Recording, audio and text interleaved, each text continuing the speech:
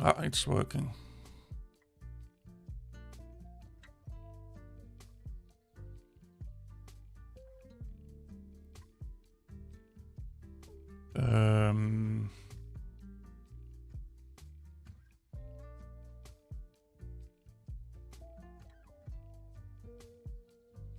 Let's just do boot 2 again, I guess.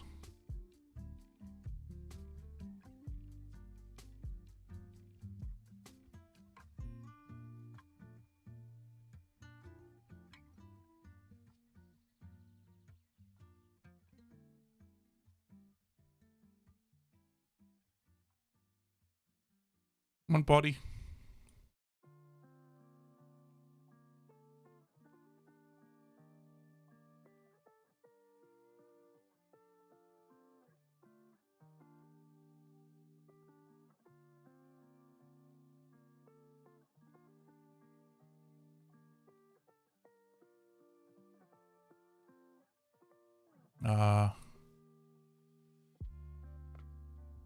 There you go.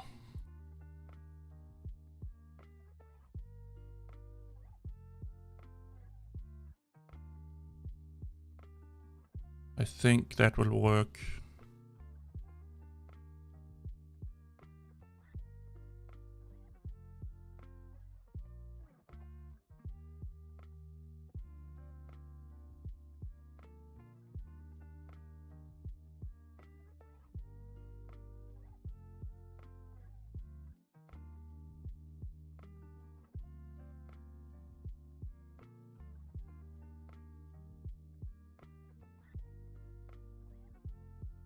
Oh, they made a voice channel.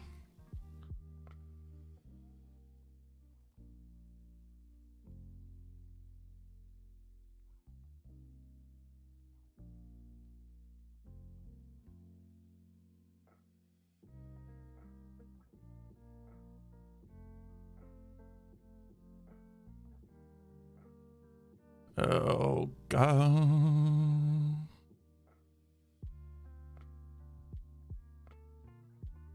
Hey, Becky, how are you? Man, I haven't heard from you in a long time. What are you doing? Oh, wait, I got a message.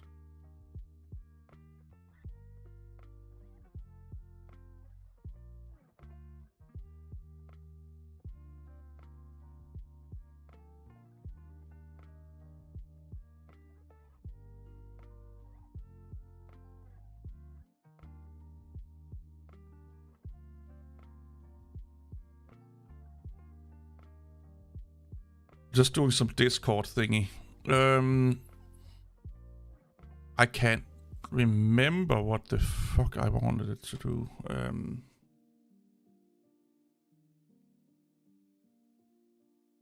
Oh, been sick and busy. Yeah, that's... Yeah. That sucks. A lot of people are sick right now. It's actually really crazy because... I hate that you have to do this. Is it Denver?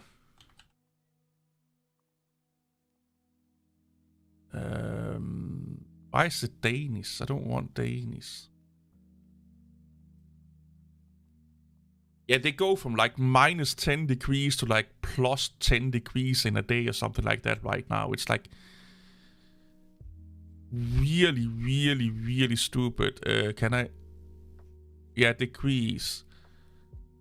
So at the stay signed out. So at one point, they were for like minus 11 degrees centigrades to like plus 15 or something like that in a day. So at night it was minus and at day it was plus.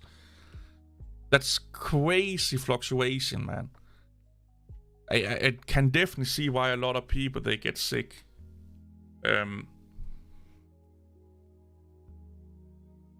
Yeah,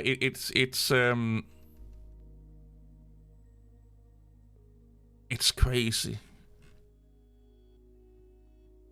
Do I have save save search on? Yeah, let's take that off. There you go, buddy. Give me all the nudes in the world. Nude.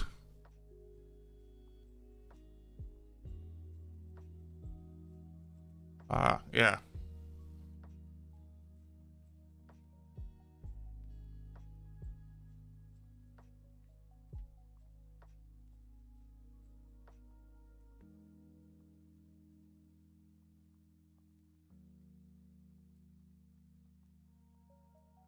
So are you busy at work or with your gaming?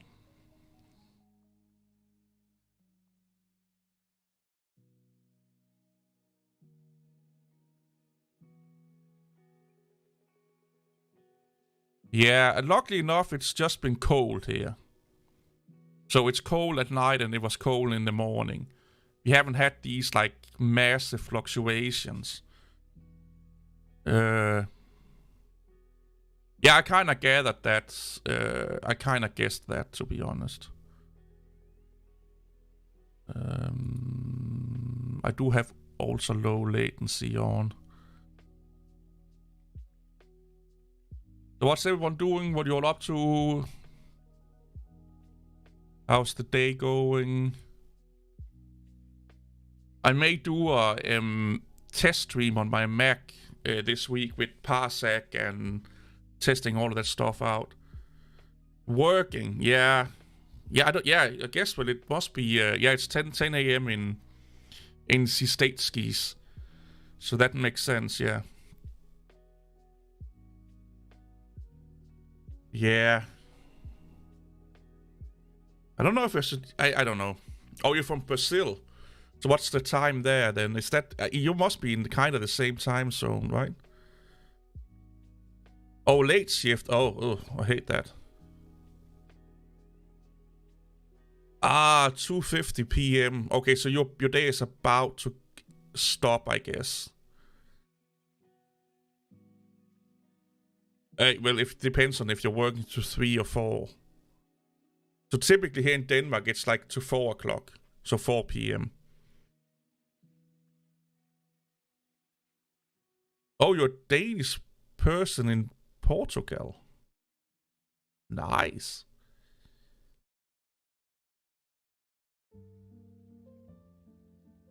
What's happening in Portugal?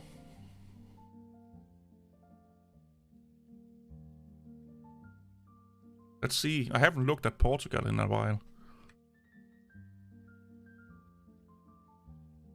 Let's look at the weather. Ooh, yeah. Give me that fucking weather.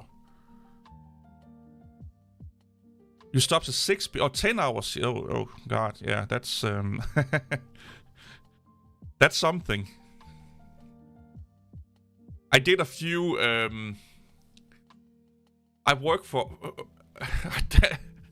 I work from 6 in the morning to 12 o'clock midnight some days. I did that for like a week. That is not recommended. That's definitely not... well, it's 8 o'clock in the morning. We woke up at 6.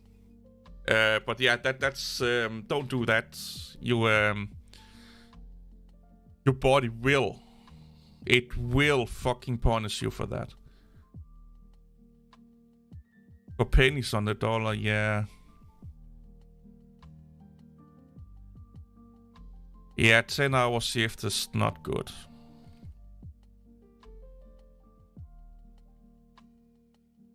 Let's see some pictures from Portugal.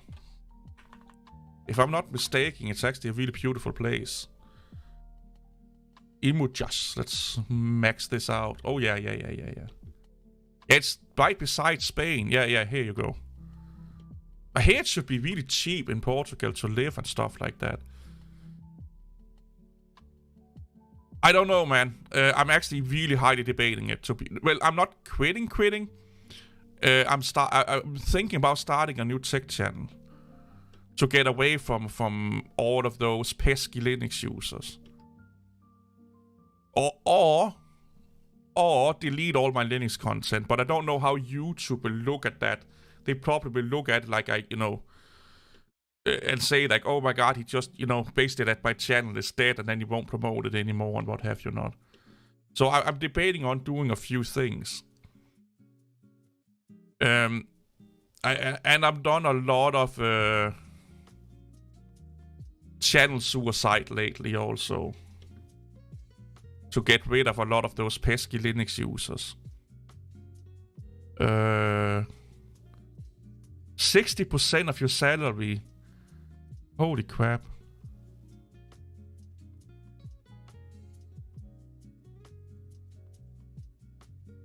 Hey, Benjamin. Thanks for your comment, by the way. I like that. I like that. Thank you. Yeah, I'm just frustrated. My latest video got 2 positive comments. All the rest is just me being stupid for buying Mac and blah blah blah and all that fucking shit. Oh, hairdressers and stuff like that.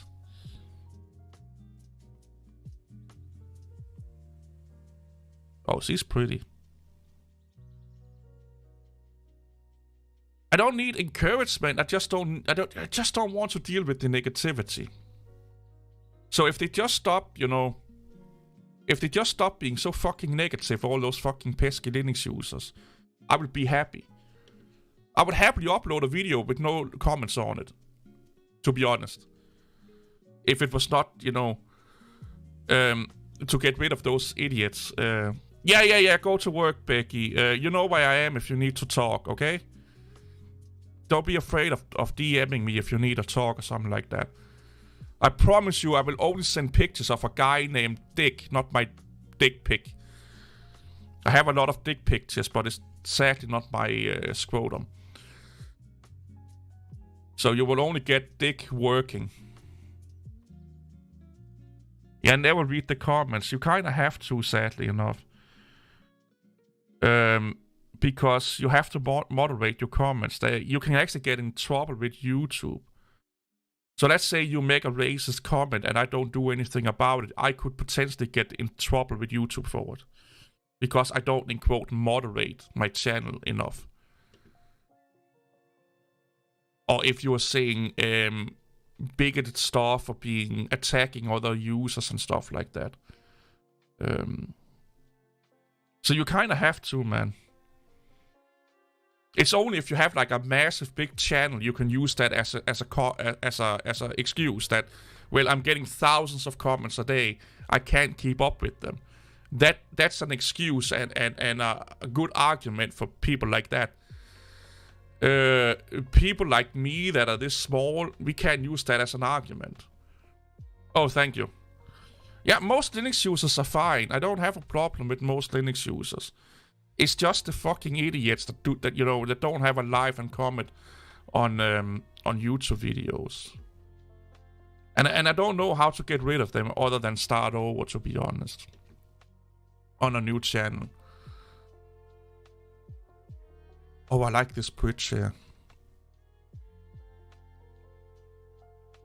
Because the majority of content I have is Linux, so it makes sense that a lot of Linux people will see it.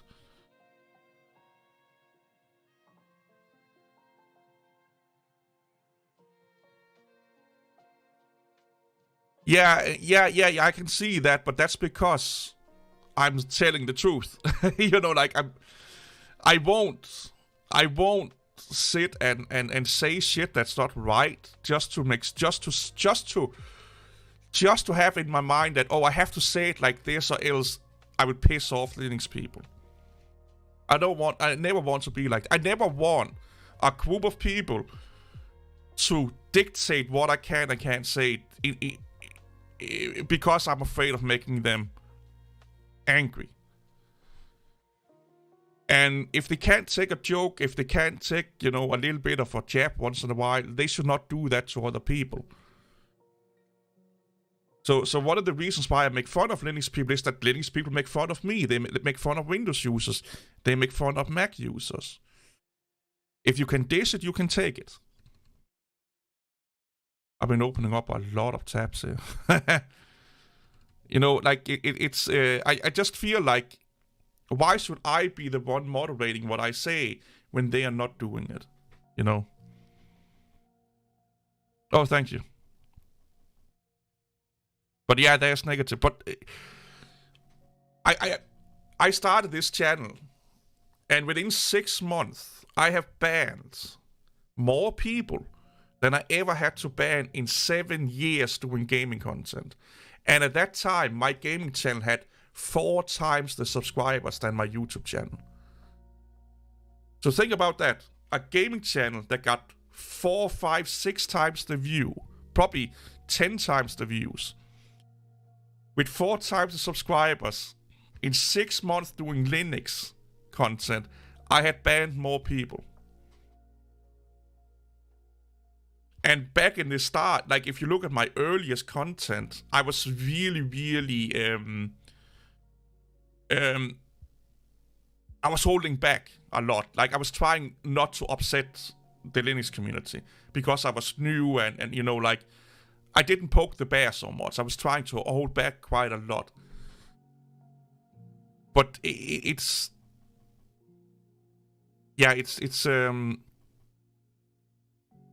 a crazy thing, man. It's actually really beautiful in Portugal. Let's look at some of the pictures here. Yeah, I just need to fucking, you know, bitch and moan a little bit, I think. I don't know, I don't think I will stop it, but I'm probably going to delete all my Linux content, or at least make it members only or something like that. Yeah, but it's... Oh, that's fucking amazing. No, I would probably just put it into members only. My Linux content. But YouTube will see that as I deleted my content. So the videos, like this live stream here is going to be public when I'm done. Normally all my live streams is going to be put into members only mode. But YouTube see that as a basically deleted video. So the view counts don't count. So my statistics, the average view time don't count. The retention don't count. It's actually really bad for my channel to do that. Yeah, but I will do the same on a different channel. So I will make like a sister channel where I will do the exact same thing as I'm doing right now, but not have anything to do with Linux. Or I will put all my Linux content into members only. But if you then go to like places like what the fuck is it called? The one that people look all Social Plate. It would be like me deleting all my, you know, it would be like X thousands of views has been deleted basically. And I'm afraid that YouTube will then demote my channel because of that. We're all here to just have fun. That's what I want. I want us all to have fun. Yeah, go do some stuff, man. Oh, taxes, fucking hell, man. Yeah, go nuts. Yeah, I have off. My work is off. Like I'm off work tomorrow, so I don't know how long I will be on. Probably a long time.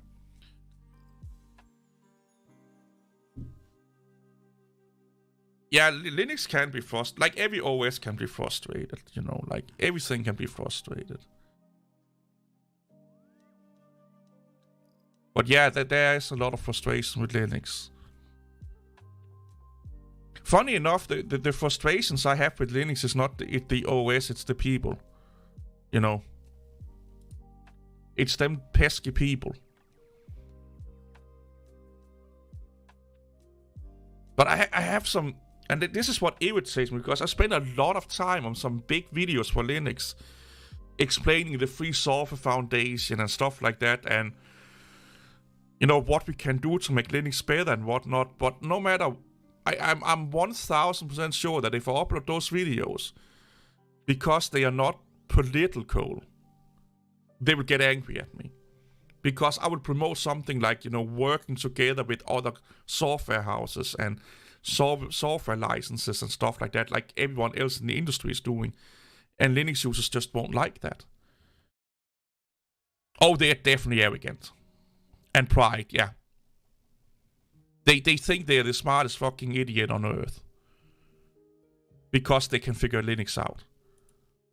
Here's a newsflash. I used Linux when I was like 14 years old. Without the internet. Like, I installed and used Linux without having access to the help of the internet. The first time I installed the Arch Linux, I downloaded the man pages for the Arch Linux installation guide and did it off the internet. You know, it's just mental. As smart as they think they are batshit stupid, to be honest. Yeah, make that book. That would actually be really funny.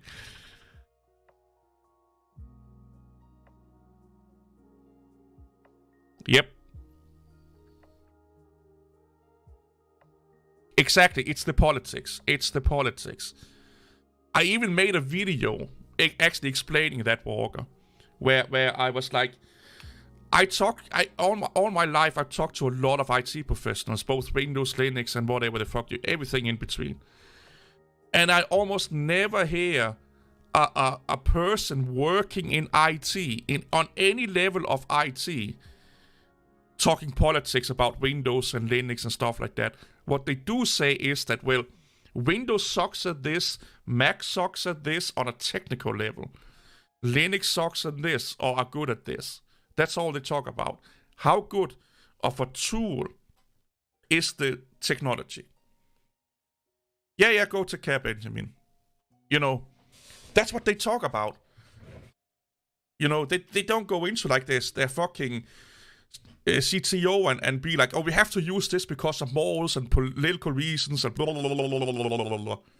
You know, yeah, just like I've heard maybe one or two tech people, IT professionals, talk politics. It's all about what is the best tool for the job. And when if you relay that to in video form, you get yelled at.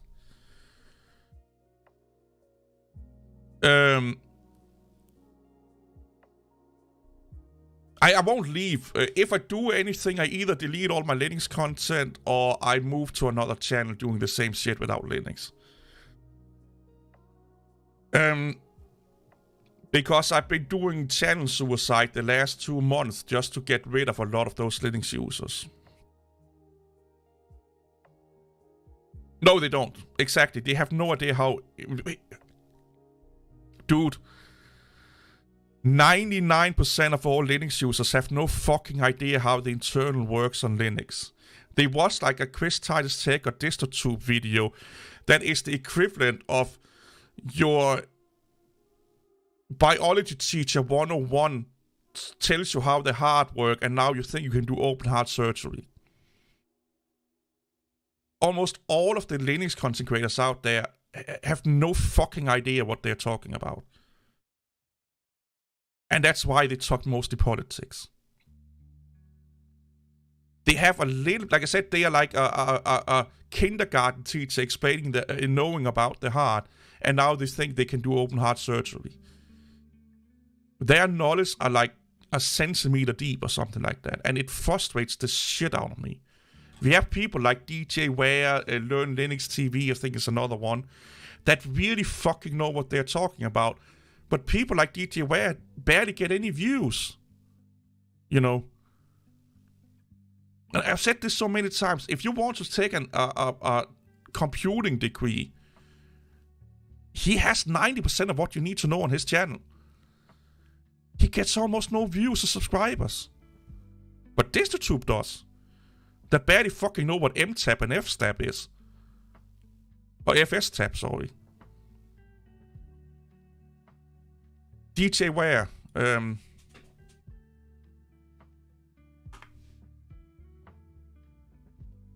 This dude here.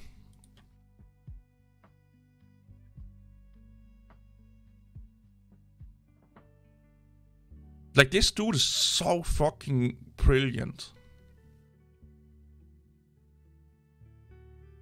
But look at his views.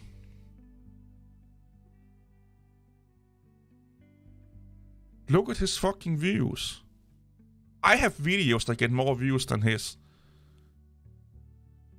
And he's so fucking brilliant. If you want to learn Linux, Unix and stuff like that, this is where you go.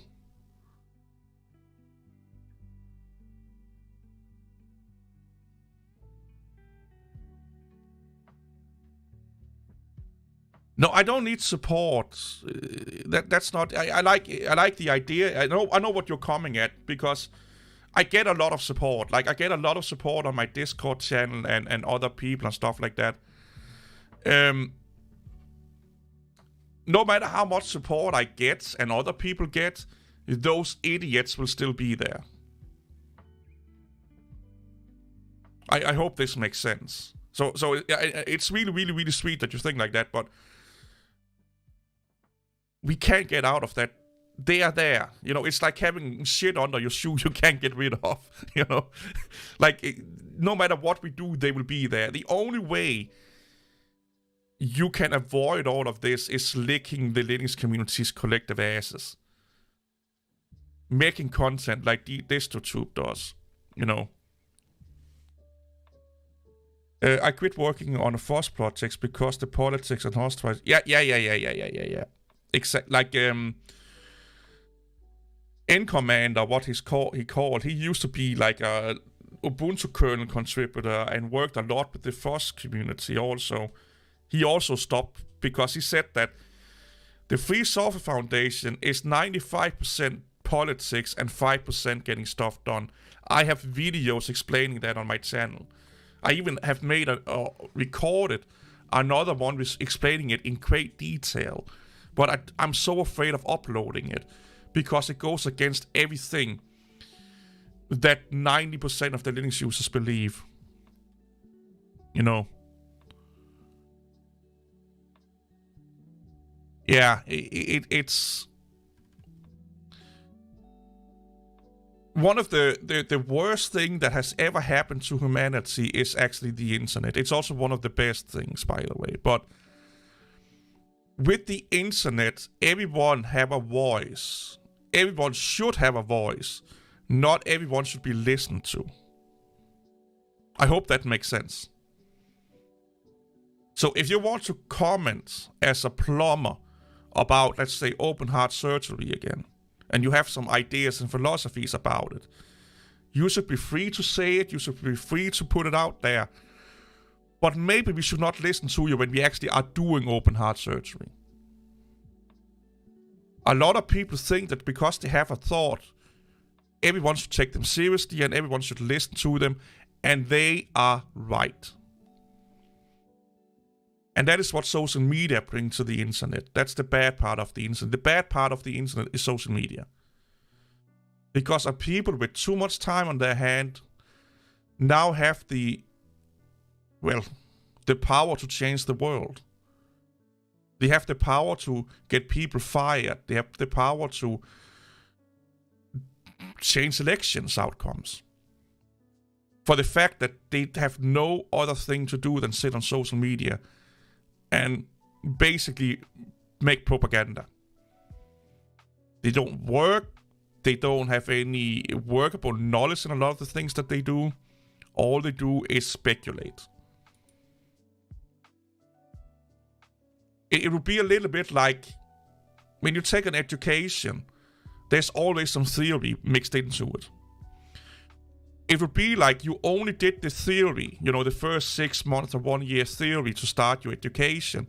And then you went direct, you got your diploma and then you went directly out working with it. You didn't acquire workable knowledge. You didn't try to work with other people in teams. You didn't try to, you know, acquire workable experience. All you did is read a book or a paper or got someone to tell you how it is. And now you know exactly how it is. That's how people on social media think. They barely have done anything that they talk about in real life.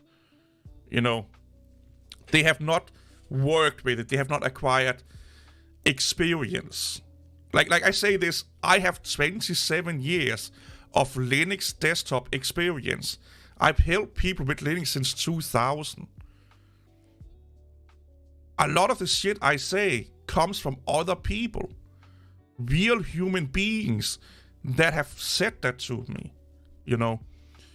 But because that goes against the narrative of FOSS, I'm the bad guy, you know. Yeah, exactly, Walker. You're so fucking right. Yeah. And social media also is really good at gathering people with the same mindset together. So you get recommended stuff that you agree with, you know. Oh, you like this comment? Let me show you more of the same comment. So it built this echo chamber.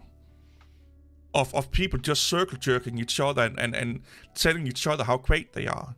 And then when some person from the outside see that and come in and be like, oh, whoa, whoa, whoa, whoa, whoa, whoa, whoa, like, you do know that you are fucking each other in the ass here, you know, like, let's break this up a little bit. You're eating each other's fucking feces. So let's go to the corner and think a little bit about what you're doing here. And then they go nuts. How dare you come in here and break up our circle jerking goodness, you know.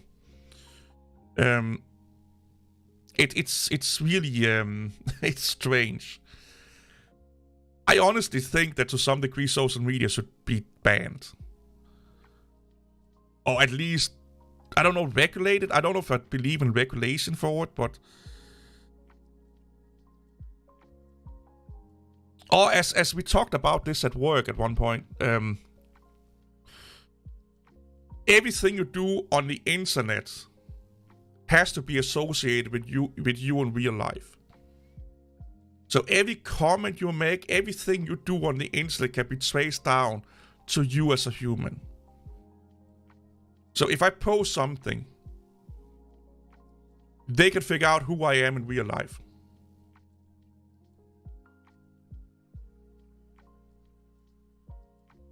Well, Linux has a bad community. And it's not just getting to me, it's getting to a lot of people. No, AI will not destroy social media. But they will use bots, like you say, to do malicious things, yeah.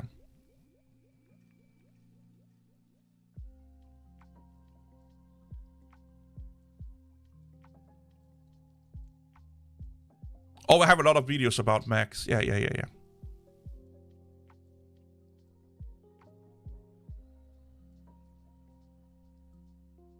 Yeah, Mac Studios do have, like, if you're just doing it for the GPU, go with a Mac Mini Max, M2 Max, or for Pro Max, or what they're called.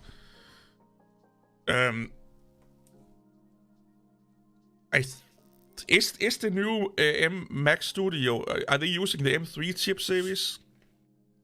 Because then you get ray tracing if you go that way. So if that's important to you, yeah, go that way.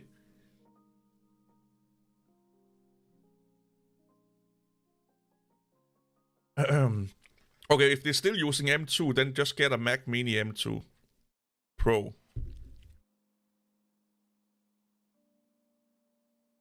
Yeah, then just get that in the Mac Mini series, save some money.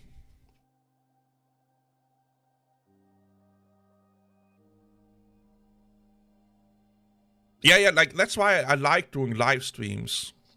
Most of the people that comes in are nice people.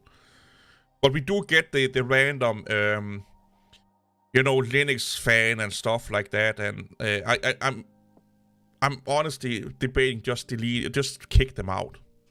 When I see someone being too obnoxious Linux fan, or if they are Linux fanboy-esque, I will just kick them now, I think, from now on. They're not worth the fucking thought pattern. They're not worth the fucking nuance in people's brains, because they are so deep into the cult, they are being controlled so much by the Free Software Foundation's philosophies or false philosophies that they can't think for themselves. So why engage with them, you know? Oh, yeah, that's right. The Mac Mini only goes to Pro. Yeah.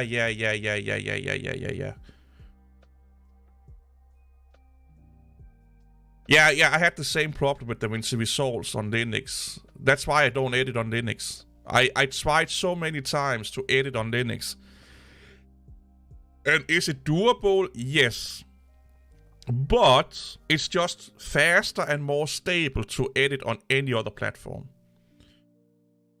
You know? There is a dude that do that on YouTube that he does a lot of development. He does a lot of Mac content and emulated. What the fuck is his name now?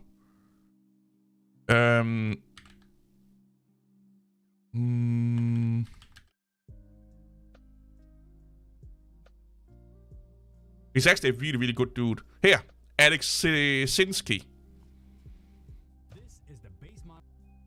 He does RAM tests. He does benchmark from Xcode. He's a software developer. I love watching his shit. It can be a little bit repetitive. Like, he does the same... So he basically does the same video, just with different models, or, you know... It's not the same old he does, but you learn a lot from... Like, he debunked the myth about RAM, for example. Do you really need 16 gigabyte of RAM? And even developers, a lot of times, don't really need 16 gigabytes of RAM on a Mac. But then he does it with like a Mac Pro or a Mac Mini entry level versus a Mac Mini 16 gig versus a Mac Mini Pro. And then he does another video with, you know, a entry level Mac Mini with a MacBook Air versus a Mac Mini, and then with a Studio. So it's the same video, just switching a few components out. So they can be a little bit samey, but if you want to see what you need and do those benchmarks and stuff like that, this is the dude to go for. And like I said, he makes some good content. Yeah, Linux, like, you can edit on Linux if you want to. It's just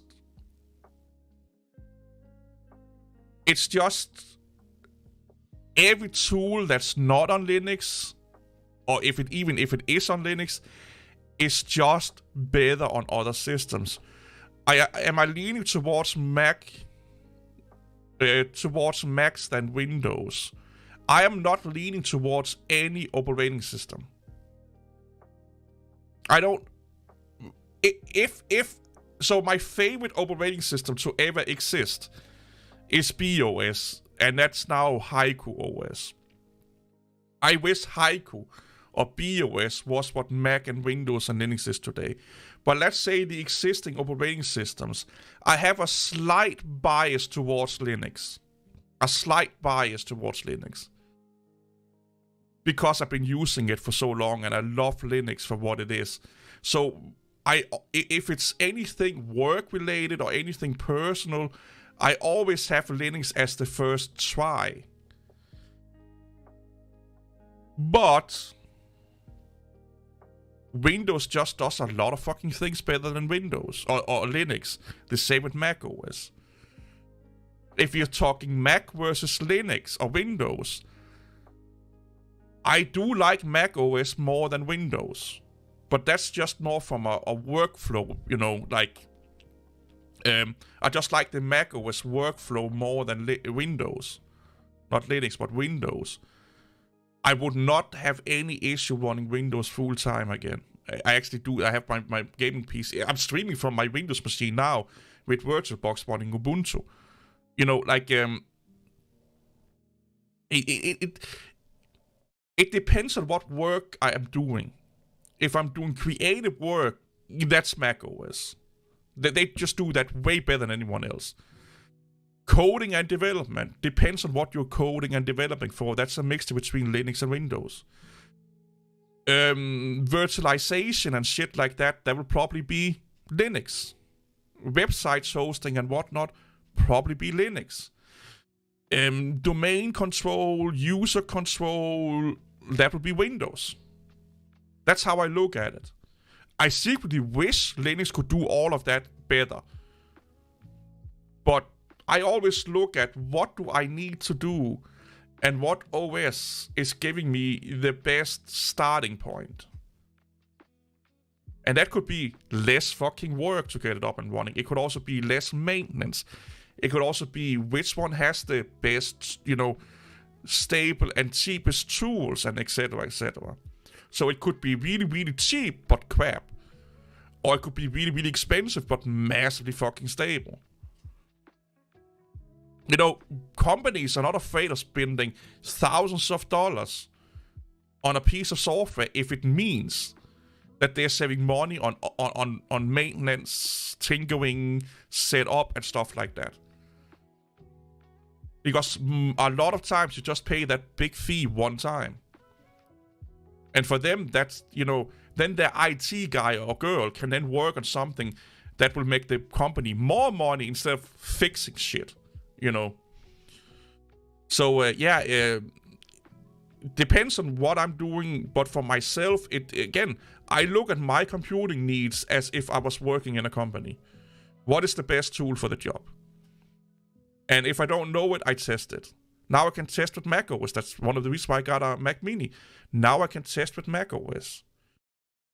And if that does it better, and I'm doing it enough, instead of just 1 or 2 times a week or month, I'm going to use macOS for it. You know, I moved all my editing over to macOS in Final Cut Pro. I love it. I still do thumbnail editing on Windows because I have not bought Affinity Photo for macOS yet. It's a little bit expensive, but I will buy it the next paycheck. So, you know, and I do virtualization on Windows. I'm even thinking about setting up a Proxmox server. It all depends on what I'm doing. And if I should choose one OS, I figure out what OS does most of the things I do daily the best. So if it's really good at gaming but suck at everything else, I'm not going to pick that OS. But if it's really, really good at everything else but sucks at gaming, I will pick that OS. Because I do those things more than I game. You know. Having this is the only thing I want to use, that is in of itself really, really bad. Because then you are promoting basically you're becoming a salesman or person for that product. You are not objected anymore. The idea, the philosophy, the name is more important than actually how people can work with it. Again, this dude here, Walker, has a lot of videos about that, about RAM and stuff like that on Mac Mini and what have you not. Here's the thing. I have not had any crashes or slowdown at all on my Mac Mini for those 2 months I've used it. Never. I never had to reboot it or shut it down or anything. And I fucking text that out like a mofo. So yeah, I would probably say macOS, at least in my anecdotal evidence, macOS is more stable than any Linux distribution I've run the last 10 years, and Windows.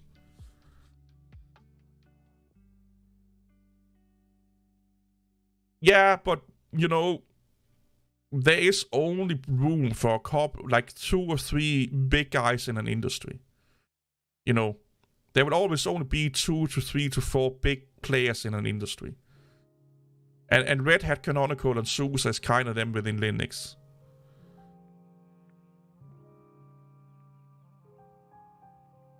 Yeah, the politics definitely ruined it, yeah. Yeah. I will probably also wait for the M3, yeah. I do like Debian with KDE. I actually really, really like that. I use Parsec. Parsec is so much fucking better than any remote desktop software I ever used.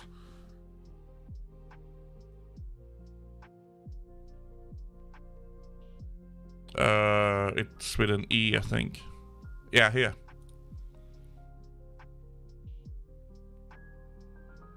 Yeah, SUSE is a good company also. SUSE is quite okay also. SUSE is a really, really good company.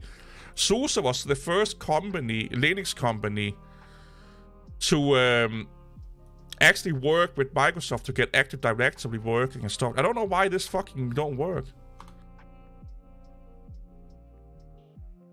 Oh, yeah, Parsec is, like, they use it for gaming. Parsec is actually built for gaming, remote gaming. But Blizzard, Activision, NASA, I think, also use Parsec for remote desktop work and stuff like that. It's almost no latency on it. Hello, pretty lady.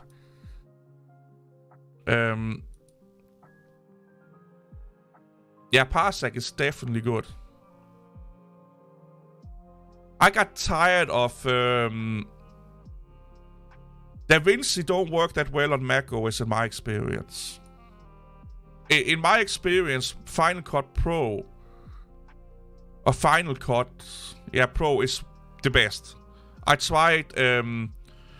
I also have DaVinci Resolve installed, and Final Cut just works better, especially on low RAM systems like mine, because DaVinci Resolve easily get bogged up with RAM, really easy, like really fast, because it's not that optimized. DaVinci Resolve is not really that optimized, to be honest. It's a really heavy beast, but it's also one of the best editors out there if you are a professional editor. Most people that just do YouTube, they can live with Final Cut Pro as it is, you know. I am thinking about doing some container stuff, but not on my Mac Mini, no. I'm thinking about doing something for work, though, to test something out. And like I said, I'm thinking about making a Proxmox server and then do some container stuff in there. I want to get more into Docker containers, because I never worked with it. I never messed with it. It's never hold my interest, all that virtualization on the server side and stuff like that. But yeah, I should probably, like, I know about it, I've read about it, I've seen videos about it, and all those technologies with Kubernetes and jails with FreeBSD and stuff like that, but I never sat down and played with it, so to speak. When I had a NAS server, it was running free NAS, basically, you know, like. And my next NAS server is going to be a Synology NAS. I just don't care that much about the server side for myself at home. For work, that's a different story. If I need to acquire that knowledge, I will learn that. Yeah, but I don't know, I've just never been into that whole homelab thing. Like, the idea for homelab is fine and all. And if that's something that is your interest, of course do it, but most people don't. Most people just need a NAS. Because most NASs can do almost every basic thing a homelab can do. They can be virtualized, they can do containerized shit, which is also virtualized, but, you know, they can also be a tow and seed and all. Like, Synology has like a really, really great system. Like the DSM, Disk Station Manager software, that's based on Linux, by the way. It's Debian Linux with a nice GUI front end on top of it. And you can do almost everything a homelab can do, you can do in there, just not as powerful as a homelab. They even have like rack-mounted Synology NASs that you can play with and Synology servers. I really like this one here. But some people really like the whole server side of things, and I get it. But I use I use OneDrive, Google Cloud, or Google Drive, sorry, and iCloud. I use all three of them for different purposes. The less I have at home, the less. We had a talk about this at work, and it's like, yeah, you can do everything yourself, but then you have to be the one fixing it when it goes wrong. You have to be the one maintaining it. You have to be the one, you know, making sure it don't go tits up. And if that's what you like to do, makes sense. Or you could pay a really, really, really small fee and let someone else deal with that shit. And you can focus on what's important. You know, so if that's developing testing apps, you can focus on that. And then let Azure or Google Cloud Services or something like that, or Azure, AWS, what they're called, deal with all the hosting, testing side, and all that fucking shit. Especially if you're like a smaller company with not a lot of money. Or at least not as much money as, you know, the big boys.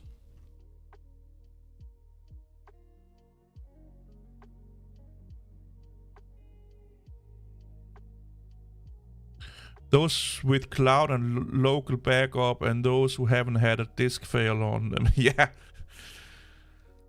So my NAS server, I ran that with the FreeNAS, not TrueNAS. FreeNAS was the name of it, because it was when it was FreeBSD based. I ran that for 2 years on a old spinning hard drive. Never had an issue. Never had an issue. It was one of the best NAS systems I ever fucking used. It's so simple to set up, and it was so amazing to work with. It was so amazing to work with. So easy and so good. But back then it was FreeBSD based, so there was a lot of things it couldn't do. But if you get the Debian edition, I think it's Debian it's based on now, you can do a lot with them. You could go into like the whole containerized world and what have you. Oh my god, there was some problems there. Maybe I should build my own NAS server instead of getting a Synology NAS. I don't know. It's just like, a Synology is so small and compact and so resource friendly, you know, like, it barely takes any fucking electricity. And I can't build, you can't build a NAS for the same money you can get a Synology NAS for. You are going to spend more money doing it yourself. Just for the hardware. But yeah, I love this system. It ran non-stop for 2 years before I decommissioned it. Because I stopped using it less and less. Because I went over to OneDrive and Google Drive and all that shit. Because mostly just stored pictures and documents and shit like that. You know. I don't require a lot of disk space, funny enough. I don't hoard data, as I call it. I feel a lot of nerds, they like to save everything in case they have to use it. I don't do that. The only thing I do save is pictures. Everything else, like I don't collect like thousands of fucking videos and pirated shit. I don't care for that. If I'm watching legacy media, I just watch Netflix. And if I can't get the thing I want to see, I don't give a fuck. You know, like, I don't. I have Sundays, my day where I do whatever the fuck I want. So I can sit and watch Netflix for 10 hours Sunday. But other than that, I almost always only watch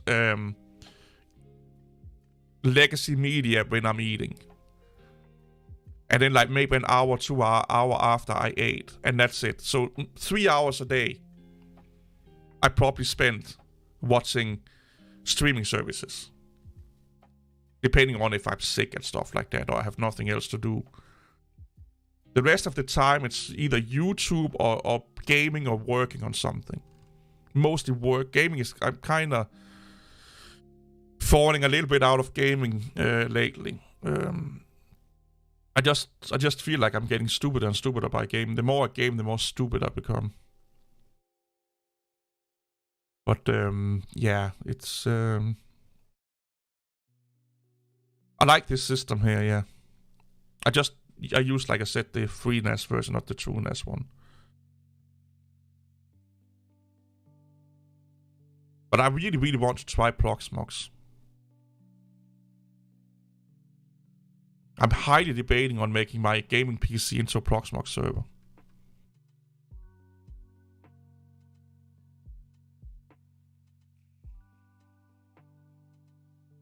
Why not?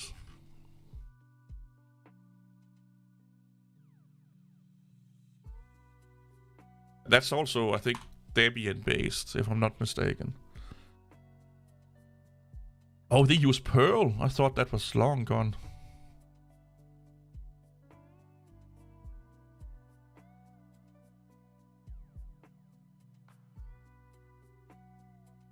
Yeah, but I always wanted to try and mess with this.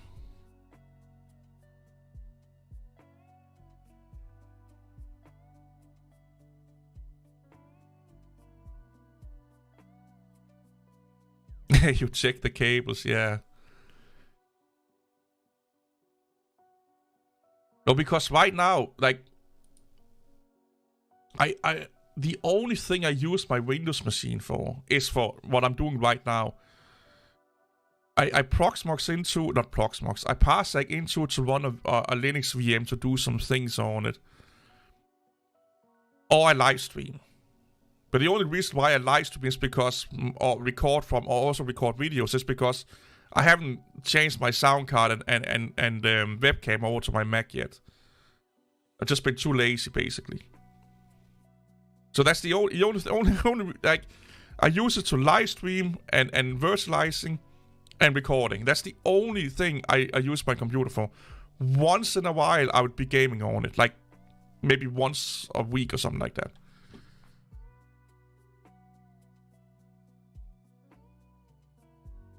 But I just can't, you know. I just can't yet just get rid of it. I do have a spare hard drive in it that I don't use for anything. I could install Proxmox on it and then dual boot. I could do that. I could download this one right now, to be honest. Download.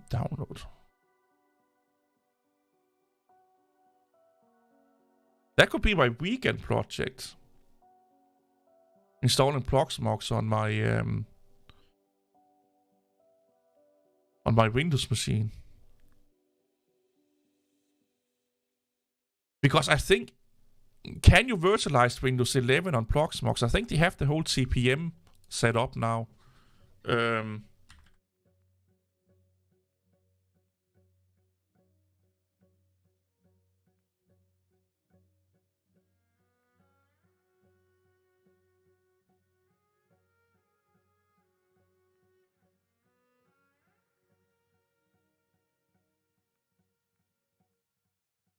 What are you saying here?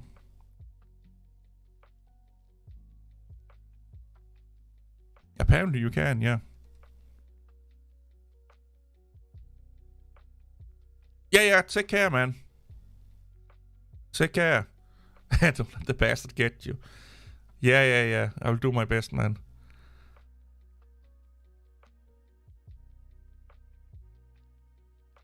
Yeah, they do have like a CPM emulator in here.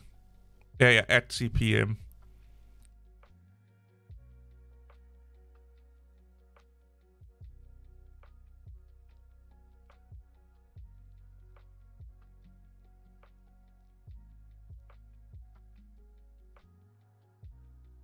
Maybe I should do that then.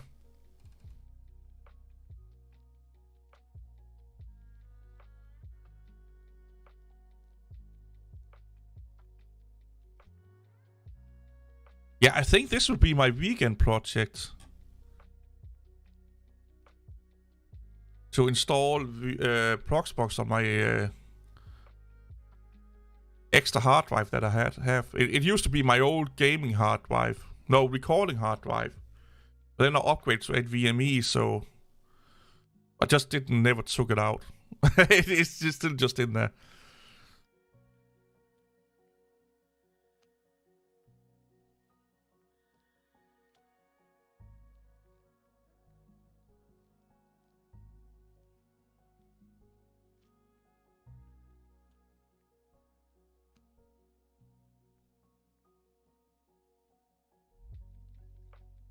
Oh yeah, if I do it, I will of course make videos about Proxmox. Of course I will. Or the same, if I get a Synology NAS, I will make videos about that. Also, I also have in one of the plans I have for this year is getting a laptop that can run Windows 11 that I will use for development and stuff like that. It has to run Windows 11 for work. And then maybe get like an old computer for Linux. Like an old laptop for Linux also. So I want two laptops. And they, of course, getting, you know, some cheap refurbished lab. At least the Linux one is going to be a cheap, you know. You need the Red Hat Word SCSI driver. Yeah, I heard about that. A Pro version image. Oh, I do have a Windows 11 Pro. That's the only thing I use. I'm still using an old Windows 7 Pro key for all my Windows installs. Even at work.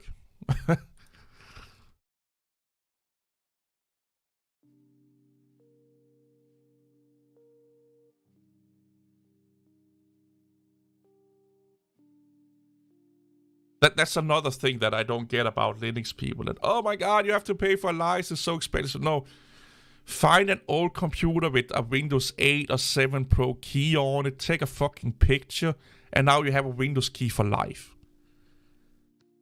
You know, I've used that for 4 years now or something, like 4 or 5 years. Never had an issue. And I just took we have like 5 computers that need to be thrown out. I just took the pictures of the license numbers. And then I had one at home for myself also. Like, Microsoft really don't give a fuck, to be honest. And if you really want a key, just go buy one from one of those key sites. You know, it's like... Are they a little bit sketchy, like where they get them from? Yeah, but they work, you know. Fuck it, like, people like Jay's 2 cents, I think, have done it plenty of times. Paul's Hardware do it. Most people that don't work for a company, they get their Windows licenses from Keychain or what the fuck they are called nowadays. Or they just want Windows unlicensed. Like Windows 10 and 11 unlicensed, you don't notice it at all. The thing I do if I install Windows unlicensed, I download Bing wallpaper, so they get you know, they can change the wallpaper. That's all I do, and nobody has ever complained about it. That they are running an unlicensed version of Windows. We just have Bing wallpaper changing every day or something like that, and then they can do everything they want. Not have any issue running Windows 10 and 11 unlicensed or without a license. So basically, it's fucking free. You just can't theme it, basically. And there's probably also some pro features that, you know, enterprise users use that you probably can use, but I've not had any issue with it at all. Oh, this is with GPU pass-through. Neat. I never understood why people would want to do all these fucking ads. Yeah, let's go. That one away, that one away, that one away. With ARM chip, 8 gig RAM, and use it for Linux is a good... No, I don't think that's a good idea. And it's not because of the RAM, it's because it's an ARM chip. Linux just... even Windows don't do ARM that well. You buy it to run Chrome OS. But you can get like a Lenovo is it IdeaPad?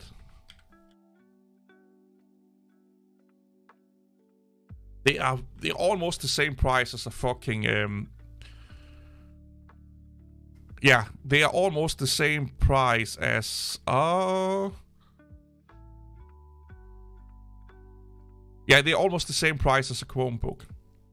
And then you get like a x60 64-bit, x82 64-bit computer in it.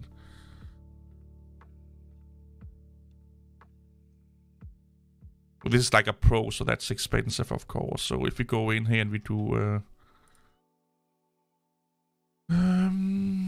show more, do Celeron. See here, you have one for like $200. Pentium i3 You know, they are not that expensive. And that's a real computer that you're getting. And if you're getting them secondhand, you know, you can get them really, really cheap.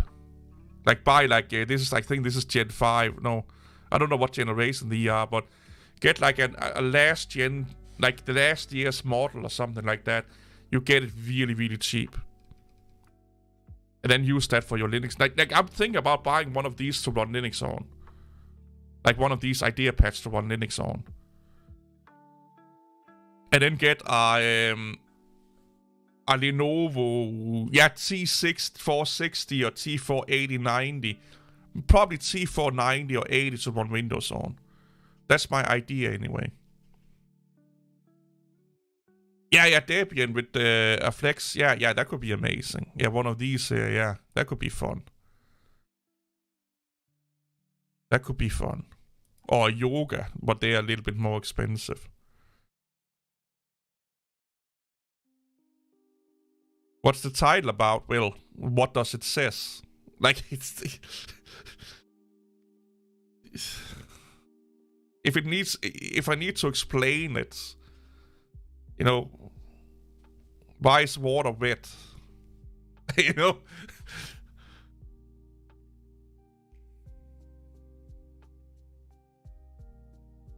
Yeah, I think I'm going with a 480, yeah. That's my idea anyway. 480, 490, one of those. Because I can get them somewhat cheap secondhand here. And use them as my Windows machine.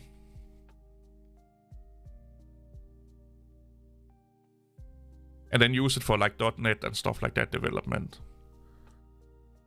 Because I don't care that much about the battery life of it, to be honest. Because I'm not going to run around with it. Like, not for hours anyway. And it's mostly just so I have a separation between work and play at home. And when I do that, when I get like that's the first thing I'm going to buy. It's a Windows laptop. And when I get that, I will probably make my Windows gaming PC into either a Linux machine or Proxmox machine. Probably Proxmox machine.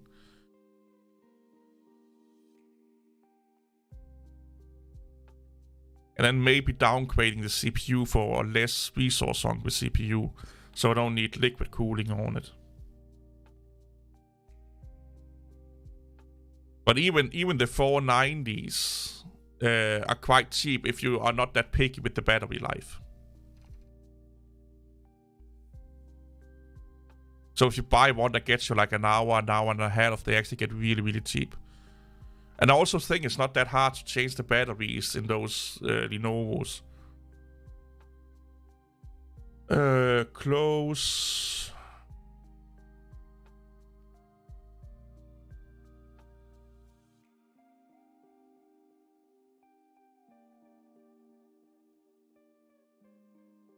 Doop doop.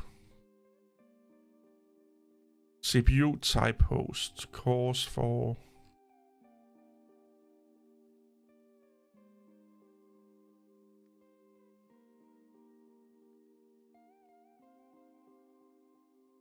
Good old Windows.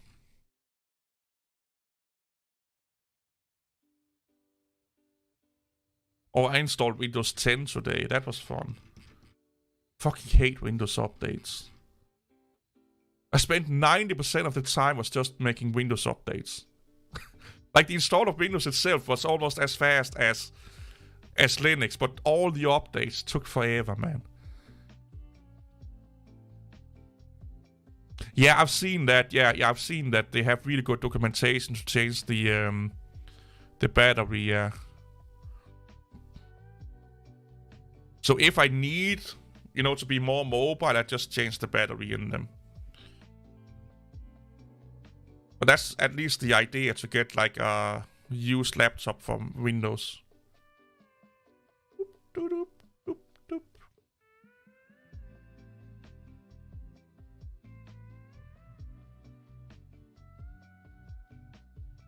Go beyond NAS.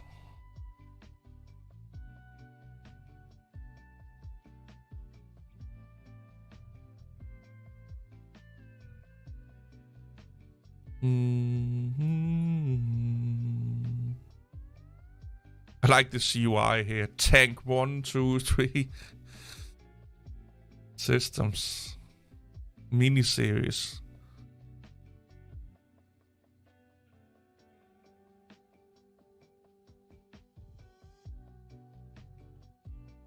I do like a few of the Microsoft ecosystems, but I really love the Apple ecosystem. I so love it.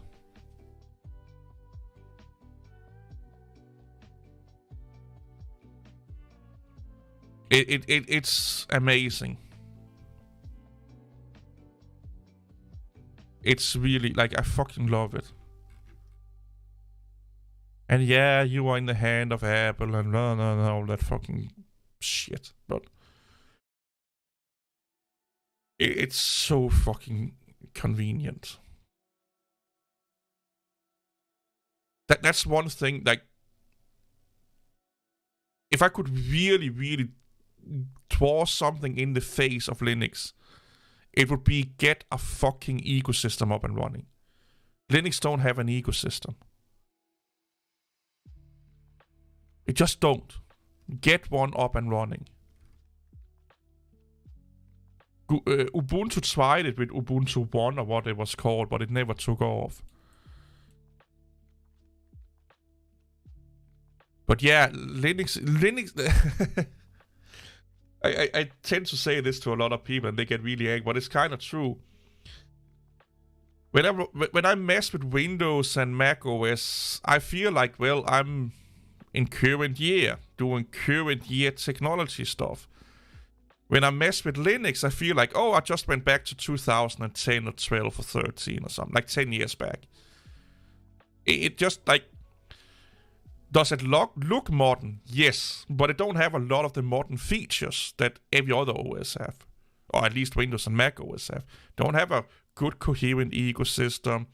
A lot of the bells and whistles like HDR and all that fucking shit barely work or don't work at all, and the clunkiness of a lot of the things is like, we're still dealing with shit in Linux we stopped dealing with 5 years ago on Windows and Mac. And do that in the name of freedom and control. I have still to this day not had Microsoft kicking in my door, yelling and screaming at me for anything I do on my hardware. So, telling me that I don't own my hardware for installing Windows, that's the biggest bullshit I have ever heard on Earth. I can do whatever the fuck I want with my hardware. I can even have Windows and Linux and Mac OS running on the same fucking computer if I want to. It's just that the so-called Linux experts don't seem to grasp that that's even possible because they don't understand what the fuck they're talking about. The ecosystem is possible with mail.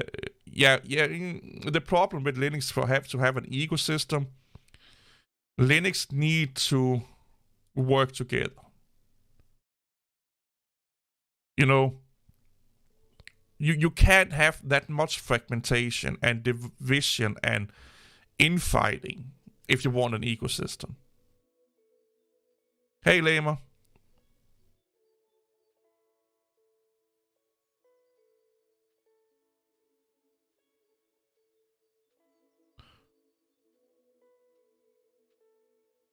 Yeah, I can see that.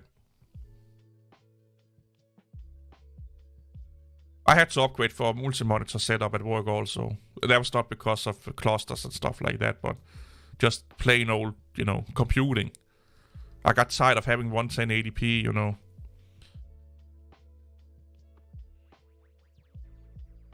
You got a new mini desktop? What is it, like a Lenovo or what is it? I love the Lenovo Tiny. I actually like a lot of the Lenovo products. Lenovo seems to be one of the few companies that still makes good products, sadly enough. HP and Dell just really lost it when it comes to laptops and computers.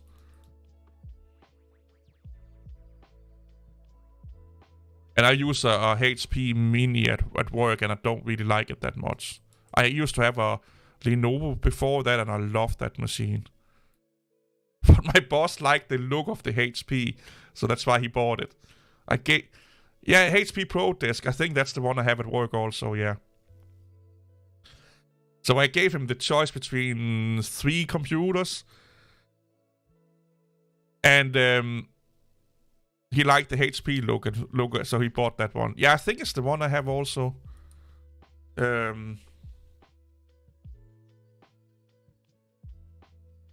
600, you said? Yeah, I think this is the... mine is probably a little bit newer. Yeah, mine is newer.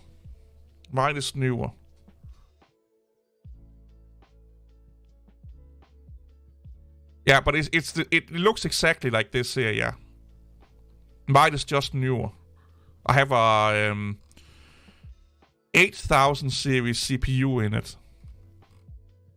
So it's a Ryzen 5 8000 6-core CPU I have. Running Windows 10. But it's the same, like, exact... It is exactly the same, you know, layout and stuff like that. I just have a more newer CPU in it, I guess. But they're actually really good. Lenovo is just a little bit more expandable. That's why I like them more. And also I had some driver issues. So here's the thing. You may notice... you may notice that your resources goes up to like 80-90% all the time at one point and stays there. It's because HP use a sound card driver or sound card chip that is not being updated anymore, and it has a memory leak. So if you have issues with your sound with your processor, yeah, take care, Walker. Thank you for the talk, man. So if you get into an issue where I think it's like CX something. CX something is the process.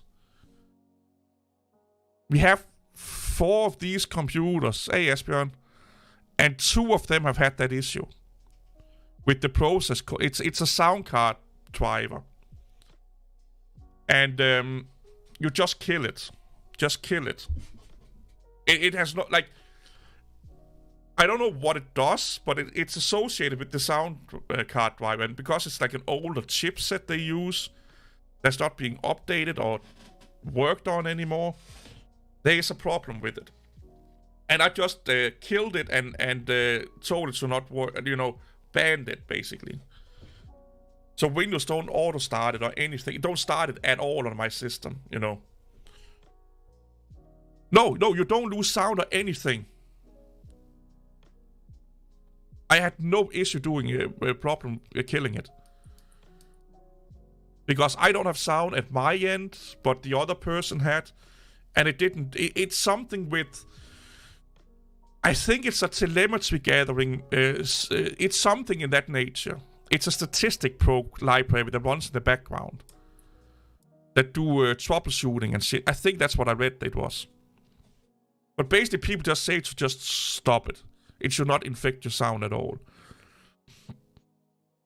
But it depends on... Not all systems have that chip in it. You know, because HP don't use the same chips for all their products. Even in the same range. A lot of companies don't do that, to be honest. So you have to be the lucky one, you know. Yeah, a lot of people use these mini PCs as like small NAS servers and homelab servers. That's another thing I was thinking about doing, getting one of these here, or the Lenovo Tiny, and then install Proxmox on it, and just attach a lot of hard drives to it via USB.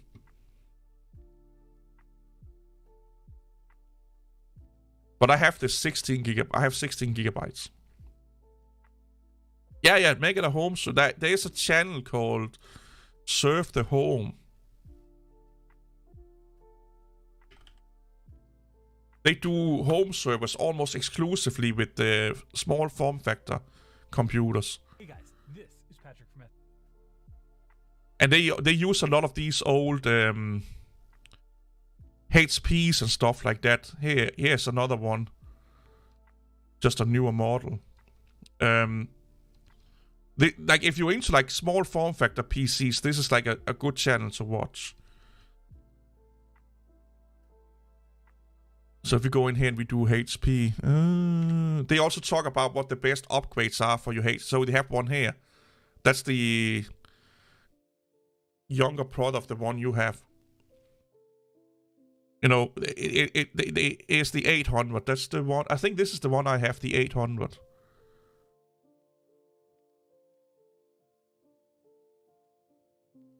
Yeah, they are cheap. Yeah, I will 1000% agree with you. And beside that one thing with the sound card, I have not had any issue with my computer at work. And I use it for... I have Windows subsystem for Linux running on it. I have VirtualBox with a Windows install running on it that I use once in a while. And basically, I use it as I use my fucking Ryzen computer at home. And it don't complain at all. And I barely hear the fan. It's not as quiet as my Mac Mini, but it's close to it.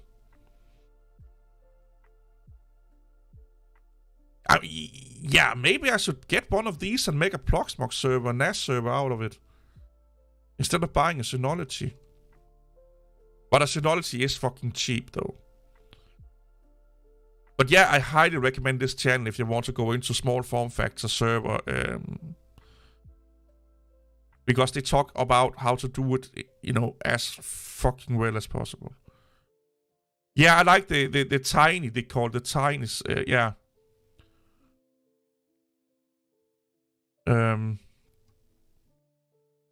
The ones here, yeah. This actually looks a lot like my old PC from work. They are just built better. I will say the Lenovo ones are just built better. They feel more sturdy and you have more upgrade abilities if you ask me and stuff like that. But yeah, I wouldn't mind buying a HP myself, to be honest.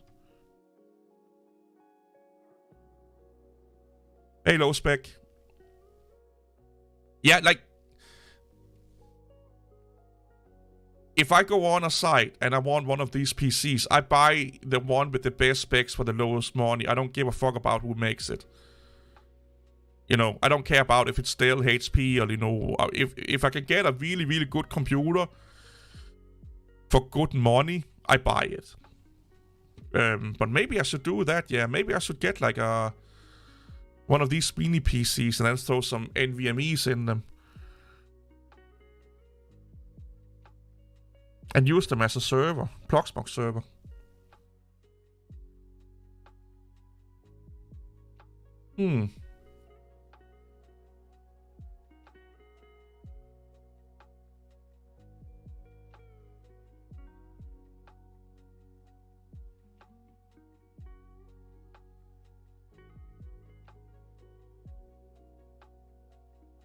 I don't know. Because they are really, really not that power hungry. Yeah, I don't like HP in general, but the one I have at work works perfectly fine. But they are definitely lower quality than the Lenovo ones.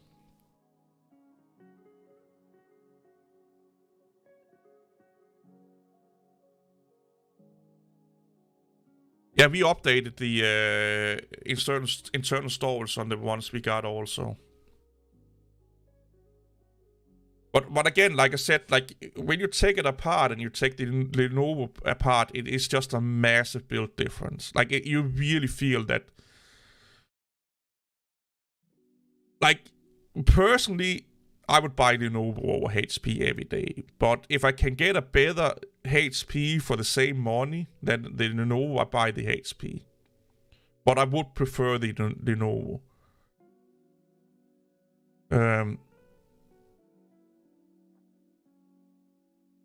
Yeah, but the problem with HP is that they are inconsistent with their quality. You can be lucky and get a really, really good product, and then you can be unlucky. And they use a lot of cheap, outdated chipsets in their systems and stuff like that. What I like about Lenovo is that you get what you pay for. You know, they have a really, really good quality control. And I don't mind paying just a smite extra for that.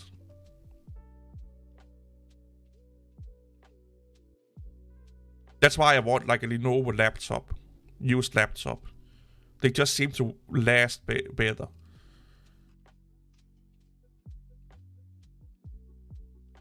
You know.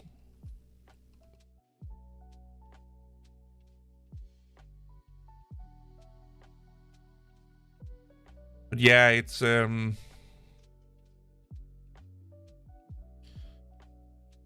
fun thing. I think I want to see if I can get like a cheap mini PC now.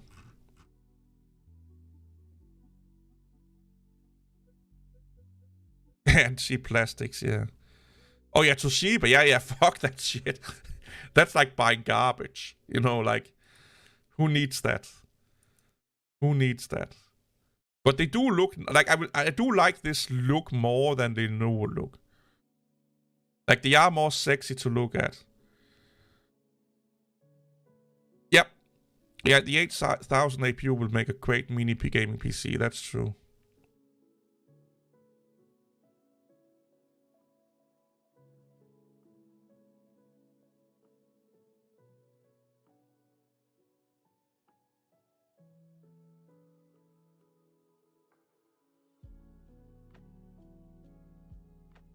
Oh, you could be right, yeah. I don't know. So this one here.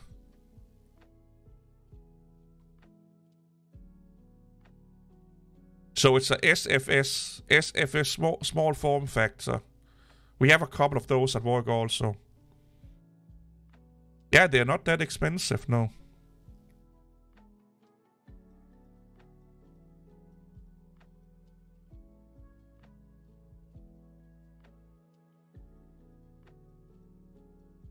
And yeah, that has the SSD, the disk drive in it, yeah.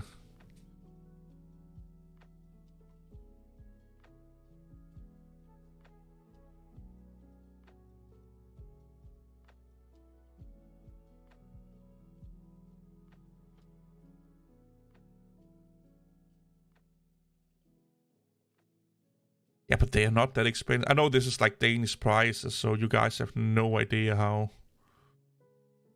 expensive that is in C-States.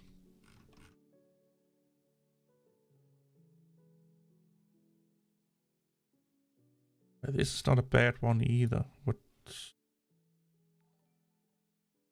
Oh, what happened? Oh, thanks for the subscription. CJ. Law is getting kicked down slowly. Yeah, the old school was really, really good, yeah. Oh, for $60, that's not, that's cheap. Yeah, that's that's cheap. That's definitely cheap, yeah. I would have gotten it also if I was you then. Yeah, that's cheap. But this is not bad either.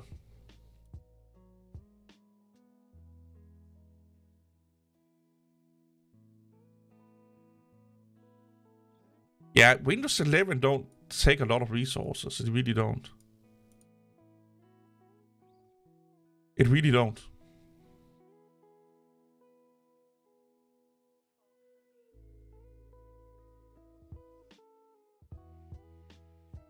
But yeah, I do like these small, like, maybe it's because I don't game so much anymore, but I'm getting really into like these small form factor computers the last few years. Because I'm tired of looking at this massive box beside me.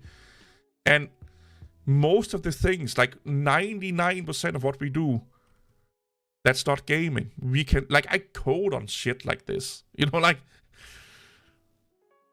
run a virtualizing code and stuff on a little fucking stupid little 1-liter computer like this here. You know? We don't need a, like, most people, they buy more than they need, to be honest. Because they want to chase the latest and greatest. Oh yeah, low spec, they probably have, yeah. Oh, that sounds like a good idea, Lamer. How's work going, by the way? You're still happy at being the come and fix it guy?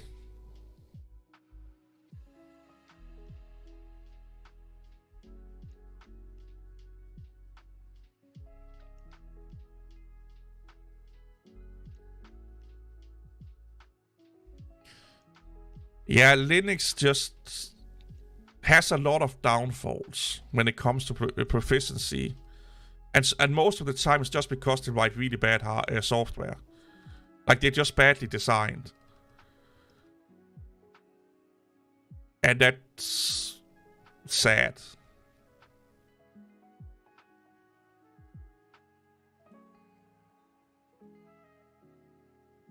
Oh, answer calls. That's good. That's awesome.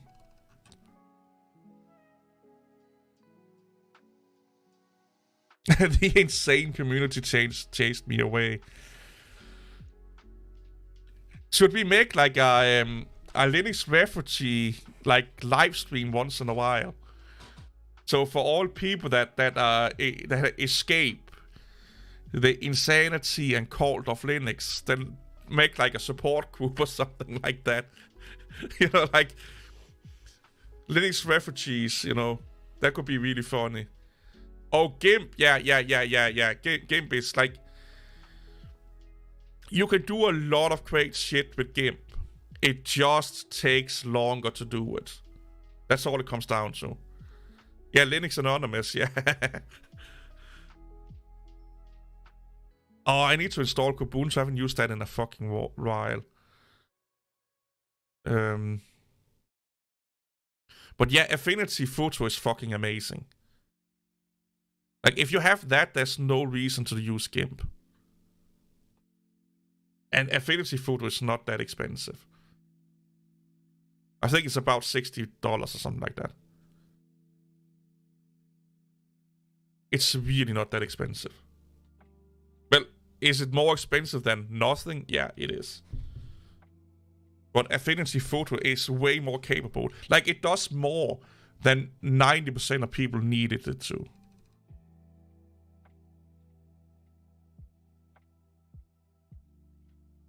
What is he doing with this one here? Let's take off the sound. Oh my god, I have forgotten about ads on YouTube after I have YouTube Premium. What is he doing here? Preview a class refurbished, so he's refurbishing it. That's 4 minutes, like I can go in the background while we are talking.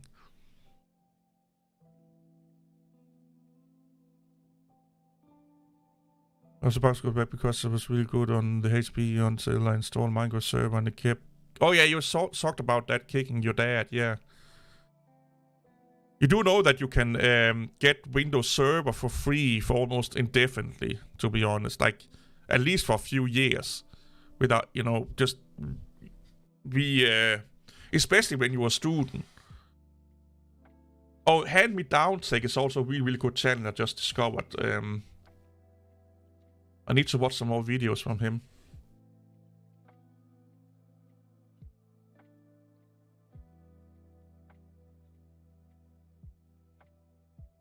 Yeah, you just hacked it, yeah, but no, that's not.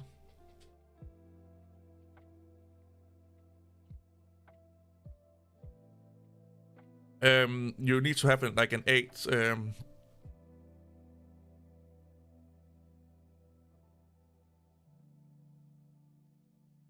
You have to. I think it's like 8,000 and up before they have the TPM chip. Really like to learn Windows. Yeah. I think by default they have like a 90-day trial. A 90-day trial. And I think you can extend that like 3 or 5 times. Like, I've heard people running Windows Server for free for like a year or something like that.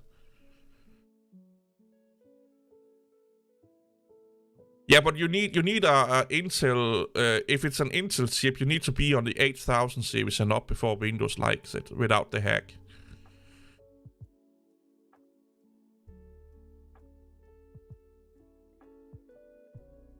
Or else it will just say that your computer is not compatible. It's Active Directory. So here's the thing: don't get into Active Directory. Go into Azure instead. Nobody uses Active Directory anymore. It's all done via Azure. It's also called, I think it's called Azure Directory, or Azure Active Directory now. It's, yeah. You could also use a shared product key, yeah.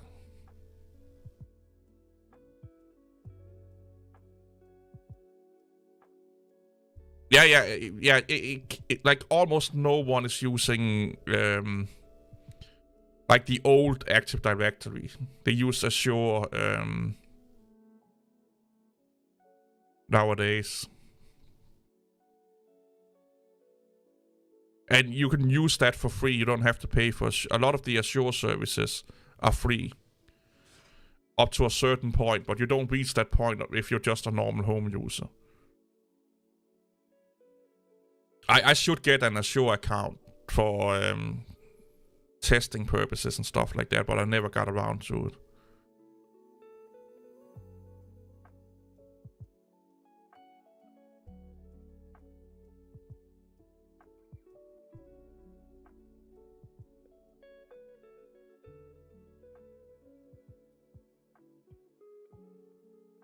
Like and subscribe. Yeah, a lot of people like Azure. Yeah, I heard that a lot. This hand-me-down tech is a really, really good channel. Just discovered today, to be honest. Yeah, I need to watch a lot of his stuff.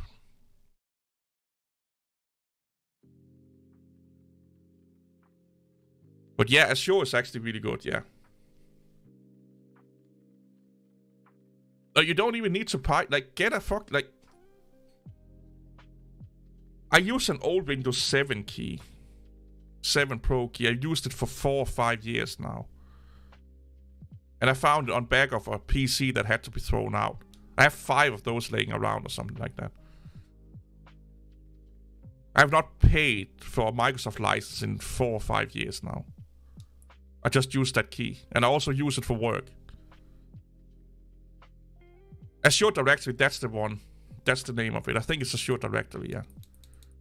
It's basically just Active Directory, just managed by Azure.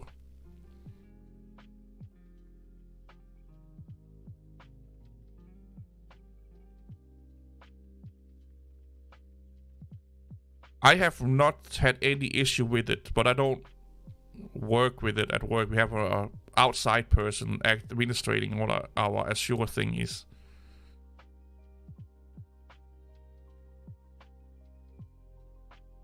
You can get a product key for Windows Server for like $20-30 online.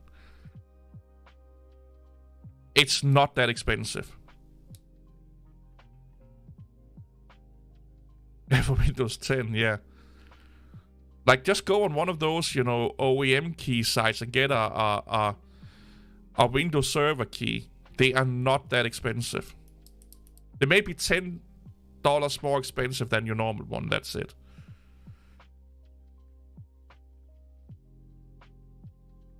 I used to do that back in the day. No, it's not a gray market. It's legal, and it is kind of gray, but not really, because it's not technically illegal. Well, it's not illegal for you to use it and have it if you are a company. And I even think it's not even illegal for them to sell it. It's just that you really can't have it if you're not a company. Yeah, OEMs pay like for a normal Windows license, like Dell and HP, they pay probably like $4 or $5 for it, for one license. But they buy them in thousands or hundreds. So they pay only like $5 or $10 per license. They don't pay the 100 and whatever the Microsoft want on their website. That's another misconception that 90% of fucking nerds on YouTube don't understand. Yeah, but Azure, you need to associate a credit card with your account. That's why I have not done it yet.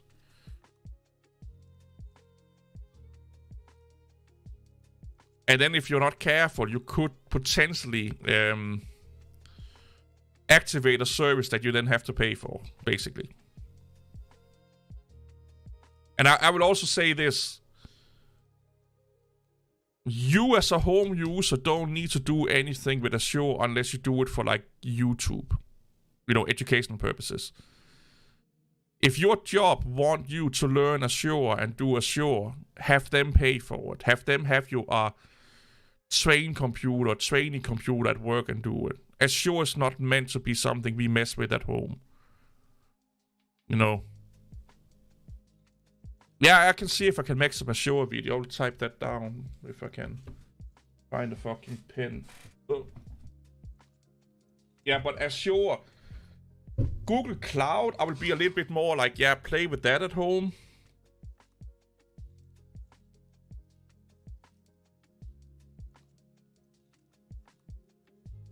But Azure is meant specifically for companies. And don't go and waste your own money on something for your company. Let them do it for you. Or at least ask them first.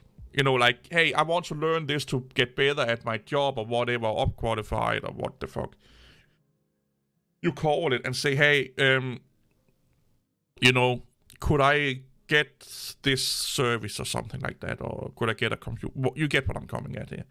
Ask your job first if they want to help you, you know. Help you get better at your job. And most of the time, if you're a good employee, they will say yes. Yeah, Microsoft Learn is a really fucking great, well, sometimes, for the most part, it's a great place. But some of that documentation is really laggy sometimes. But yeah, if it's something that costs money and stuff like that, I will always ask the job first. Like, hey, is it okay if I spend 30 minutes after work working on this, if you give me access to it or something like that? And most of the time they will say yes.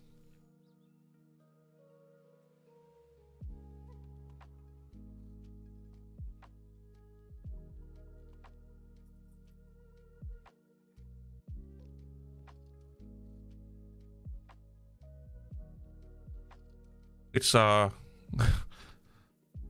Oh, it's a parts computer he bought. Ah.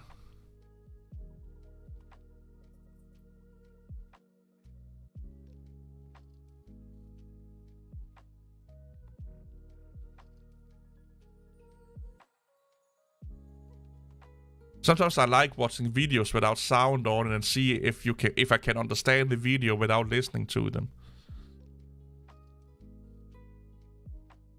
He has a few HP desktop standing there.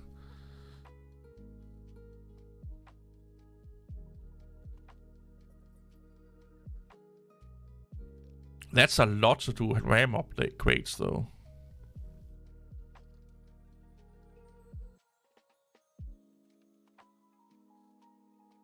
Yoink.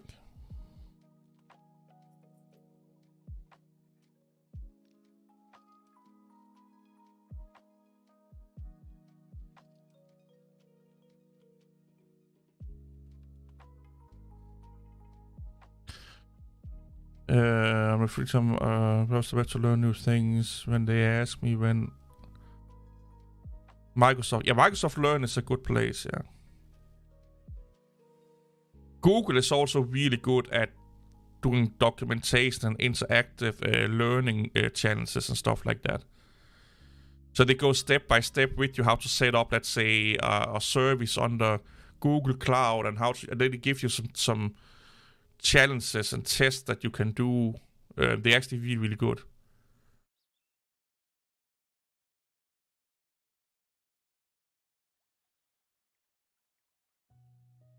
Exactly, I did get the job. A lot of the time, people that interview you, they don't really know much about the job. They're more like a people person, especially for bigger companies. Because you can always train someone, but you can't change who they are. So if the person is a egotistical dipshit, it don't matter how good they are if they can't work with other people. But you can always train up a good, a workable person. Most of them you can always train up to become who you want them to become. It's more about how trainable you are versus, your knowledge. Unless they really, really, really, really need someone to do that specific job. But if that's the case, you're going to get paid massive fucking money. Hey, DeBowie.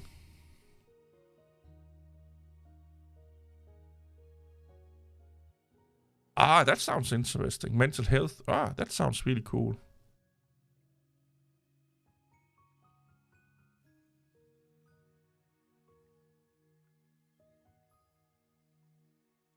Yeah, that sounds cool. It can be training to work in a mental health place, though. Because you are surrounded by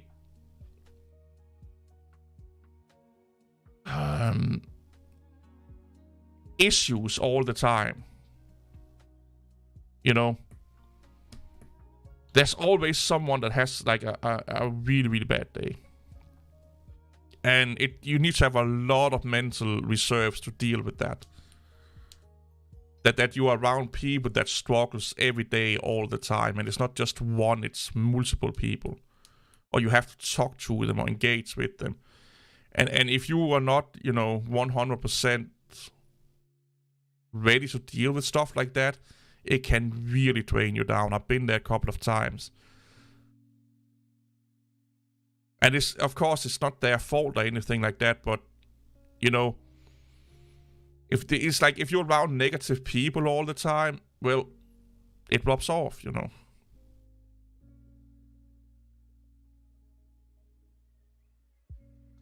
Oh, that's cool.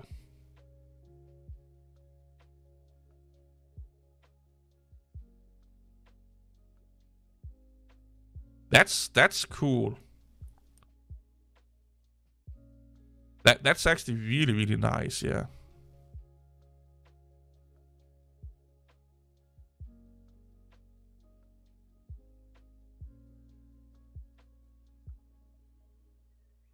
Yeah, that's nice.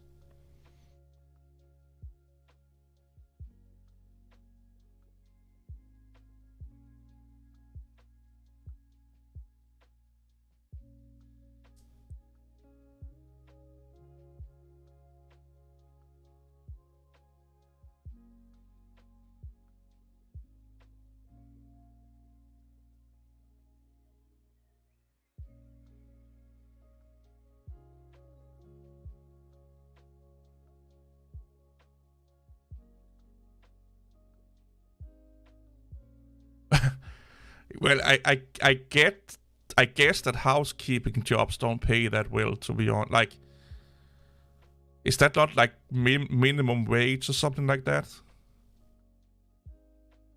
I just heard that housekeeping and janitor work and stuff like that, cleaning ladies and stuff, they don't get paid almost nothing or anything, to be honest. Like, they pay them like what the absolute minimum they have to pay them or something like that. Which is bullshit, but yeah, that's exactly how the world is. It's almost like a fucking McDonald's worker gets paid more. Holy shit, that's spent. Look at that. Look. Holy crap. How the fuck can you do that? That's a fucking achievement. Holy crap. Have they tried to take it out with a crowbar or something like that? Oh my god. Holy shit.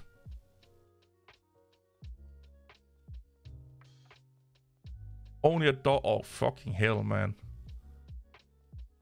Yeah, but but it's still, you know, yeah. So they do it. Yeah. That's bullshit. That's like slapping you in the face. Why you're bitching you're not getting minimum wage? Yeah, you're giving me like about $1 more. Like, yeah, that's bullshit. That's like slapping you in the face and pee on your back and tell you it's raining. And you should enjoy it. But yeah, it's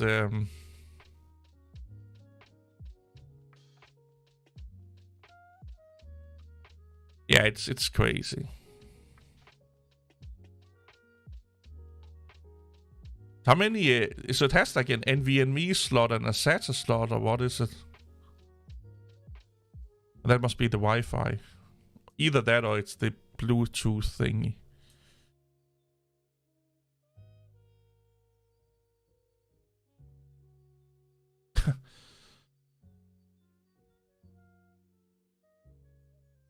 Holy crap, that's not a lot.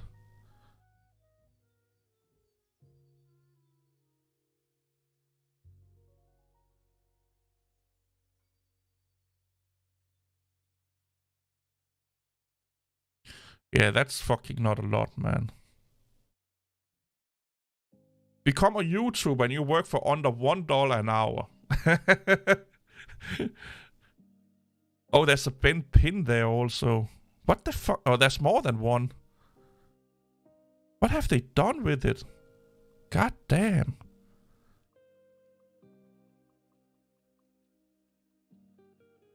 Have they used it as a hockey puck or something? What the fuck?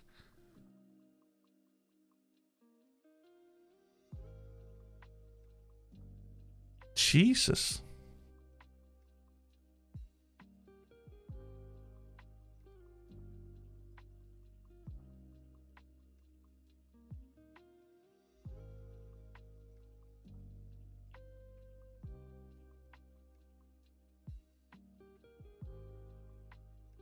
They'd start, you know, still not enough money, man. Yeah, it must be the new trend, yeah. Hockey with a mini PC. Fuck curling and all that shit. Use a mini PC.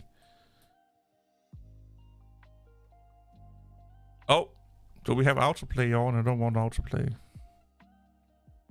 What else shit do you have here?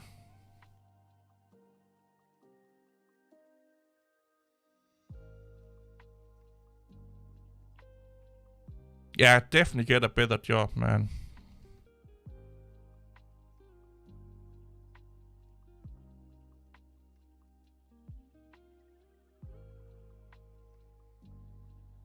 Yeah, it's still bullshit. It's still bullshit, huh?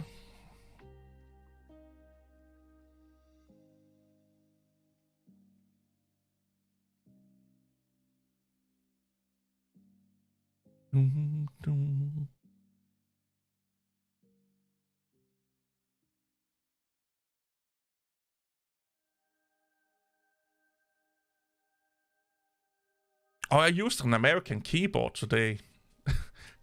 And I just used it like it was a Danish one. It was first like an hour into it, I noticed that it was not an American, a Danish keyboard. Because I installed, you know, Windows saw it as a Danish keyboard. The layout was just not Danish. That was really funny.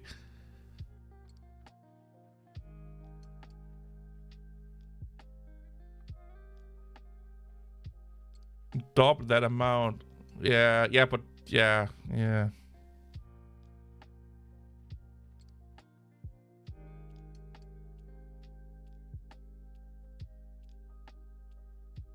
Hey, it's still better, you know. And there's probably also a better chance of you getting a raise there than it is at your cleaning job. So if they can see that you can do a lot and know a lot and stuff like that, they will probably also, give you more responsibility and pay you more. Or at least that's a possibility. I don't know what advantages you can do as a housekeeper.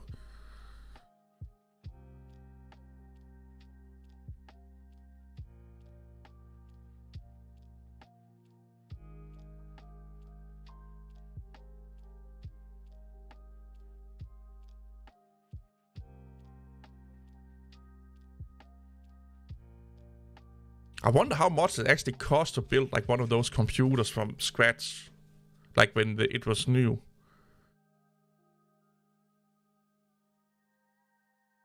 Yeah, that's not on. Yeah, that's. Yeah. Yeah, that's not a lot of money. That's just a little bit over government assistance in Denmark. That's like 500 Danish crowns more than government assistance in Denmark.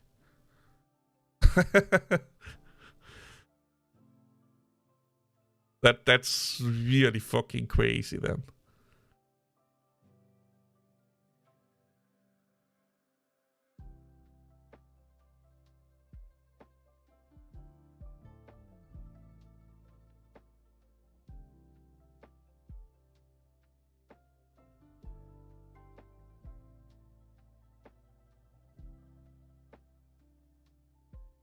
Yeah, that's crazy.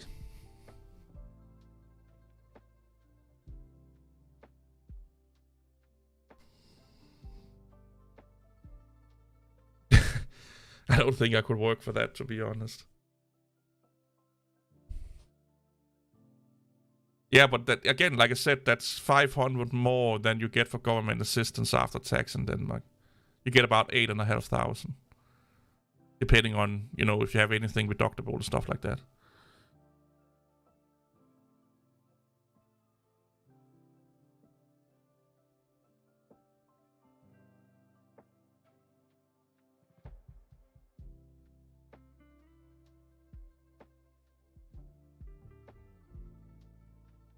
Why Portugal, though? Like, are you hooked up with a chick or something like that? Or a boy or whatever?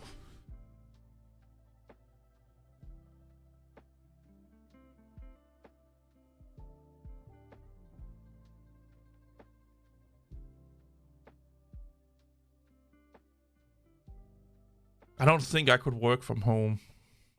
Like, I could probably do it one day or something like that, but I think I would just become too lazy. I don't know.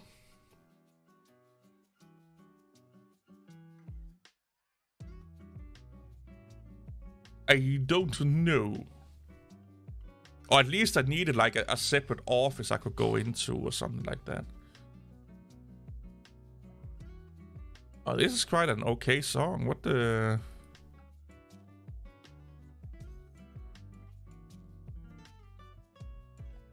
What are we... Lofi Girl is amping it up today. Come on. Sunset in Oslo. It gives me Spanish vibes, though.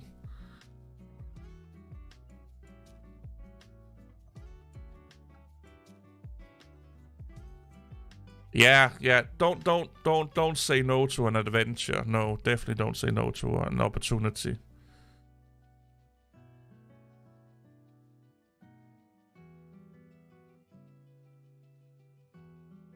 Oh, I have one of those USB drives. Mine is just blue, I think it is. I have like 3 of those I use at work. I do like Kingston products. They're quite good. For what they are. Like, they're not the best, but they're cheap. And good for the money. Oh, it's a Linux Mint? Ah. Now the Linux users are happy.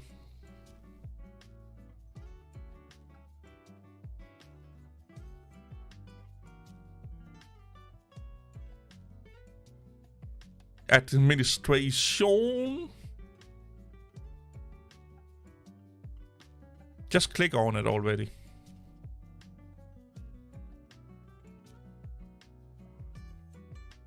Oh, they never happy. I forgot about that. My mistake. I need a spanking. A big American company. That makes sense. Like, that makes sense that they are outsourcing it to a place where they don't have to pay a lot of money.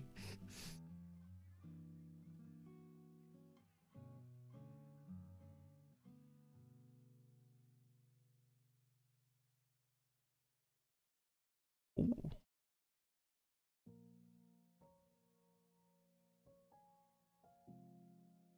I never heard about that company, Lexar. Holy crap. Oh, that's rubbed in foil? Really?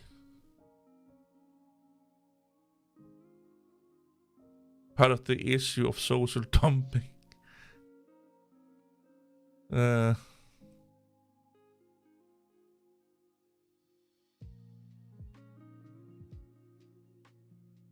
In the end, it all is about the dollar, man. Like, we can try and pretend, but it is.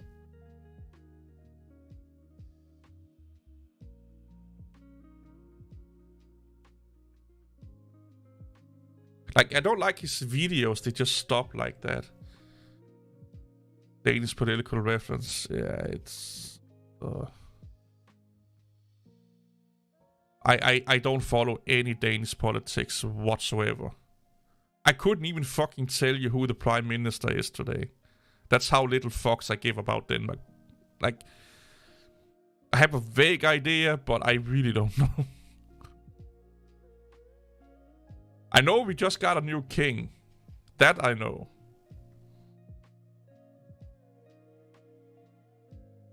But other than that, yeah, I'm yeah.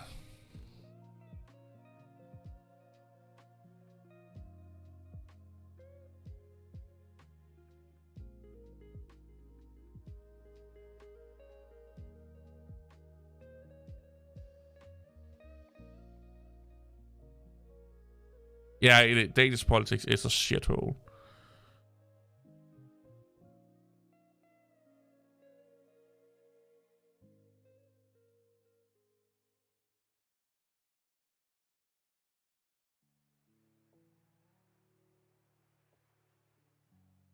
Oh, I hate Mr. Beast videos.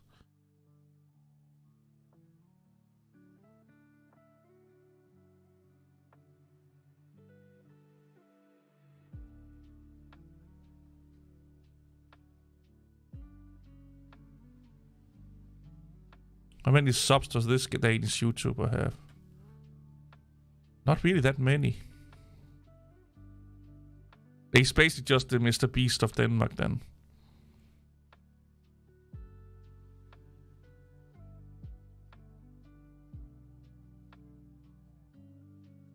Yeah, it's just the Danish Mr. Beast. Like, Denmark have no fucking originality yet whatsoever fucking ever, man. Just... I hate Danish content on YouTube. It's so bad.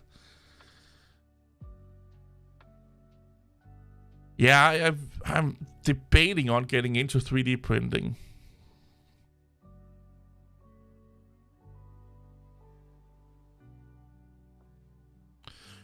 It's just like Denmark is all about, like, China may steal intellectual properties, Denmark steal ideas.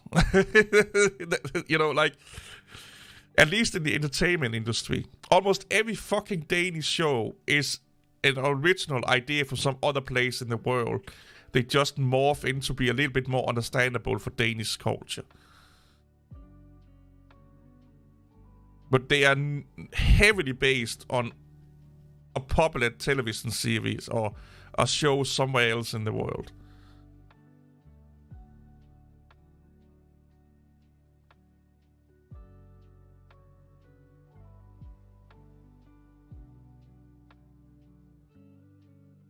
Weird tanks. 50-year-old gamer.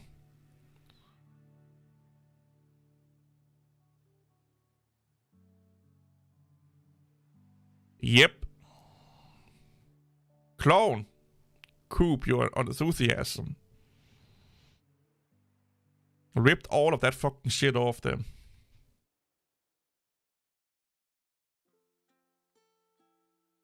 It's yeah. I don't know what the fuck is wrong with us. Does size matter? No comment. I think it depends on. I used to love watching. I watched My Mate Vince lately again.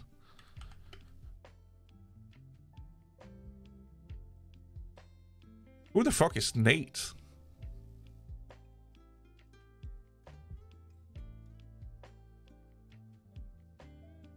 Okay. Who's Paul? Oh, that's the English comedian. I can't remember her name. But My Mate Vince is actually... I used to watch him quite a lot back in the day. He do a lot of consumer electronics repairs. I love watching his stuff. I like the long also.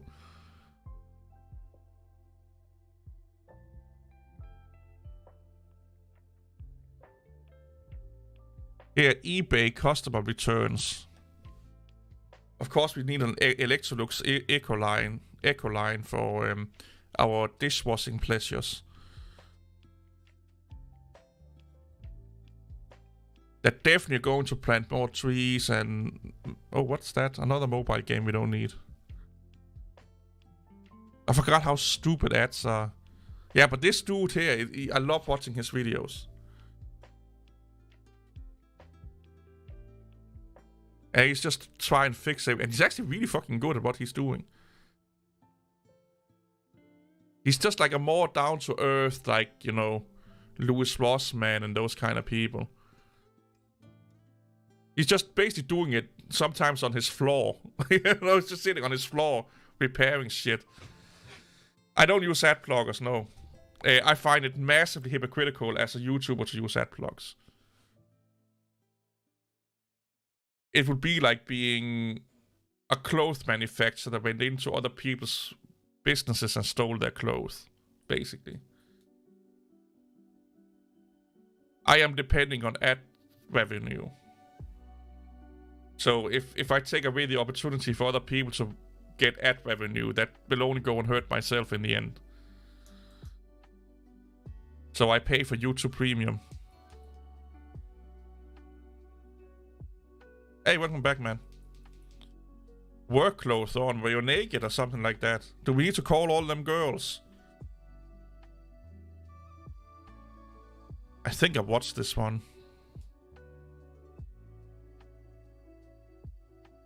But yeah, he just repairs shit.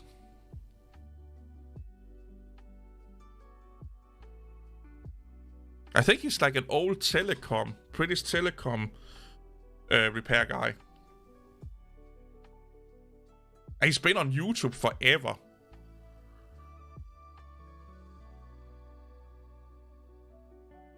Yeah, but I just like the whole, like... I don't like to watch stuff if it becomes too professional. Because then it becomes unrelatable. This is just like what he do, you could do with, like, he has the same equipment you can get your hands on, basically. Like, you don't have like those fucking $1,100, you know, soldering stations and what have you not.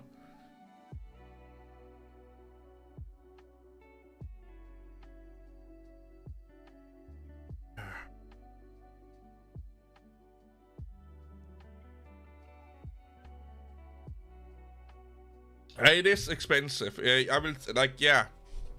It is expensive. But the way I look at it is that I may migrate over to Google Music instead of Spotify or Apple Music.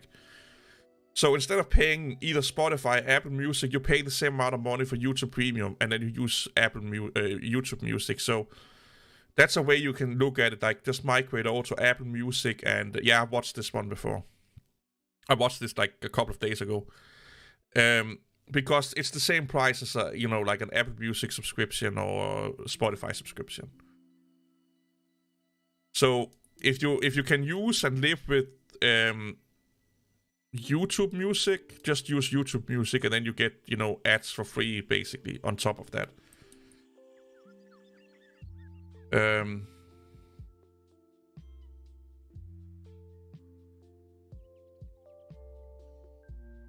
So that's, I'm thinking, but I really, really like Apple Music. I really like Apple Music. But because I also get YouTube Music with Premium, I'm a little bit like, I'm basically paying for something I don't use. So I'm debating if I should move over to YouTube Music. But we use Spotify at work, so I bought like a really, really cheap Bluetooth speaker, which actually works really well for what it is.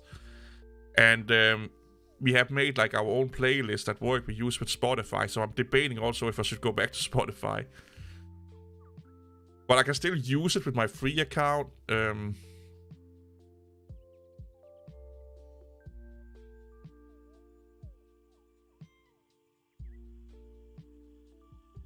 Yeah, I had that issue with Spotify also. So if I queue up with Spotify, so if I did like a play next, if I played some songs in play next, they will also come up like really, really quick after I did the play next thing. So it will play like 4 or 5 songs I put in the play next queue, and then 3 or 4 random songs later, it starts to play them all again. Yeah, Spotify has some issues also with play next and stuff like that.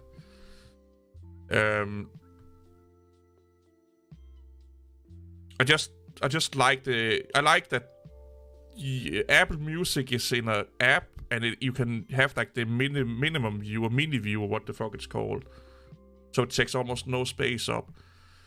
I don't like YouTube Music because it's in the browser on your desktop. But that then also means that you can play it anywhere. What I do like about Spotify is that it's just supported by every fucking thing. You know? Like you can, like, Spotify is integrated into everything nowadays. And that's one of the, like, I had never, like, we can't do Amazon Music in Denmark. So, yeah. I have no idea how that works. Yeah, Spotify Connect is amazing, yeah. Like, that's one of the only reasons why I would pick Spotify. You know? For Spotify Connect.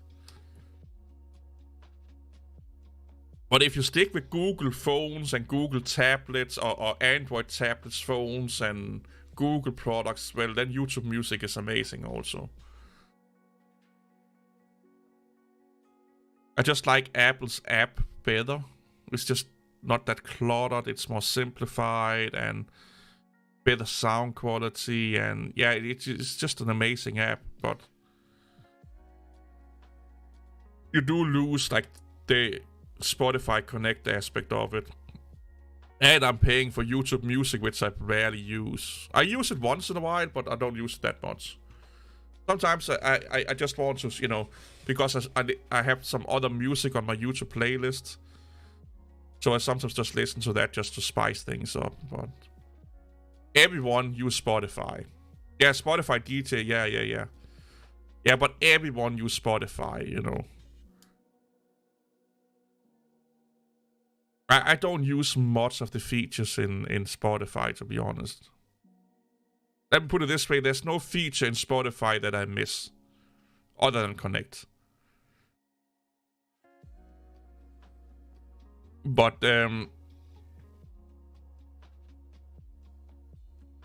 yeah, I just like... I like Apple Music more than Spotify, but I don't like it... I still don't know if I like it more than YouTube. Yeah, he's also a good dude, yeah. Yeah, I know who that is.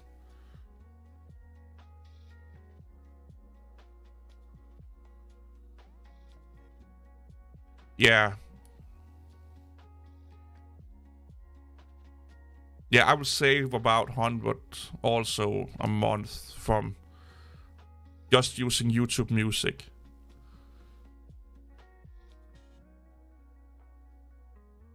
Because if you are on your phone or tablet, YouTube Music is amazing. Even on iPhone. Like, from the iPhone's perspective, it's no different if you're using Apple Music or YouTube Music. It don't give a fuck. It looks the same on your lock screen anyway. Even the app look kind of the same. I do like Connect. Spotify Connect is the one that the only thing I miss. And that I can control my playlist from my phone while it's playing on my, computer, the Connect thing. But you get used to not using it quite fast. Like, I do miss it, but I don't miss it so much that I want to connect sub to Spotify again.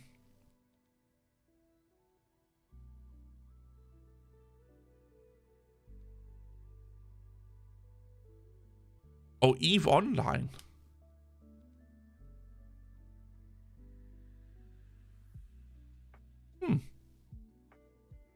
Well, EVE is making a new, they're making a new FPS shooter. It sounds weird when people say FPS shooter. First person shooter. Well, okay, gotcha then. But yeah, I saw that they were doing an FPS module for EVE Online. I hope that kind of takes off. I never really played EVE. I played it for like a couple of hours or something like that. But a lot of people say that it's really, really good.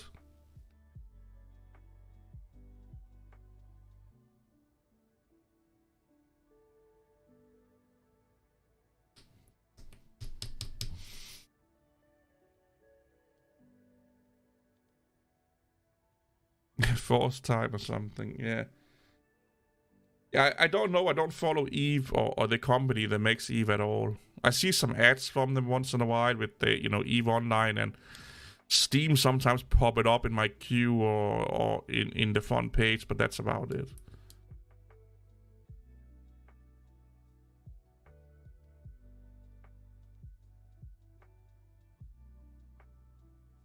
EVE Online is like a really, really hardcore space simulator, basically. They back in the day, they had the biggest battles online, like thousands of people fighting other thousands of people. It was mental. I think they still have the Guinness World Record of most players fighting in PvP online or something like that. Fighting over territory, resources and stuff like that. It's really, really hardcore. It's basically like real life in space. So you have to be part of an organization and you fight for resources on the server. It's really fucking crazy.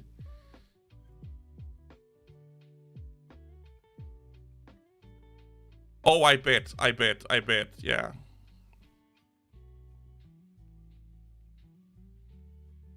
But EVE is also one of the oldest ones out there, right? Like, it's older than World of Warcraft and stuff like that.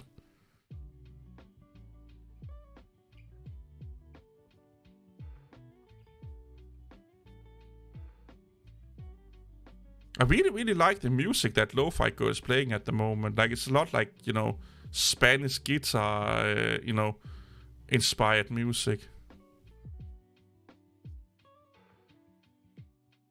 So you don't mean the Chinese Communist Party, Yeah, spreadsheet. Yeah. There's a lot. Like, it's really fucking, like, if you think it's fun to do accounting, you will love EVE Online. You spend more time managing and administrating than actually doing something, 2001 or something like that, yeah. But if you get your rocks on every time it's tax season, you will love EVE Online.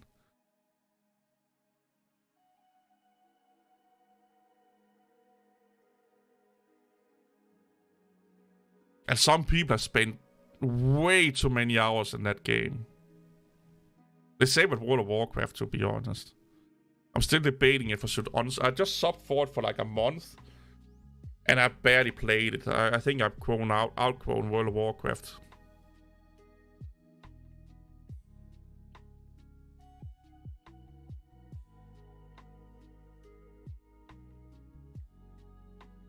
A Excel plugin, oh my god.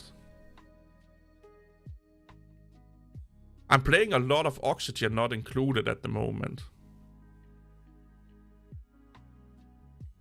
That works really well on my Mac Mini. Like, really well.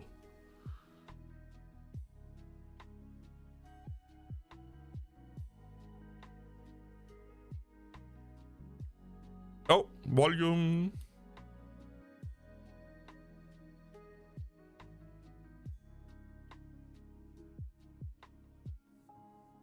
Holy shit. Yeah, that's a lot of hours.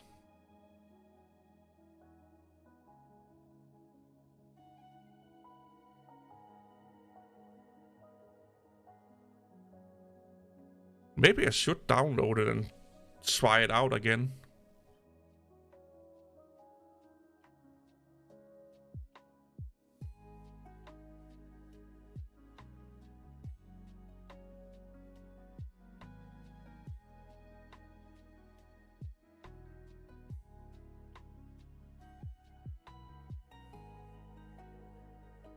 Is that the one with earwax in it? He got some headphones one time that was just gonged up with fucking earwax. It was really, really fucking...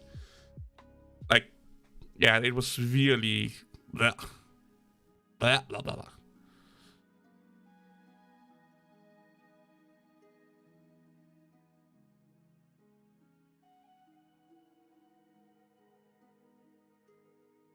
Just fucking slam it in. Good old Vice. Ooh.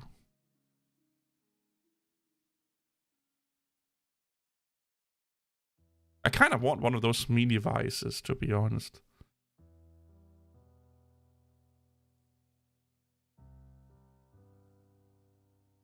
Sometimes you need a third hand to hold shit. What are you doing?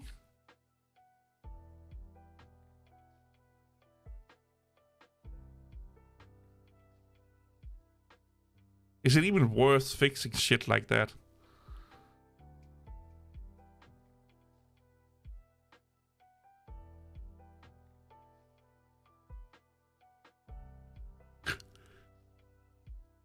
Oh boy.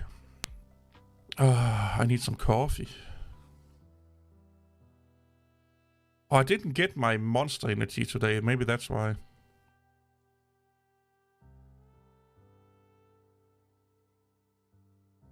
Get them good old caffeine in the body.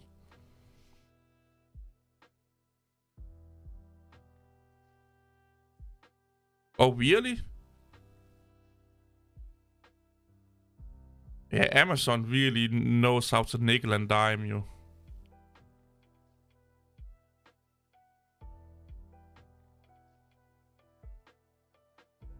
Yeah, you can get them really, really cheap. Yeah, but I think he does it just for the, entertainment factor, like, so people know how they work and stuff like that.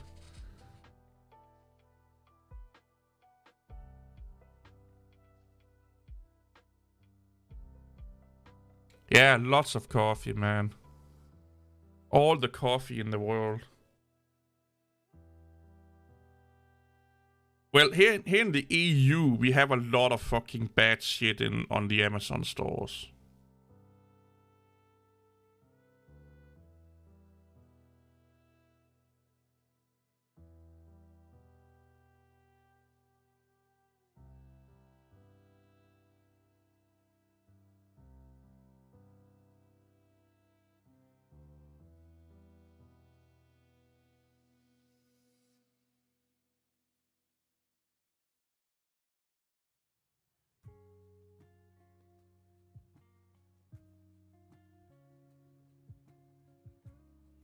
Well, it's the future, dude.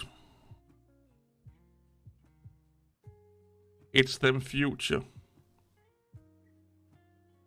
Oh, we got a new one in my Discord. Who's this? Hello.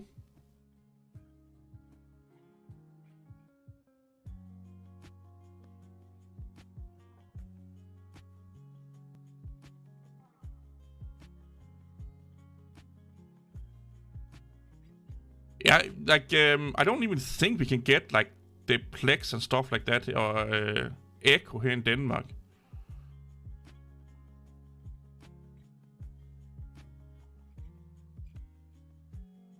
I could be mistaken, though, but I don't know. But I think there's something, you know, I don't think we can get it here.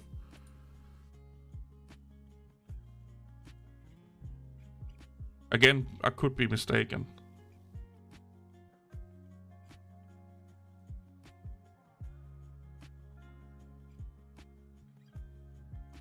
Same with like Prime deliveries and stuff like that. I don't think that works in Denmark either.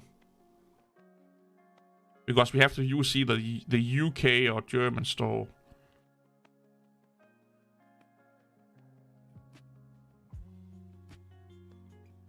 I still have my Google Nest speakers. I love them. They're fucking amazing. And they work with Apple Music and, well, everything basically.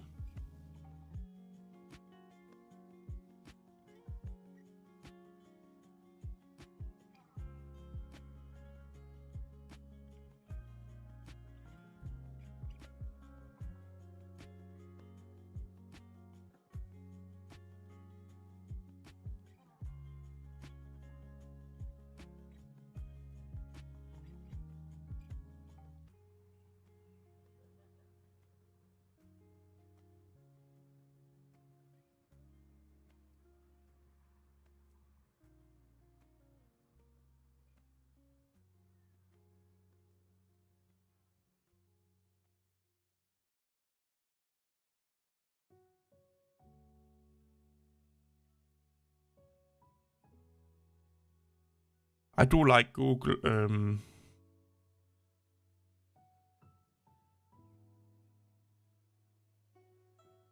I do like Google's software ecosystem.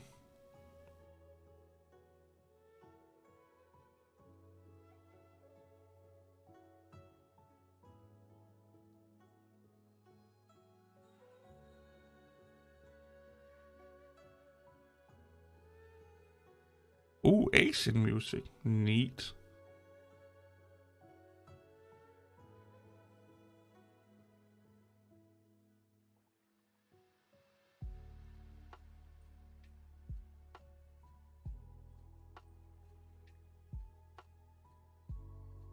Oh, so cool. Getting peeps in the Discord now. Lamo, you got some new cult members you can indoctrinate.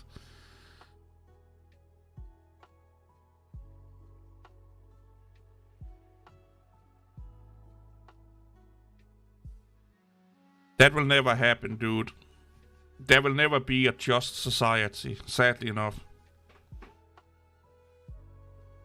That's, yeah.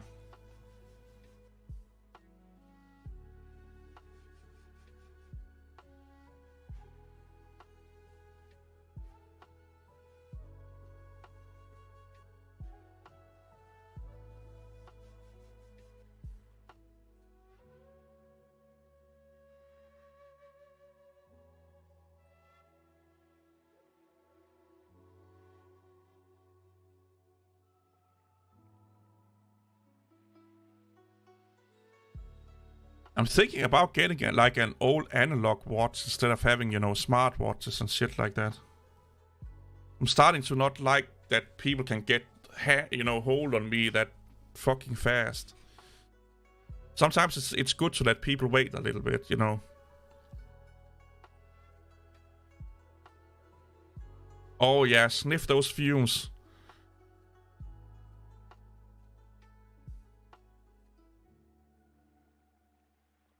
It looks like a fucking mini dildo.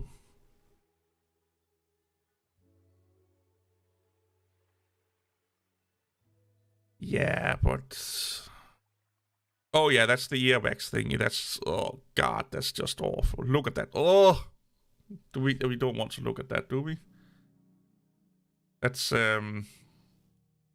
do this. Hey Laura, how are you? What did you get?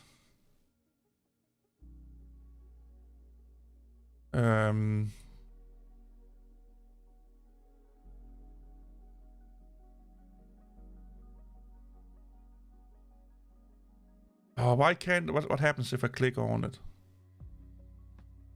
Oh, yeah. That's a fucking amazing watch. Yeah, I like that.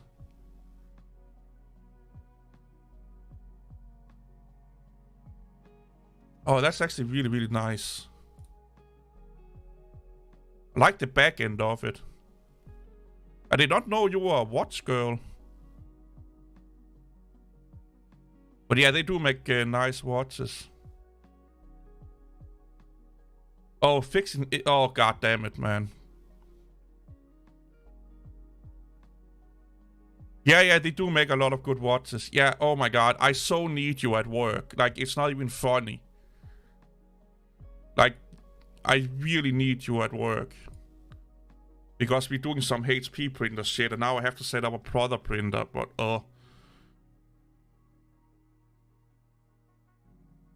No. It's called the Scandinavian model. That's not the same. It's yeah. Oh yeah, G-Shocks. I used to be a big G-Shock.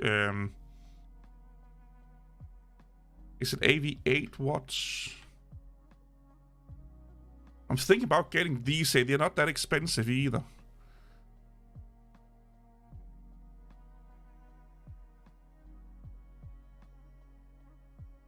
But I like some of these here. Like this one here is cool as fuck. And this one here. Citizen watches is also quite cool.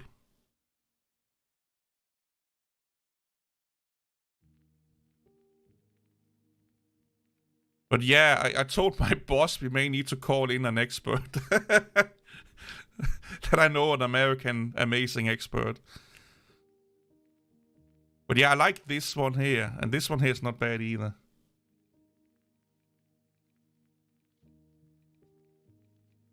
I need to set up... so one of the HP printers, they need to email... Oh, they need to scan in a paper that then gets emailed to one of the office workers or something like that. Yeah, I've looked at some like Citizen watches, Psycho Cisco watches, or what the fuck they're called. Because I used to have G-Shock watches all the time, and I'm like, you know, I'm not a fucking 18-year-old kid anymore. Maybe I should get like a grown-up watch. But I do like, you know, the Range Master and the Mod Master and stuff like that, because they have like altimeter and all of that, barometer, altimeter, and all that shit in it, you know.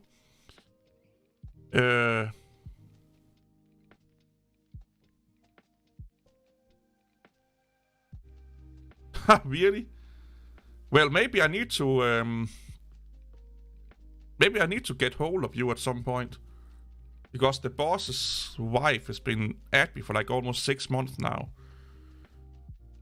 Because we need to set some fucking remote server up somewhere via Shore, so I don't fucking know. Yeah. Take your call. This one here is actually quite nice.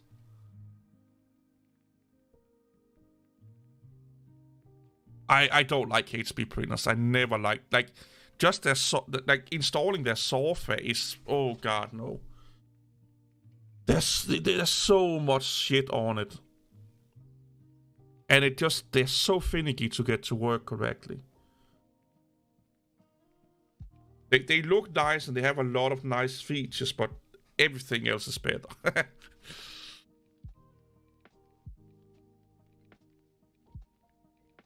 I'm really debating on getting this one here. I like the Apple Watch. I kind of want the Apple Watch, but I'm one of those people that can't help, you know, banging my watch into shit. So I need watches that are doable, basically.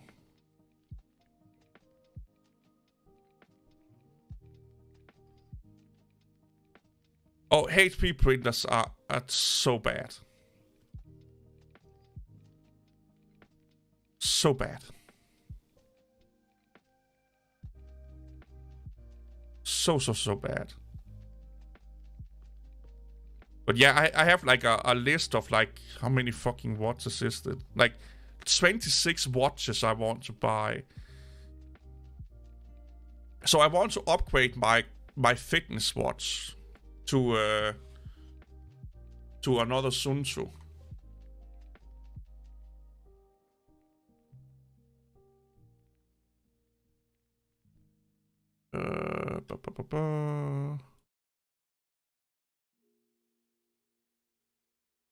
So this one here, I really want this one here for my fitness shit. And then I just want like a really good like old, you know, normal analog watch. I don't like the Apple Watch Ultra. Like this one here will beat the Apple Watch Ultra every fucking day. Like this one here is meant to what the Apple Watch Ultra say it can do. This has been tested to do that. The Apple Watch Ultra is just a bigger smartwatch. It's not that doable. Like this one here is military tested and what have you not. And this one here will keep you going for like a month or something like that, or weeks at least. I have their first gen, Sun Tzu, whatever the fuck it's called, and it I charge my watch like every week or something like that. Yeah, but this one here is an amazing, yeah.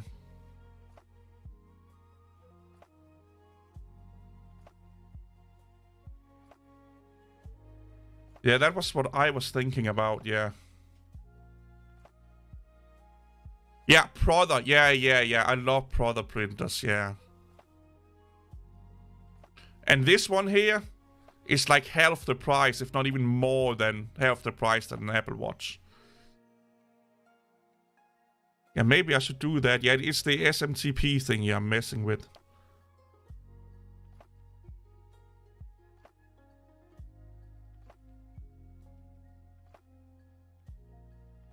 I need to set up a Prada printer for our device we manufactured. You have the titanium one. I really want that, but I don't want to pay the price for it.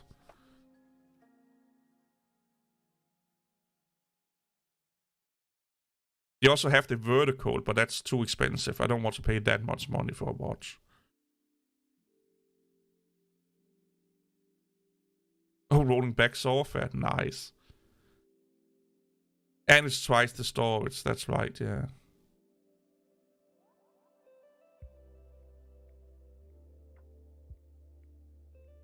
Yeah. The printer queen is back.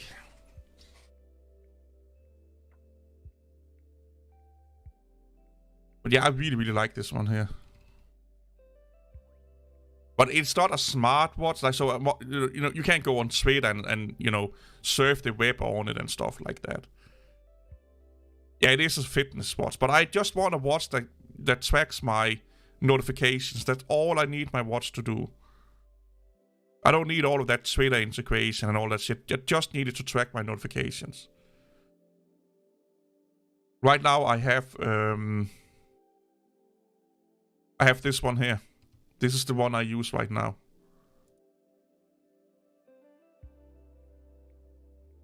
It's a big watch.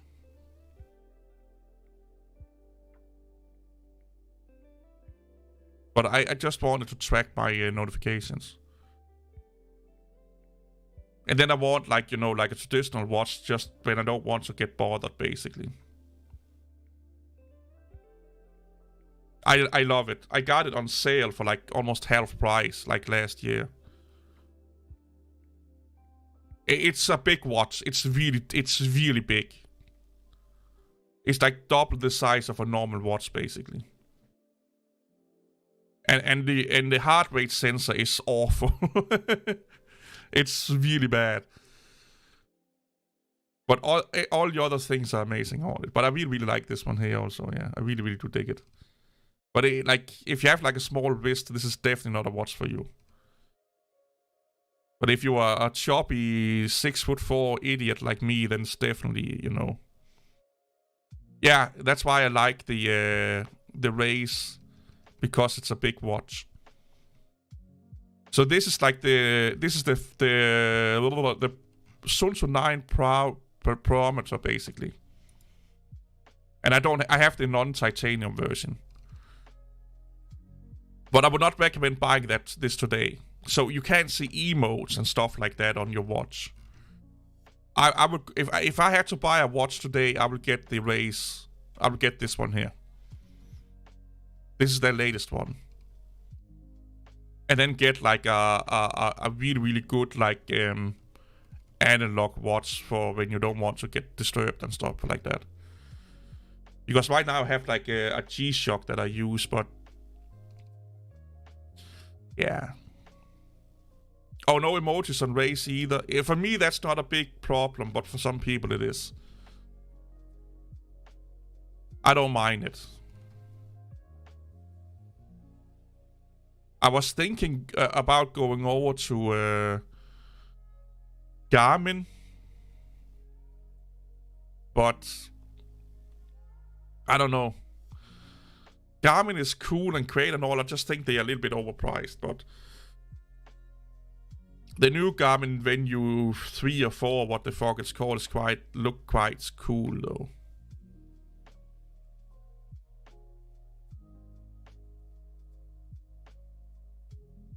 But everyone has a Garmin. You know, it's like the North Face Borealis backpack. Everyone has one of those. I don't. I'm not a hipster, but I don't like having what everyone else is having either. So if I see everyone else have, like, you cannot run into the middle of the street without getting hit in the face by one of those things. I'm not going to buy it. Oh, okay, so you have to pay for Garmin maps. I don't use maps, so yeah. Oh, yeah, I saw that. Yeah.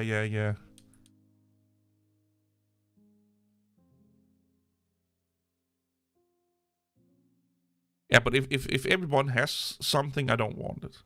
I don't want to be like everyone else.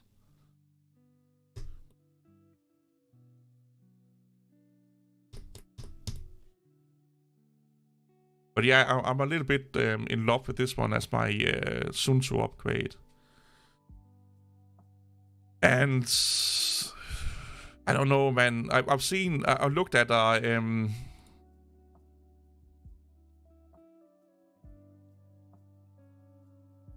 I don't know if I can spell.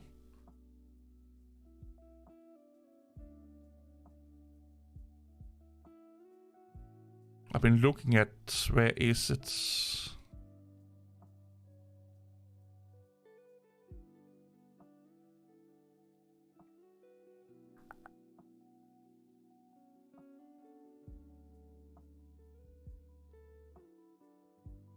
Where is it?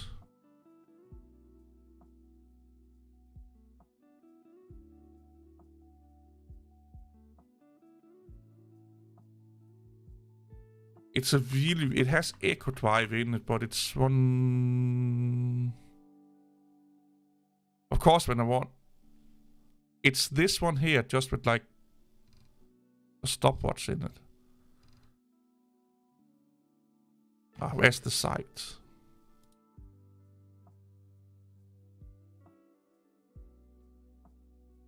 Let's do it like this. And yeah, they do. They actually make good watches.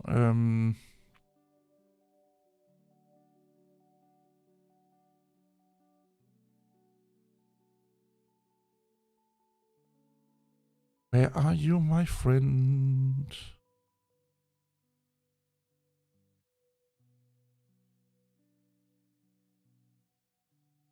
Am I just totally fucking crazy? Well, I am, but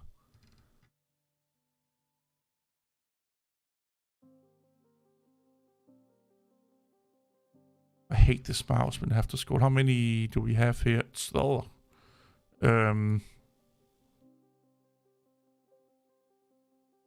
Oh, they have one with altimeter in it. Ah, well, I want to see that then. What else do we have?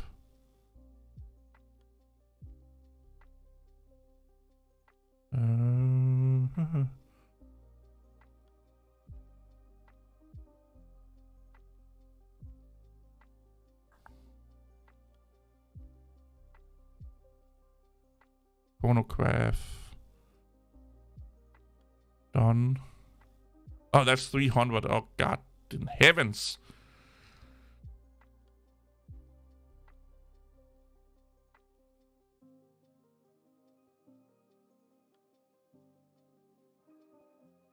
Yeah, give me a second. I can figure out which one it is.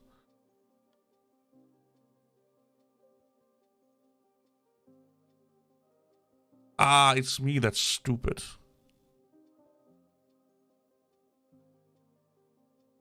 It's the Urban series.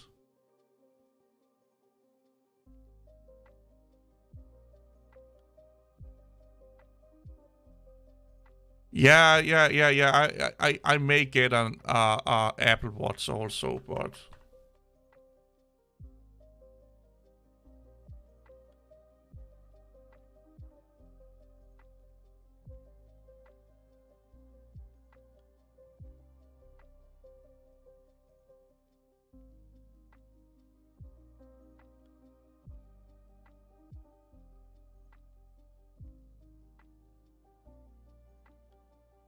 oh, that looks kind of cool also.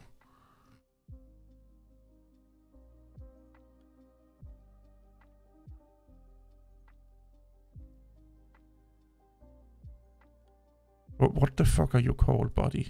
Let me do this instead.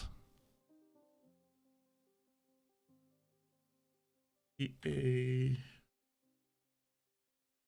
0775 79E. Yeah, here it is. This is also one I've been thinking about. This one here. And it's not that expensive either.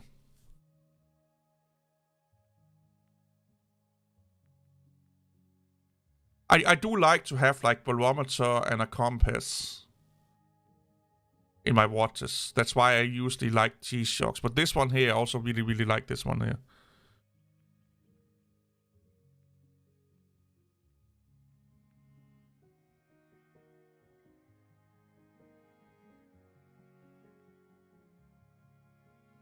But I was also thinking about getting like a Mod Master or Rain Master from G-Shock.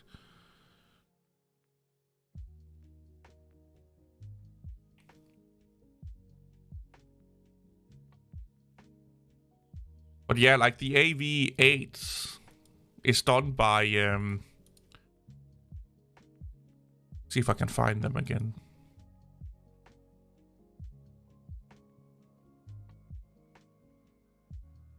No, Cisco is like one of those things that... But like, again, everyone is running around with a fucking Cisco watch.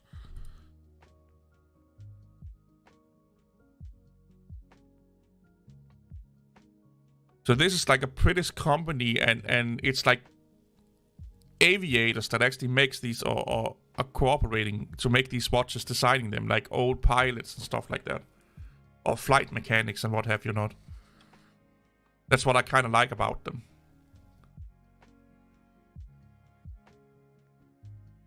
So this is like a Mustang, you know, inspired by the Mustang. It's actually really cool.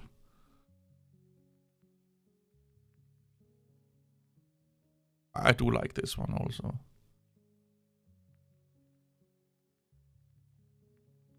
What I don't like about when you get into watches is that some of them are just massively expensive for the sake of being massively expensive. Like a Rolex. I would never run around with a Rolex. It's more like running around with a Rolex is just like basically running around with big dick energy and telling everyone that you're big dick energy. You know, running around with your dick swinging out or something like that. It's like, it's not useless, but it's a show-off piece. I don't like show-off pieces. It's kind of cool.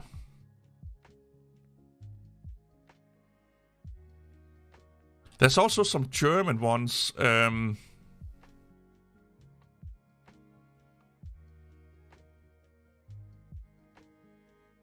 I think I deleted those because there's like 15 weeks waiting period on them.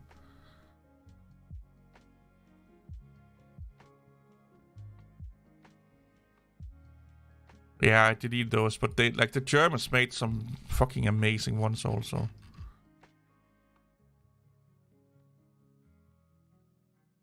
And also, they're not that expensive.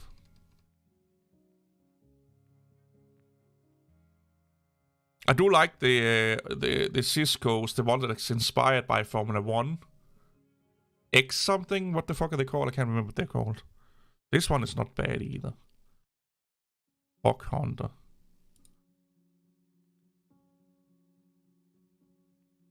Like, you could kill someone with if you hit them in the face with this one.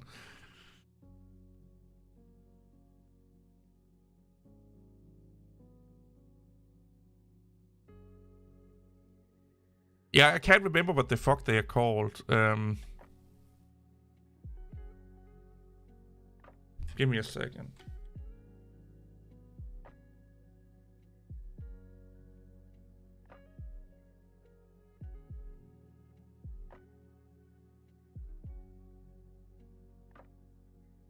Oh, that's just true. Like these watches here.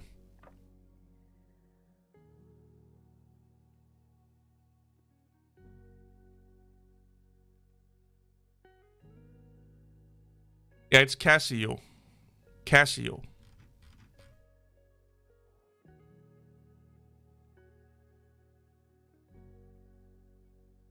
Ediforce. This one here, there's some nice ones in here also.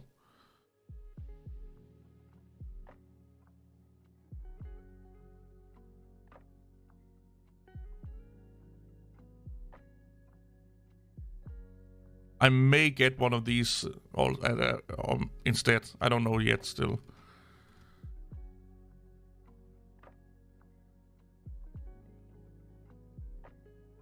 This here is like a little bit cool. A little bit cool. Too cool for school. And this one also.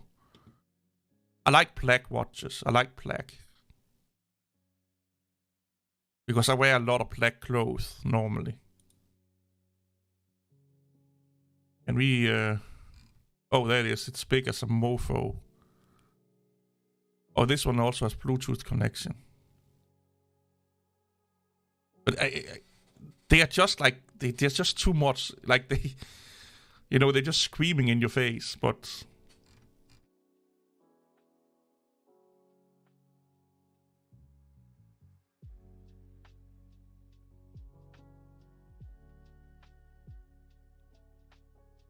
I don't know if they are too loud. I don't know.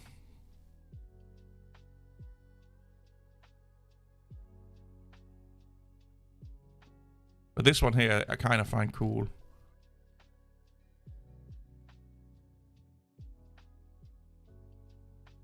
Let's see how good they are at photoshopping shit in. Yeah, and they're not that expensive either. Like, they're not massively super expensive. Like $300.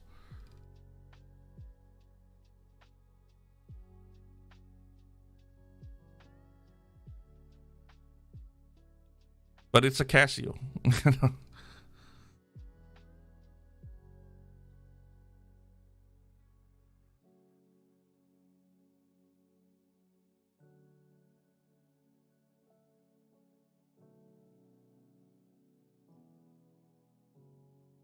And Casio has always been like in your face watches.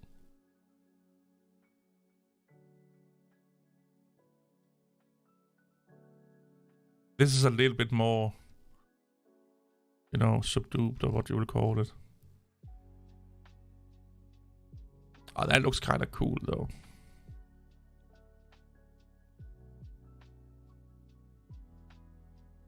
Carbon fiber case. Oh, it's a solar watch also.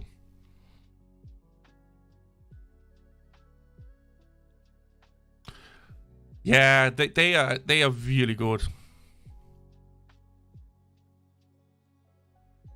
Yeah, that will do it. Do like a masturbation session and then just get all on with it.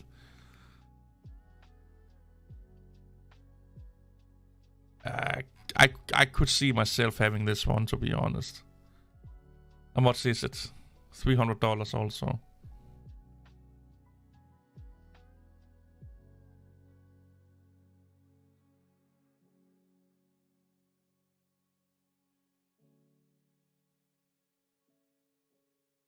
There's just something like what I like about these AV watches, AVI watches, aviation watches, is that they are a little bit tactical, but they also like manly in some way. Like when I see a Casio watch, I think like 18-year-old fucking running around with ecstasy up their fucking butthole all the time. You know, and Stephen Coke think they are a tough guy. This is just class, if you ask me. You know, like you use a Casio when you go out in the outbacks. You know, you go out mountain biking or rafting or something like that. This one here you take with you for like a dinner date. You know, the same with like my Sunto watch. I will not take my Sunto watch on for a date, for example. You know, yeah, the retro, yeah. The old ones I can agree with, yeah. You know,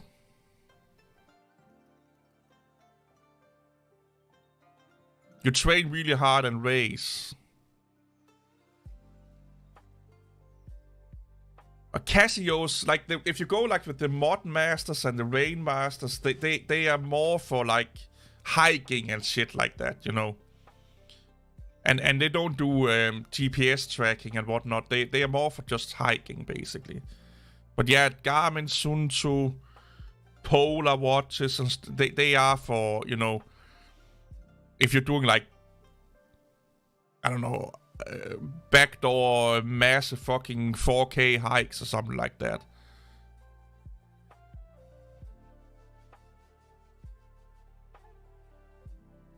$600? Yeah, no.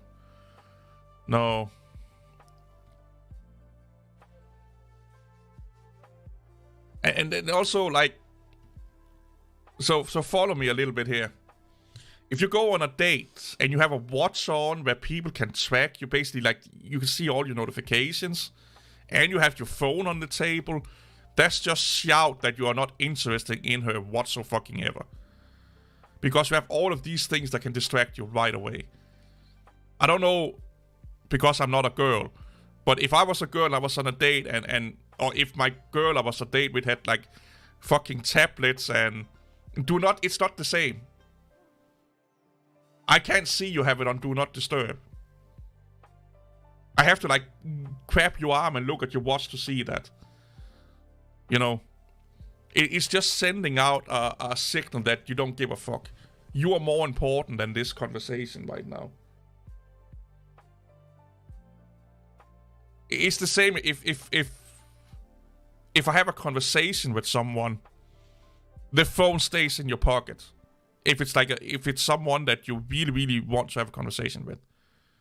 You don't talk to someone that you really want to talk to and then look at your phone or have your phone up and on the table. It stays in your pocket. It's a form of respect, if you ask me, that I'm interested in what you have to say. I'm doing everything I can to not getting distracted because I really want to listen to what you're saying right now. You know, yeah, I don't want to get too expensive shit because I would just break it. and I don't like expensive shit because then, let's say you have an expensive watch, then the watch become the conversation. They are more interesting in the watch, for example, or the clothes. I don't like that. I don't want to talk to people that only want to talk to me because they look at something expensive that I have on me or something like that. I want people to talk to me because they want to talk to me. I really, really like this one here. So I don't want things to be too expensive or too flashy. Oh, Top Gear. Oh, well. These are not bad either. Can't we just look at all of them?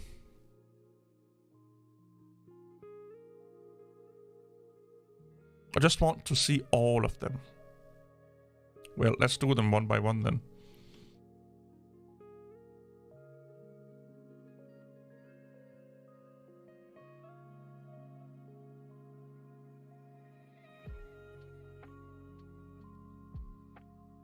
That's I don't know if I like that. I don't like this one. Dam Buster. Oh, that's kind of cool.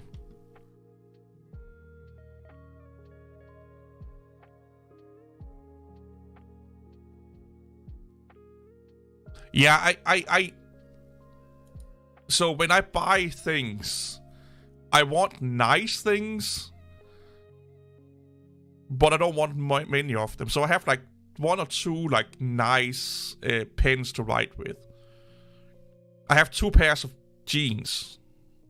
You know, I have a lot of t-shirts and shirts, but 2 jeans. I have 2 pairs of shoes, work shoes and not work shoes. But they're all nice. You know, my work shoes cost like about the same amount of money. But my work shoes don't look like work shoes. They look like dressing shoes, based like cowboy boots to some degree. Dressing cowboy boots. That's my work boots. But they are all fucking certified and what have you not to like withstand all kind of crazy shit. So I don't mind spending money on stuff, but I don't need a lot of it. So I'm really, when I'm buying new shit, I spend days, weeks, months figuring out what the fuck I want to buy, because I only want to buy it once.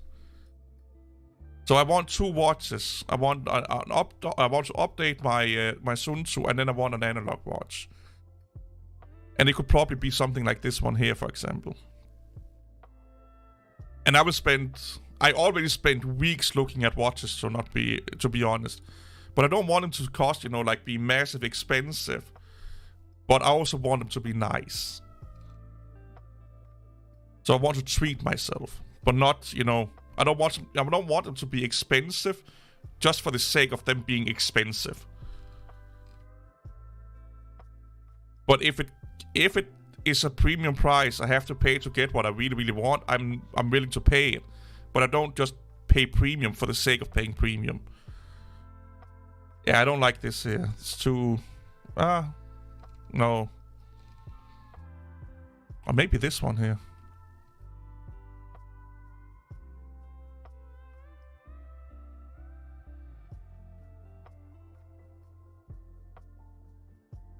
A Harrier. Is this like a self-winding watch?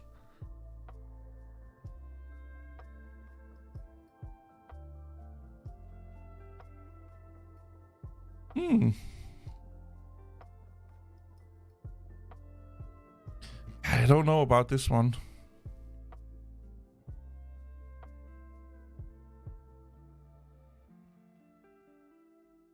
Nah.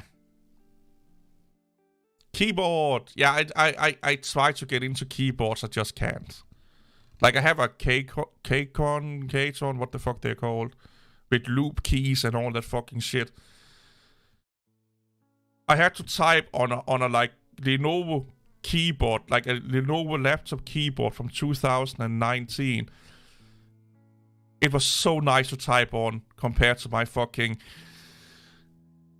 Gator Pro Loop, whatever the fuck they're called, keyboard keys I have on it.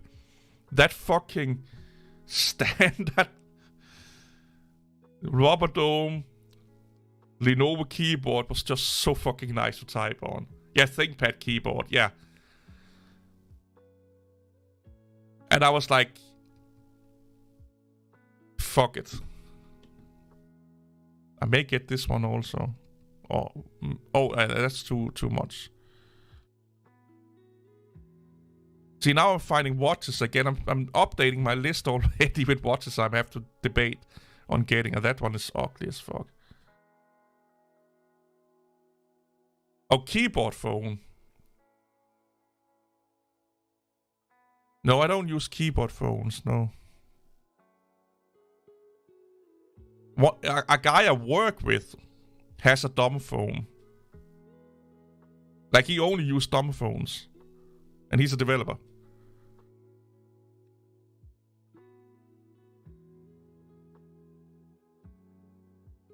I do like this one also.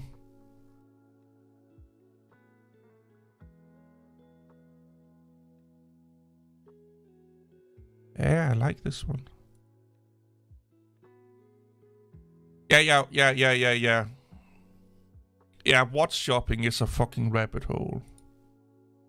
I really, really want to see Laura's watch in real life, though. Like, how it looks on her wrist and shit like that. This one I like a lot.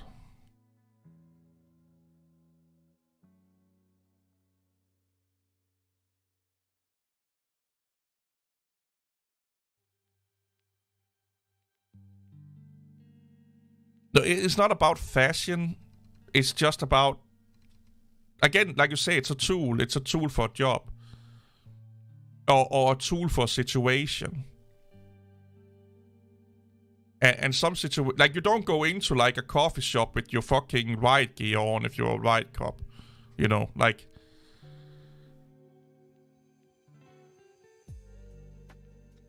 I do like this one, though. I don't know what it is about it. It just gave me that, like, your Spitfire. Old, like, Second World War.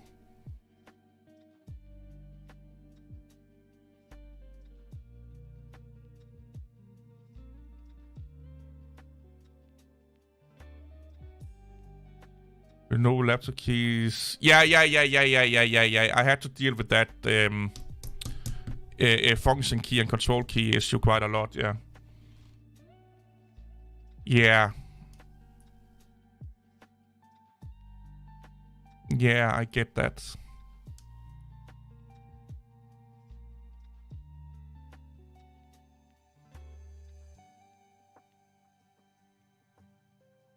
Maybe I'm getting a watch instead of a NAS server.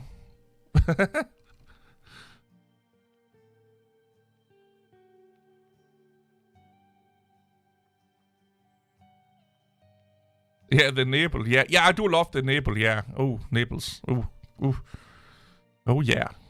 Good old nibbles. Nibble fun. Them old nibbles.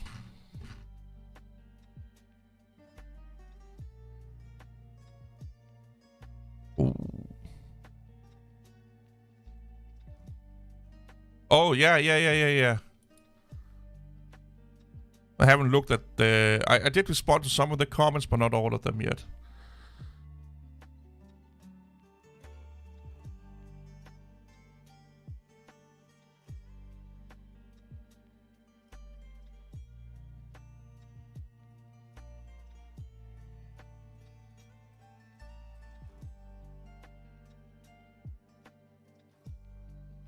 No, it's just for fun. Just, you know, just experiment with it. It's not... I will not run Linux full time on a Mac. Nah, never. Never. But I want to try it.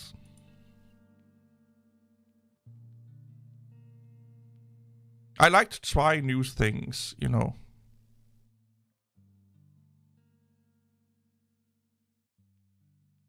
Life is boring if you don't try new things. So I found 3 new watches I need to think about.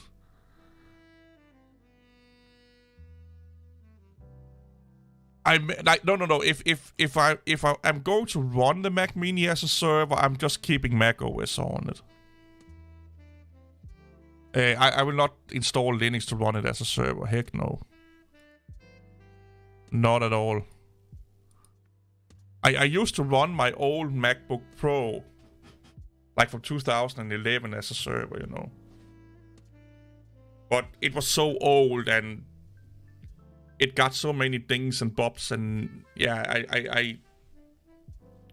the battery plumed up like a teenager in heat, so I was a little bit afraid that it would explode at some point. But yeah, it's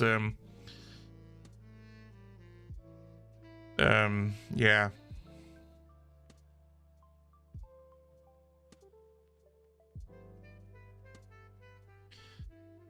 I will not install Linux on it permanently.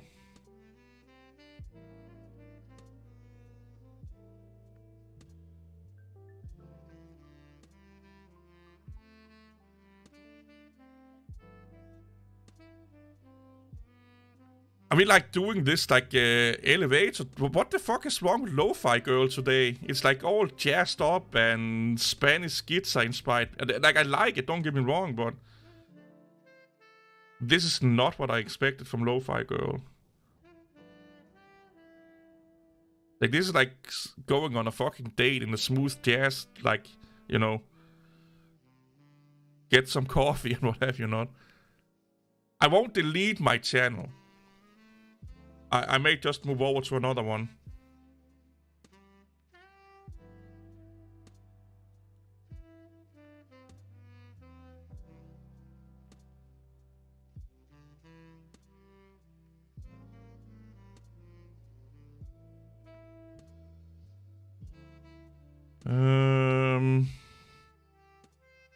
Wait, I got something here.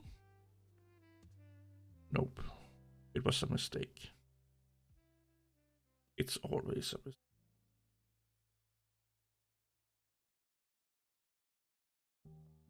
mistake. Having fun with the guys at work. Good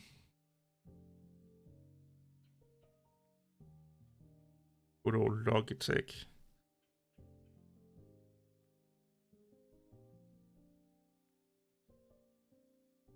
Nah, YouTube is just a mess. Messenger's getting an update. Create a pin.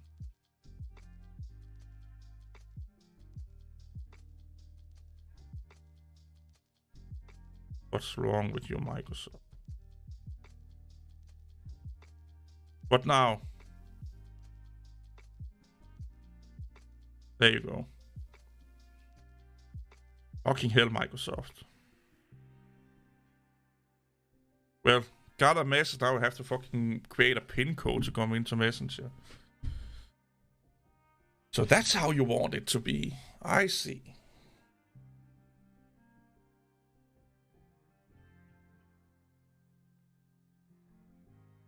Samsung's 32-inch no display, easy fix. Yeah, buy a new one.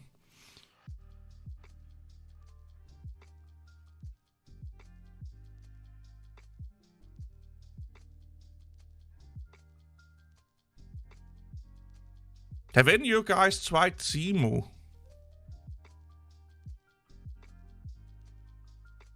I don't know if I like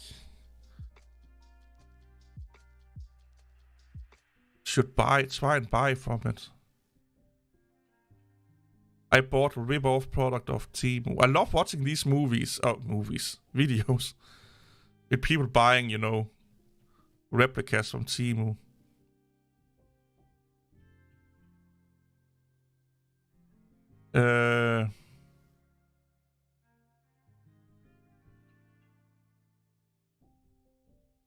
Well, it's not all of so I have two train of thoughts.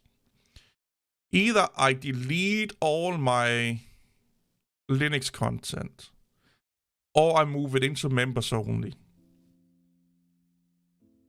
Because I'm just done with Linux people now. Like, done.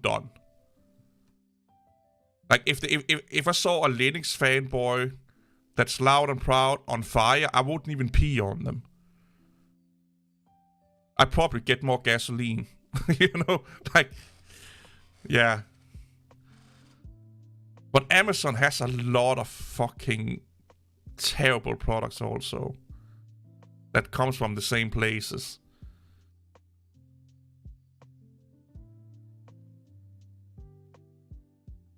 Like I explained in a video, that I know I'm wasting money on an Apple product. I like it, I want it, I do it for myself. And still people are yelling at me in the comment section telling me how stupid I am for doing it.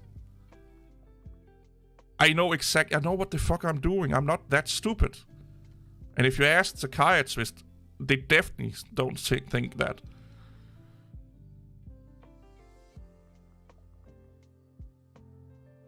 On the contrary. It's everything you need. I don't want to do this. Skip. This also is a lot of good content on this channel here. DLM Tech Garage.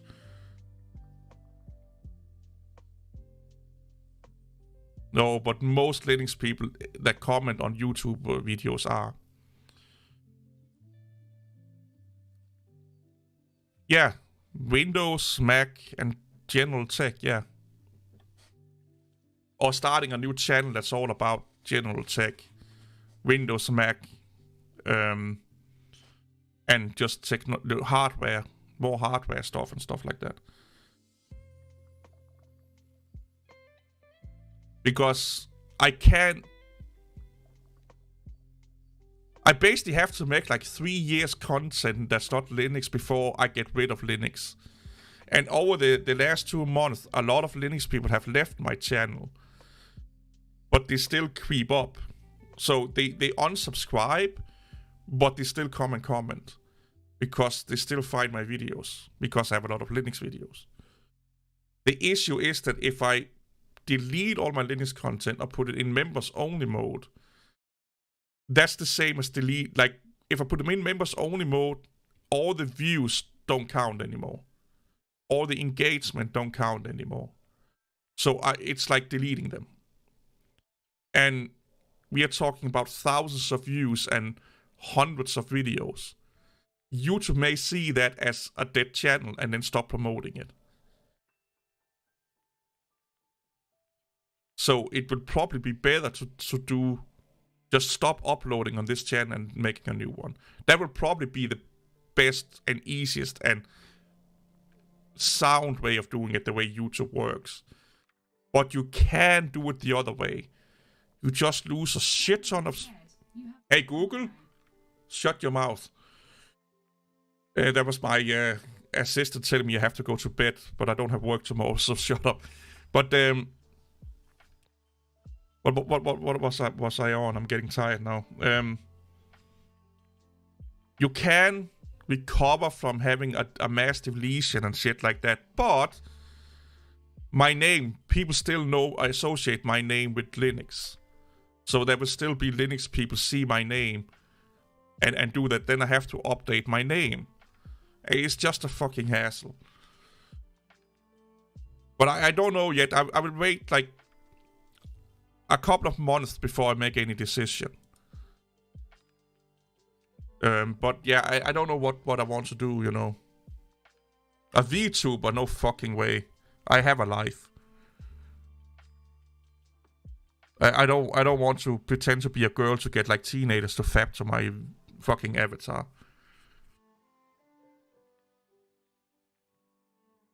I just want to get rid of all of the fucking idiots. But the last, like, ever since I started uploading my Mac Mini video, the first one I did like a month, 2 months ago, I've been pleading subscribers. And it's all Linux subscribers. They just can't handle that you're not like a Linux hardcore guy. Even though I've been using Linux more than they probably have been alive. Probably one of the people on YouTube that have used Linux the longest. And like I said, longer than most of fucking Linux YouTubers have been an adult. But that don't account for anything if you don't basically say the same circle-jerking, cocksucking thing that they all say without thinking.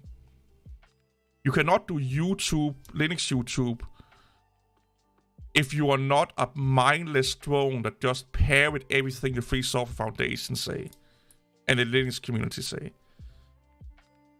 You just can't. You have to say Microsoft is the worst ever and evil. You know, stuff like that. You have to subscribe to that. Yeah. I know. Yeah, I followed Louis Rossman for years.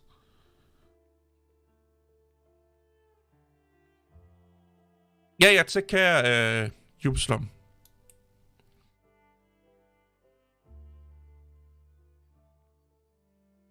No, I won't let them win. They're just losing a voice in the Linux community. That's all.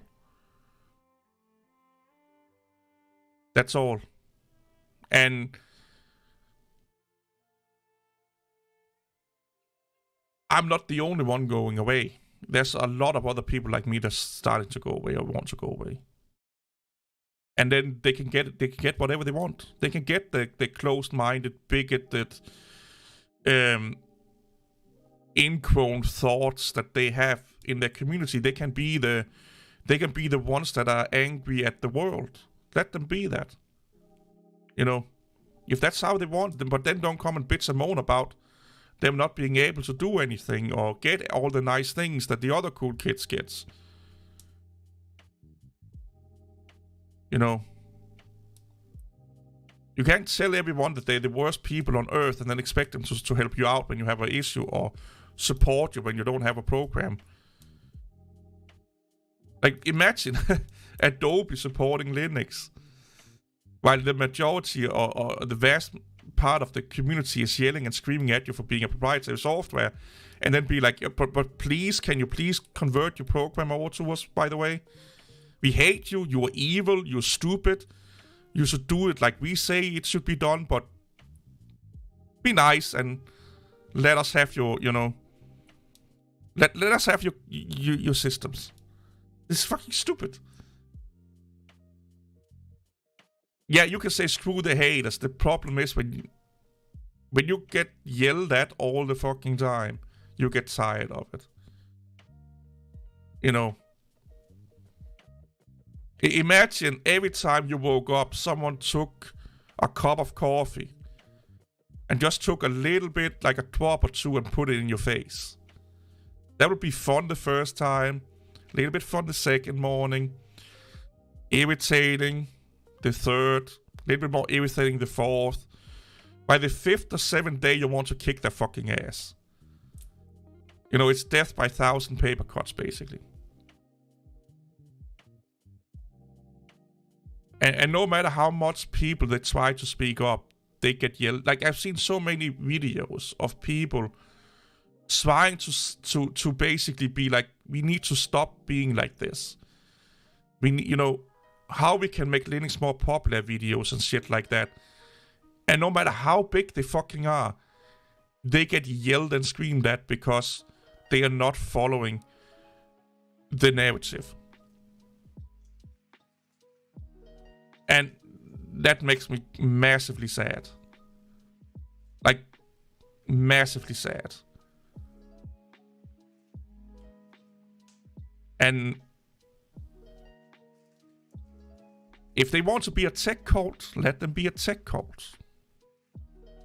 You know? But then they get what they bargained for.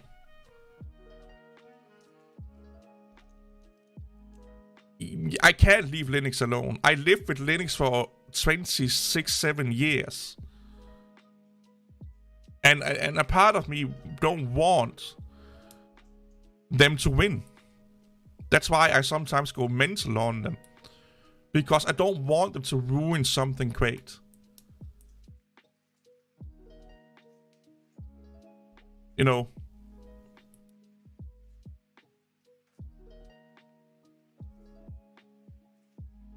Yeah, like back in it's Lofi Girl. Yeah, since the 90s, yeah. I've been using Linux since the 90s. I've been helping people with Linux since 2000. I've been advocating for Linux since 2000. Both professionally, where I worked, and for friends and families.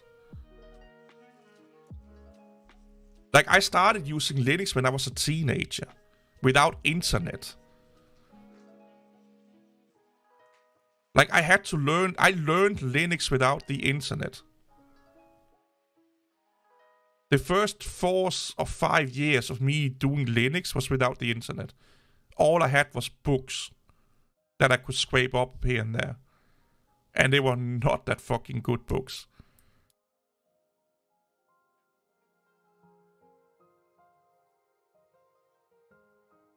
Like, if 99% of all Linux YouTubers had to do Linux like I did it back in the day, they would not be able to do it. They just couldn't. They are that fucking stupid. And I know I'm an arrogant motherfucker right now, but that's the truth. They are that fucking stupid.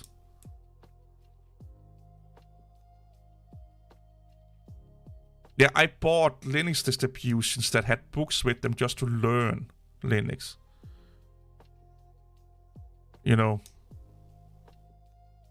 Yeah, I was like in 8th or 9th grade when I got into Linux. 7, 8, or 9, I can't remember.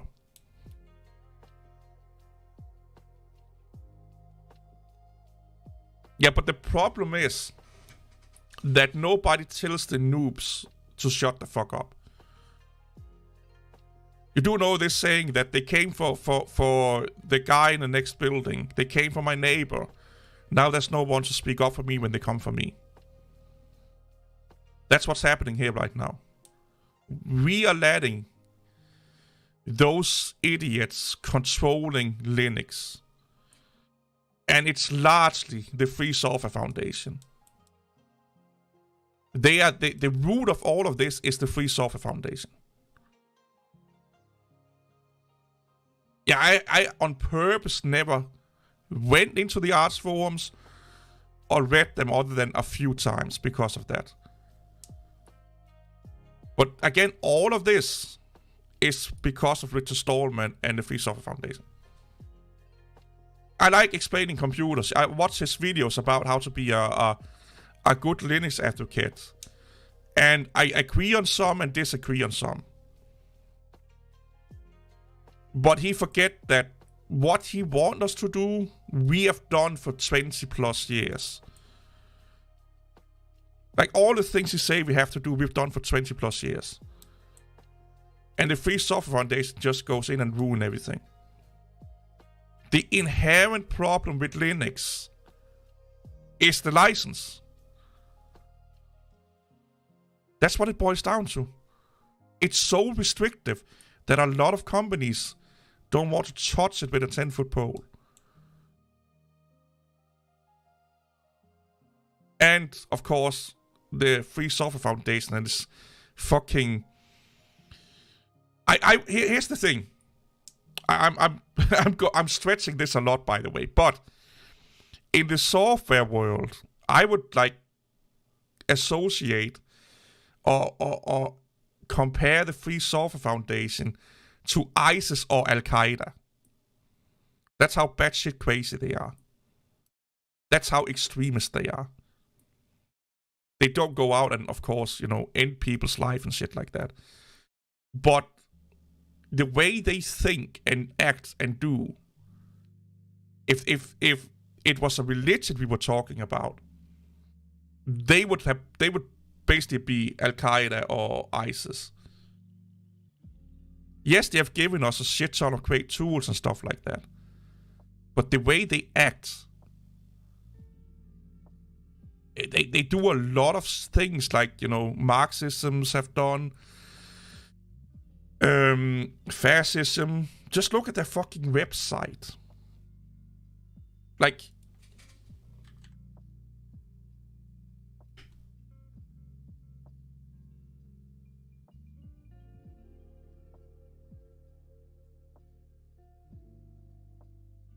look,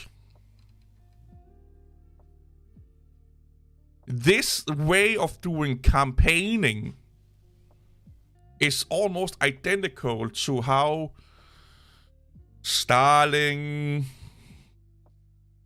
the small-bearded man from Germany did, Saddam Hussein. That's what they did. They did campaigns like this. Are they wrong? Like the Free Software Foundation, are they wrong? Not really. but it's how they do it. And that's the problem with the Free Software Foundation, is that they take something that's true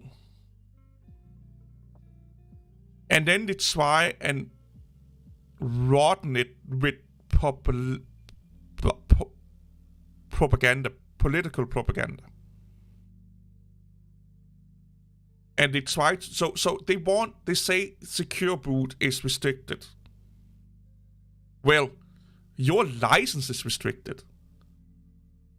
You are telling us what we can and can't do, and you are really, really adamant about what we can and can't do. So, okay, secure boot is a restriction, but so is the GPL. But yours is a good restriction because you're doing it for the betterment of the code, for the freedom of the code, the openness of the code, but it's still a restriction. Hitler didn't do what he did, or he did what he did because he thought it was the best for his people. Richard Stallman and the company are doing this because they think this is the best for their people. But it's still a restriction. They're still telling me what to do and what I can and can't do. But they are the good guys because they know better. They're doing it for good. If a restriction is bad, it's also bad to restrict people, even if you think it's because of the betterment of the goodness of things. If you want freedom, if you want ultimate freedom in your code, software, and stuff like that, I need to have the opportunity to do something you disagree with. That's it. They should not restrict you to do anything. That's why I love the BSD and MIT license.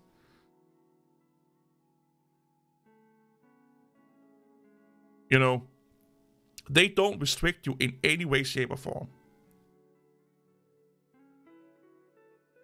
Well, he's acting and using a lot of the same wording, terminologies as people like him did back in the day. This whole propaganda shit here, quote unquote campaigns, is set up exactly as a scare tactic. Remove these things with ethnicity, you know. And that's why I honestly believe that most of the things that's the toxicity with Linux comes from this fucking organization. I'm not saying they have not made great software. That's not what I'm saying. But they are the rotten apple that's spoiling the bunch. And it all stems from Richard Stallman. I said this in a previous live stream. I thought Richard Stallman at some point was a Russian plant. Like a Marxist Russian plant to ruin technology. Because a lot of the things going on with the way that the Free Software Foundation wants things to be done, that's almost a fucking copy of Marxism and socialism. Just done in software terms, basically. But they are the ones determined when you're doing the right thing and the bad thing. At least proprietary software is honest about it. We own this. You're not really owning it. You can't do this and that, and you're paying for it. Like, they are at least honest about it. The Free Software Foundation is hiding behind openness, freedom, while then still being restrictive. And then still controlling what you can and can't do with the code. I'd rather talk to someone that's honest than someone that's peeing on me and telling me that it's rain. And I should be happy because of it. I'm not saying that I agree with proprietary software. I'm not saying that I agree with open source or free software. But I'd rather have someone being honest about what the fuck they are. Yeah, even Linus hate the Free Software Foundation. Yeah. the reason why they made the open source initiative was because of all the things I'm talking about right now. They were tired of the fucking politics. Richard Stallman made a fucking massive bullet point in here about what the difference between the Free Software Foundation are and open source. Somewhere in here. Is it community? I can't fucking... it's somewhere in here. Open source versus free software, something like that.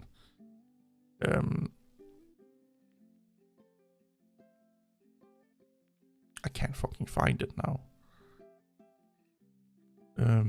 Is it education? Oh, that's licenses.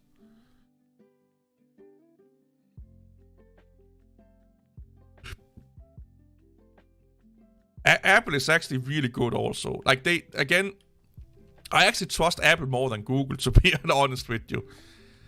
Like, Apple, they tell you as it fucking is.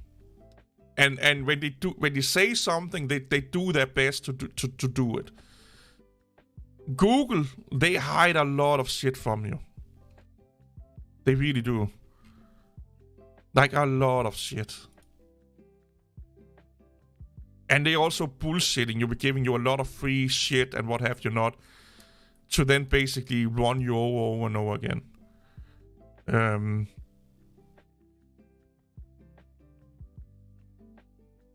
Here, this is the one I was looking at.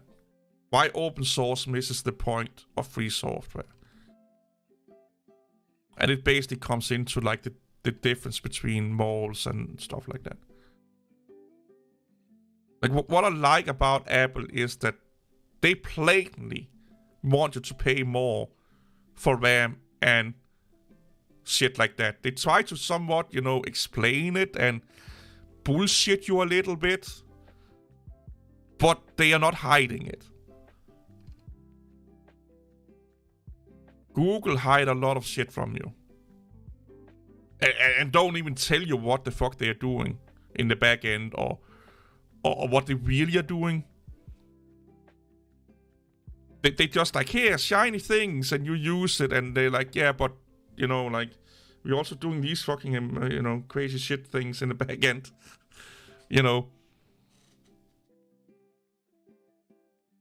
So do Apple, so do Microsoft, Google, so do any fucking website online. They do. There are no good company. You can't be online and have privacy. You just can't. Yes, if you want to be on a private network, make your own internal network that has no connection to the outside. Don't have a credit card. Don't have a bank. Don't go shopping. Even with money. Like real fucking physical money. Because there's surveillance cameras in that fucking place. And they can easily figure out how much money you spend on fucking condoms. Strawberry flavored condoms. Or toilet paper. This whole privacy thing, online at least, if you keep it tech-wise, has never been a thing. Can never be a thing. Will never be a thing. If you think you can be private online, you are living the massivest of massive, if that's even words, of illusions.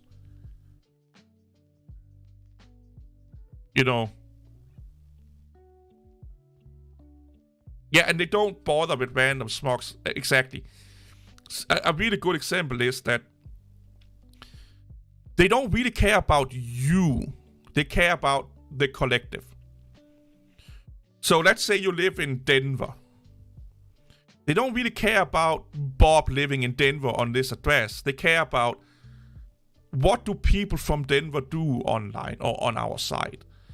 What do people from this street in Denver do online on our site?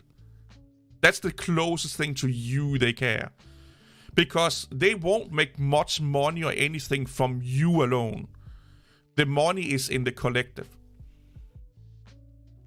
It's better to target advertisement and shit like that to thousands of people instead of one.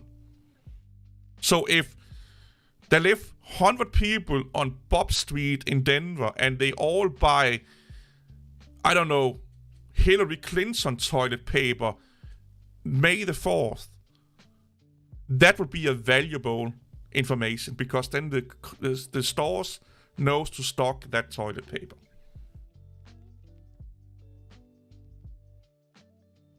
That's the closest they care about you.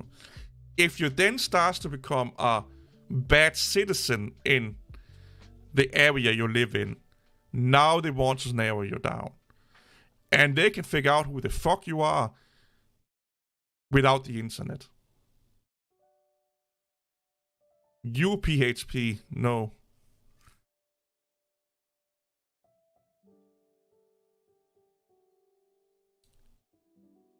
Every code is traceable. It's just a matter of time and money. And if it don't work with code, they go back to what they did before the internet. Good old-fashioned human engineering. Social engineering. If you want to hide, if you want to be alone, go into the woods. Buy a place of land somewhere. And even that can fucking be tracked. But go to Antarctica or something like that without anyone knowing it. Live on the street. You know. You cannot sit here and be a techie online and think you are like, you know, yeah, you're living in a cave and nobody knows who the fuck you are. But I'm using 10,000 VPN and redirects. Yeah. Within enough time and money, they can figure out who the fuck you are. Or you need to have, like, you know, resources like only countries have to hide, you know. Like if you were like part of the CIA, NSA or something like that, yeah, probably. There you can be anonymous.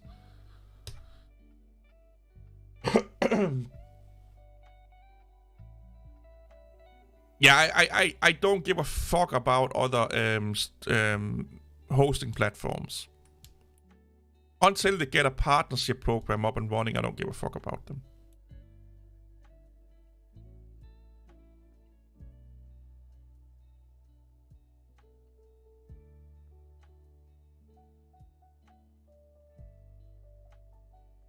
Hey, every company, like, when a company becomes big, they are doing illegal shit, or at least on the fringe of illegal shit. Like Apple is a country, Microsoft is a country. That's how you should look at it. And every country on Earth do illegal shit. You know the term enhanced interrogation. You know, like. Yeah, I would not be surprised if Apple have done illegal shit. But here's the thing.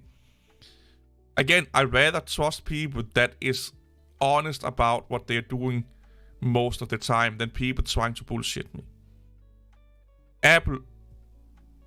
Google and the Free Software Foundation are masters in bullshitting.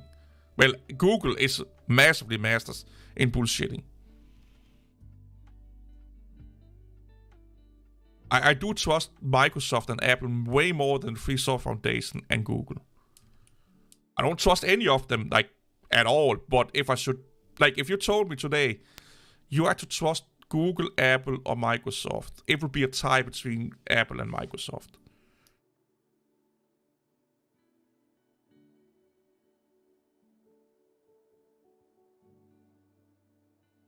Well, Discord servers are more like clubhouses. You know, they are clubhouses that the owner have lended by Discord, from Discord, and allowing you access to.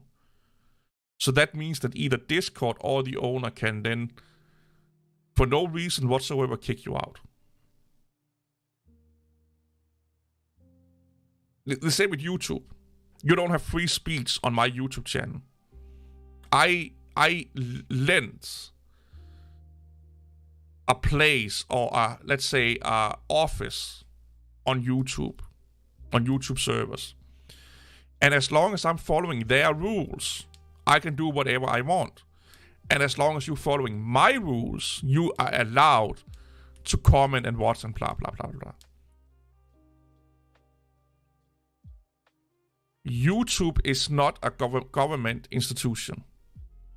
It's no different than me going to a office building and say, I need a conference room for 5 hours. And they're like, yep, that's fine. You can't smoke indoors. Other than that, do whatever the fuck you want. And then I can put a sign up. You can't smoke and you can't run naked around. But do whatever the fuck you want. So it's their rules plus my rules. That's what YouTube is. I'm so fed up with the free speech fucking bullshit that people that don't understand what free speech actually mean are using.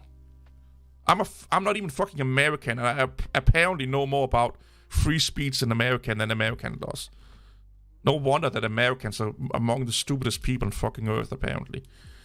You know, or at least like the younger generation are.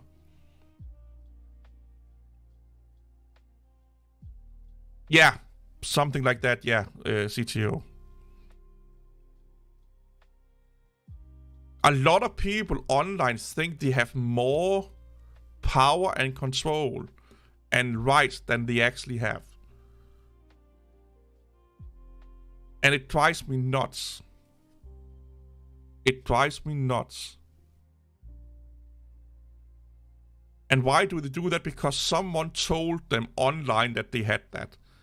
And because people are lazy and stupid nowadays, and they like what they hear, they believe it.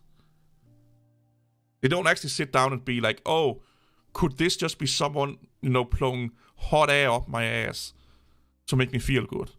Which most of the time it is.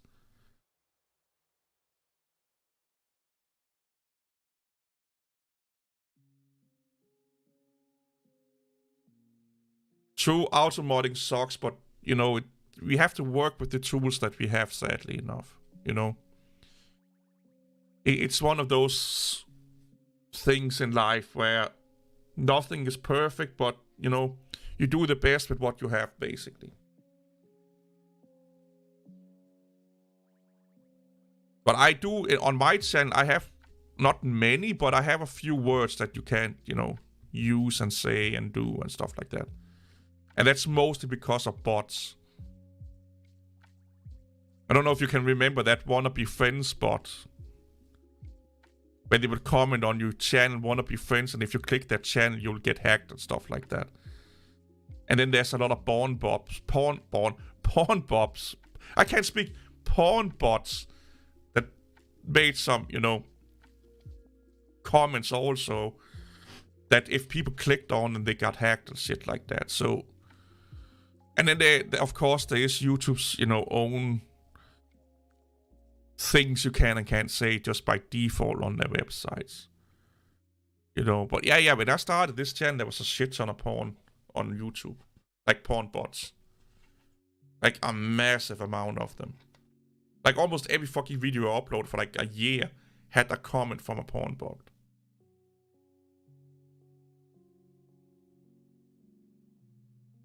And then you have, like, I disabled links because then you would have like stupid ass fucking idiots coming on to a channel and be like, oh well, you're an idiot, this guy does it better, and then link someone random fucking person on in the chat because they like him better for some, or her better for some fucking reason. Or they will link to their own channel and stuff like that. Yeah, take care, man, and go have a good day, man. That's why if you post a link, it gets put in my spam folder. And that don't work that well. So that's like, again, we have to work with the tools we have, like sometimes, I look at my spam folder every fucking day and there could be nothing in it. And then like a month later, I get like 5 comments in there. That's not bad. It could just be that there's a link in it, or they used a word that could be misinterpreted by YouTube and shit like that. But I don't get that notification like before like a week after, something like that, because it's so fucking broken. I don't know how many comments I have approved that is like not a year, but a week or a month old that I have not seen before. It just randomly pops up in the spam folder. And then people are like, oh, why the fuck are you not, why is my comment not showing up? And either you did something that YouTube don't like, or it's just because it's broken. Like, we have to work with the fucking tools that we have. And the whole YouTube comment section is a mess to moderate. And their spam folder thing they have is still a massive mess, man. It's like... It's really bad. It's really, really bad. And 9 out of 10 times when there's issue with someone's comment, it's because of YouTube and not the streamer or content creator. It's because YouTube's backends are doing some crazy shit. Like they are banning you because, like, here's the thing.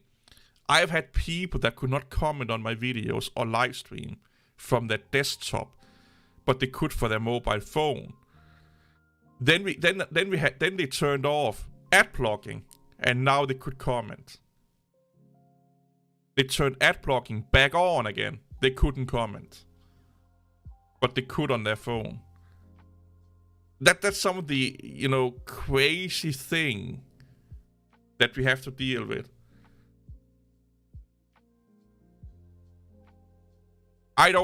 Here's the thing.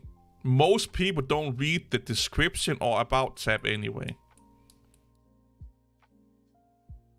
I personally like both, but I have made videos where I'm like, more information in the description, and nobody fucking clicks it.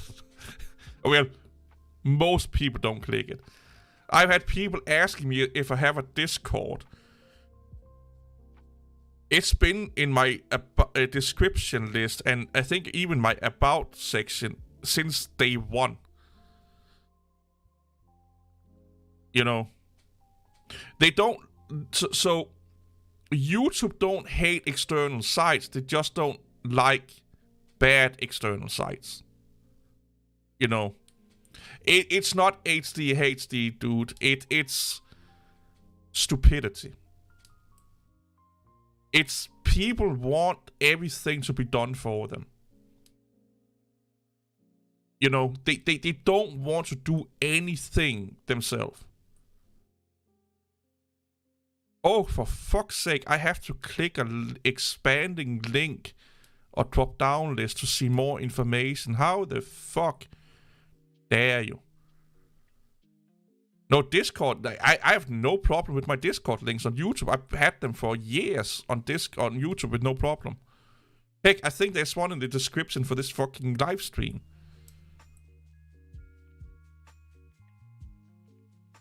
But yeah, people, they just want... First of all, people think that they are the most important person to ever exist. Therefore, you should bend over backwards to satisfy them. They also think that because they watch your content, they are more important than anyone else. Well, again, it's not the individual that matter, it's the masses, Yeah, main character complex, exactly, yeah. Like, it's not you individually that matters, it's the collective viewership that matters. Like, it's not one subscriber that matters, but it's thousands or hundreds of subscribers that matters. So yes, you do matter as a viewer and as a subscriber, but you matter as part of the collective.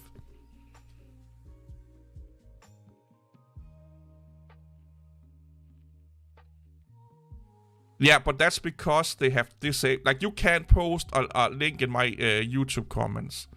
You can't post a link in here either, because I disabled links. Because porn bots was posting links on videos. And a lot of YouTubers don't allow links to be posted. A lot of YouTubers don't even like Discord to be mentioned because people will promote their own Discord without asking. So they just ban the word Discord. You know.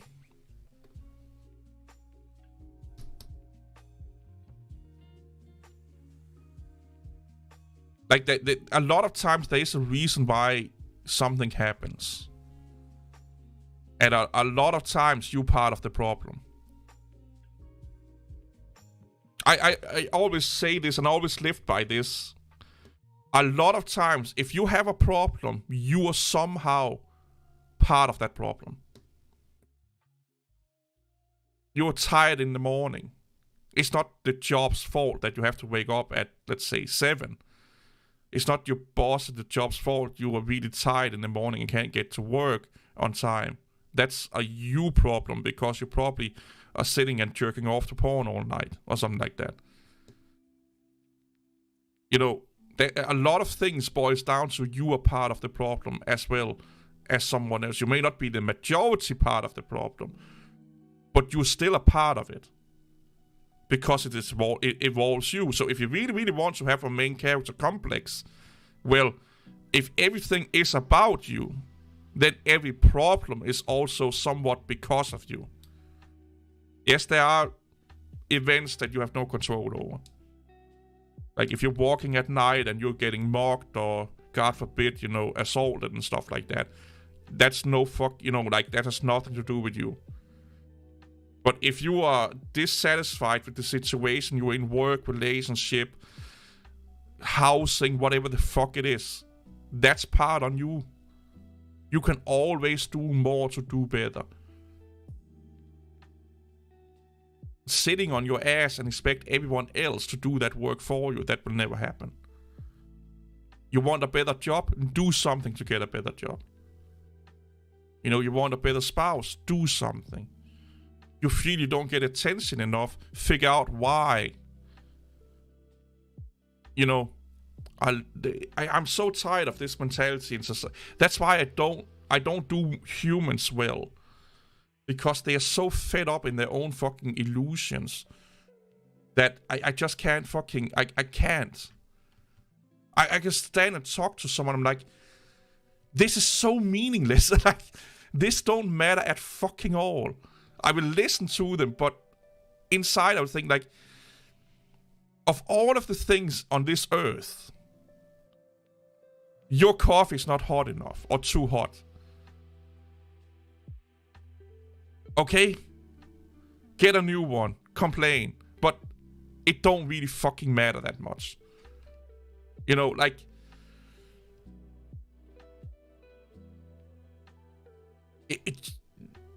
Some people watch. I don't do that, but... Just walk down the street. Like in a busy street, and then... Like snoop listening to what people are talking about. Most people's problems are not fucking problems. And I hate that shit. I hate it. They just need to bitch about something. Because they want to feel important. That's basically what Karens does, you know, if you think about it. They feel so unimportant that they have to make themselves important. And they do that by being massive Karens. Which we then laugh at and stuff like that. Oh, crap. Did I just fucking ended everything here?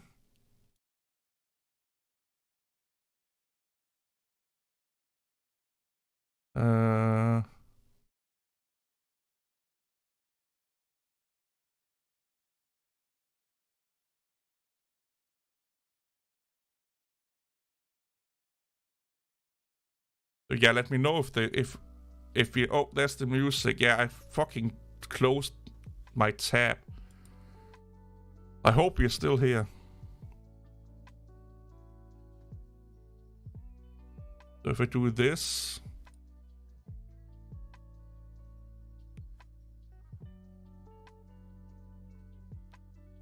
This is why I'm stupid.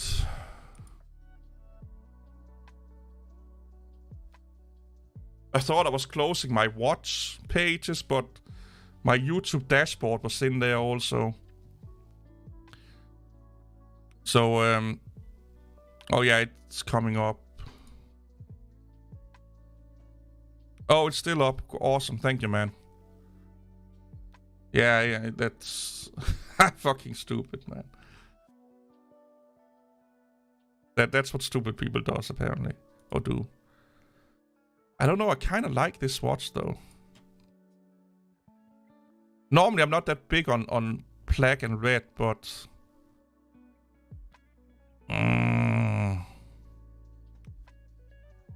Dude.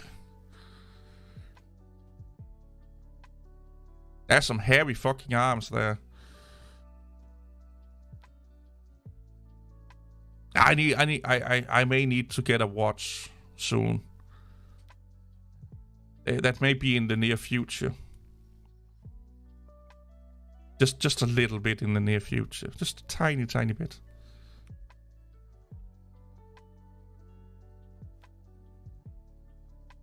I don't know.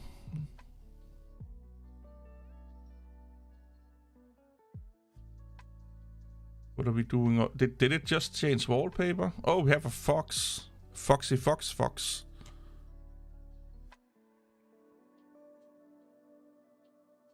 Oh, yeah. I found this the other time I was streaming. This is the biggest fucking bullshit I have ever seen in my life. Look at this here. This is apparently a programming language. Okay? It cost $130 fucking dollars.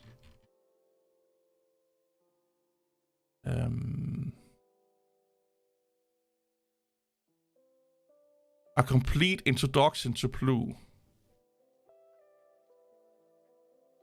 This is all it fucking does.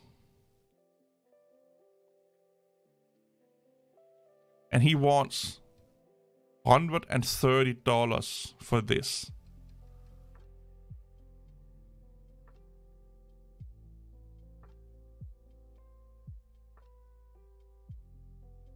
This is a complete introduction.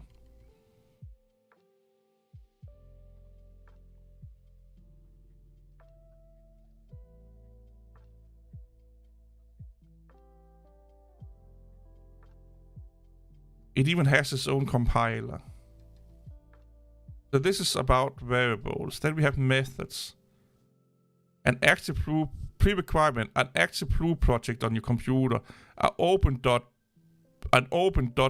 file in a text editor of your choice, the Blue compiler. This is how you do a method.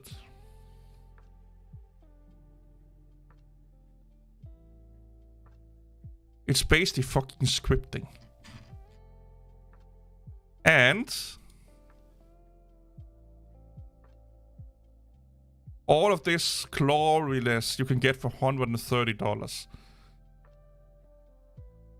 By the way, they make a Linux distribution on Arch, selling it as a user-friendly alternative to Linux or Windows, sorry. And if you do buy the $60 physical edition, which is basically just a cardboard box apparently, with a really like, he couldn't even fucking spend money on a fucking ink printer.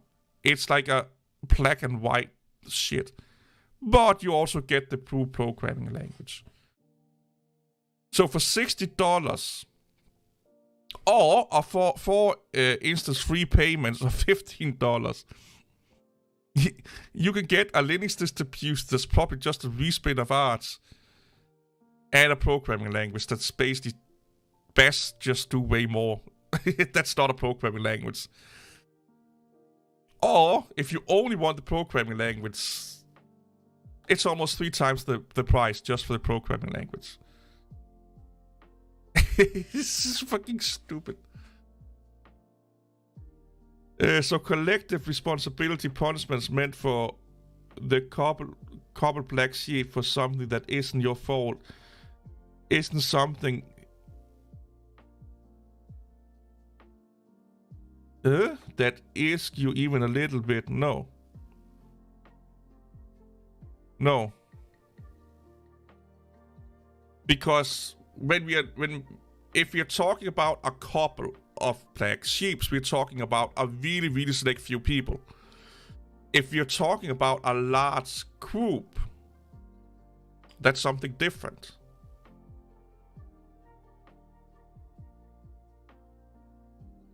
Massively different. Then you punish the large group, and that means that the good people also get punished. But here's a prediction that I rarely talk much about, but I probably think is right. I don't know this for a fact, so don't bear with me a little bit here. I honestly think that on the desktop, not professional, but on the desktop side of Linux, there are more toxic people than non-toxic people. There are more idiots than non-idiots. All the quote-unquote good people are the minority. That's just a notion I gathered from over 20 years dealing with the Linux desktop. That most, let's be generous here and say most active Linux users, so people that consume content, that consume forums, that consume social media, are toxic. Because that's the picture that we are getting. And like I said, you are sometimes, or a lot of times, part of the problem. So, how can I remedy this not doing Linux? You know, I'm part of the problem. I do Linux content, that's part of the problem. Yeah, but that's what I mean about Linux content. Comments, sorry. It don't help to ban them. It don't help to tell them to, you know, fuck off. So I can remove myself from that toxic situation. I don't know who Freddyverse is. And I probably won't care. So again, like I said, if I choose to stay in that environment, even though I hate that environment, well, then part of the problem is my own fault. You get what I'm coming at here? So, I have to remove myself from that. So I'm not part of that problem anymore. If they then follow me around, then I'm not part of the problem. But if I stay, I'm part of the problem. Because it's like, I don't like being in this house, it smells, but I'm still staying here. Well, then you're part of the problem. I don't like what you were talking about because I don't like the sound of your voice, but I won't leave, then I'm part of the problem. Because I could just leave. I could just remove myself from that situation. If I don't like your jokes, I could just remove myself. I don't have to listen to them. Or be part of them. If I think you are a bad person, I don't have to be part of what you are doing. I can just remove myself. But if I choose to stay, well, then I become part of the problem also. Again, most people don't think more than, like, I call it the onion rings. They only look 1 or 2 steps ahead. Or 1 or 2 chains ahead. And if it's not directly in front of their face and directly impact them, they think that nothing, it don't impact them. It does. Or if they are not directly in fault, they are not in fault. They sometimes are. Depends on the situation, of course. A lot of people could learn a lot from fucking chess. And checkers and stuff like that. Not learning to play the game, but the thought pattern of looking forward predicts what's going on. Why the fuck is this not working? There you go, thank you. Most people that lose in chess is not because they're stupid. It's because they only look one move ahead. Just like most people only think one issue or one problem ahead. A little bit like I talked about it coming up, you know, being tired in the morning. Well, who requires me to get early up in the morning? My boss, therefore it's my boss's fault. It's not because I'm a slob and don't go to bed in a normal fucking hour. Or that I go out drinking every fucking night. That's not the issue. It's my boss because they require me to get up at 7 o'clock. It's part of the problem, but you are also part of the problem. That's the other rings or chains in the chain. And that's why a lot of people loses in games where you have to predict, move, or think ahead. It's because people don't think ahead. You know, and it's sad. Well, I don't know. Well, it is sad. Because you're selling yourself short. You're not utilizing the potential that you have. You're on purposely making yourself look stupid. And to me, that I don't like that. I think that that's a disservice to yourself as a human. Why would you put yourself in that situation? Something I hate. I hate this with a passion. If I'm talking to someone and they want help or out of a situation, but it requires them to sacrifice a little bit or do something extra, and they refuse to do it because it's inconvenient for them, that bugs the living shit out of me. Because they want everyone else to do the work for them, and then they don't want to do anything themselves. There's excuse after excuse after excuse.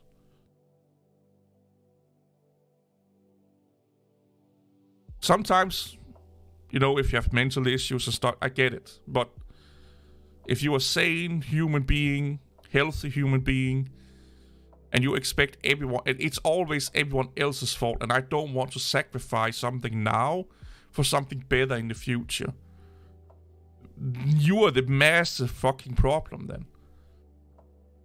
And a lot of people are like that nowadays. Like a good example. It's a good problem to have, don't get me wrong, but some people don't want me to stop doing Linux content. I got emails not to stop making Linux content. It's a good problem to have. It's a really good problem to have. But what about me as a human? You know, what about it affecting me personally? They don't think about that. You get what I'm coming at here? So they rather have me or someone else be miserable to give something that gratifies them. Which is a normal human thing to do. Don't get me wrong. And it's a good problem to have. That means that people like what you're doing. Don't get me wrong here. But if what you are doing makes you miserable, and you don't do anything about it, well, that's why I stopped making reaction videos to Linux content. I love making them.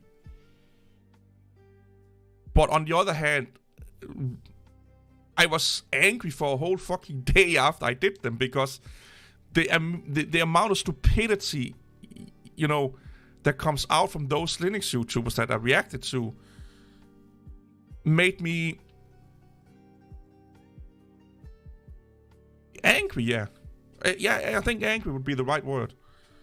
Not like boiling egg, but frustrated that why are these people being listened to so much, and why don't they fucking look at what they're doing and saying and blah blah blah, all that shit, you know. And I just felt bad. You know, I was not happy. But people loved it. Like, most of my subscriber growth came from reaction videos. Again, it's channel suicide not to do them. But it made me feel bad. I was not happy. I was getting depressed doing them. So I could either continue and be miserable or stop.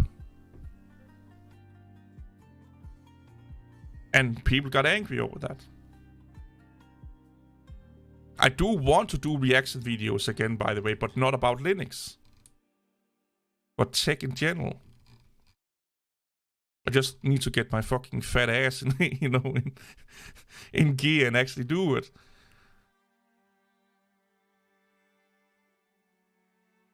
Maybe some Mac video reaction. I don't know.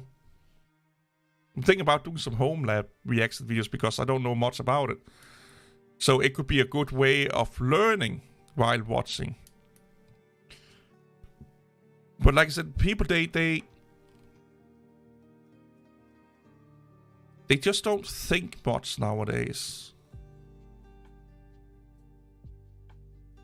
And we need to fucking think more.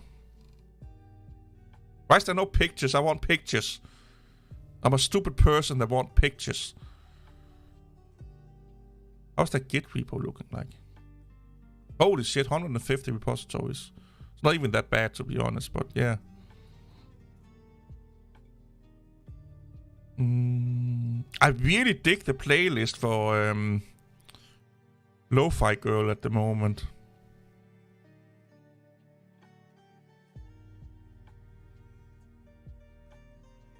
Oh, 4 hours ago.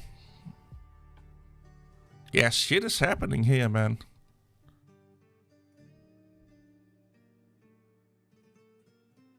I haven't tried MX Linux in forever. Is Conky done in Lure?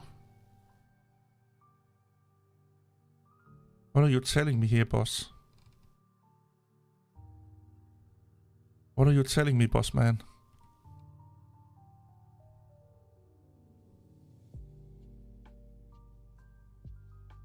Oh, it is? Nice.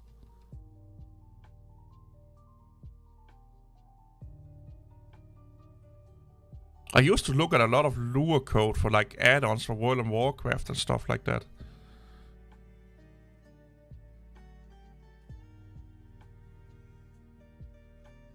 But I never like messed with it. But this is Bash. Let's do like this one here and see what that's doing. Yoink. There it is, Lure.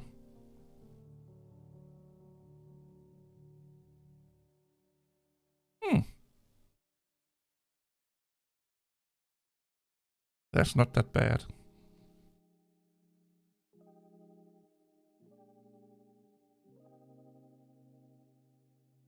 I used to love Lure. Or not Lure, Conky.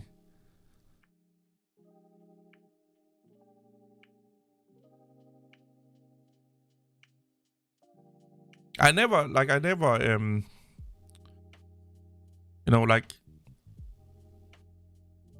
played with it. Or I don't know if you call it play with it, but I think I fixed some variables once in a while in like an add-on. And that's it. To change the values because they were unbalanced or something like that, or change the color of a font or something like that. I never just done stuff in it.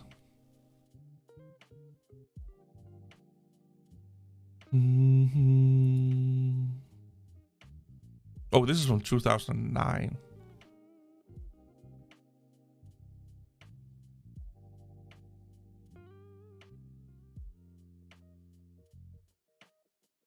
It just seems like simple enough.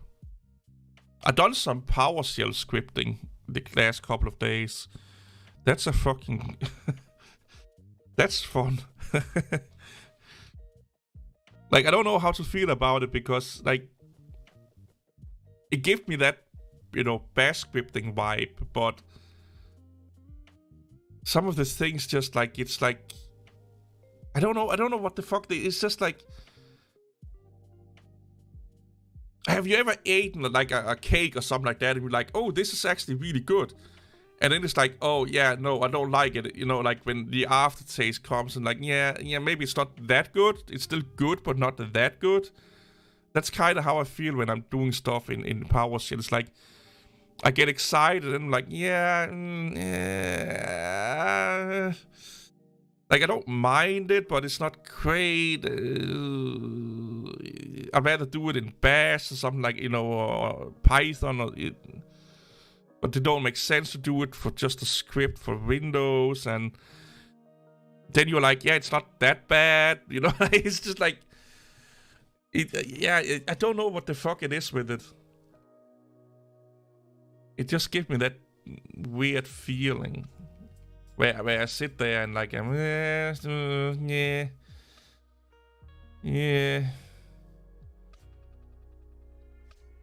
And then some days I fucking love it.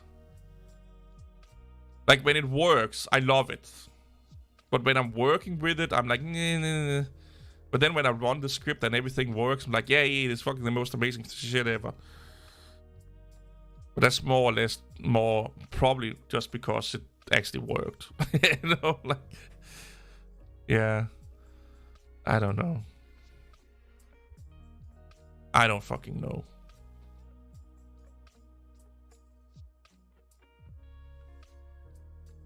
Oh, QT. Oh.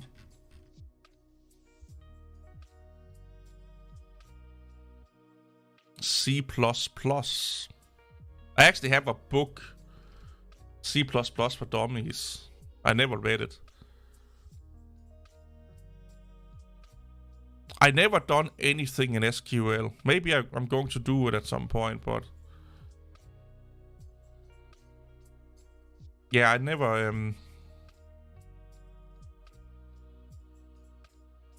That's a lie. I think I messed with it when I was like fucking a teenager or something. No, not even a teenager. I think I tried to do a SQL server locally one time without any fucking internet or network whatsoever. And then I just basically, I did it for like 2 minutes and then I gave up on it or something like that. I don't know. I just remember fiddling with it at one point.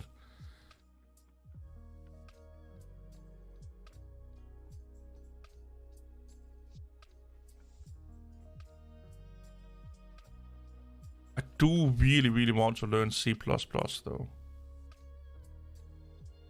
I just don't have a need for it. I only do stuff I have a need for. If I don't need it, I don't do it.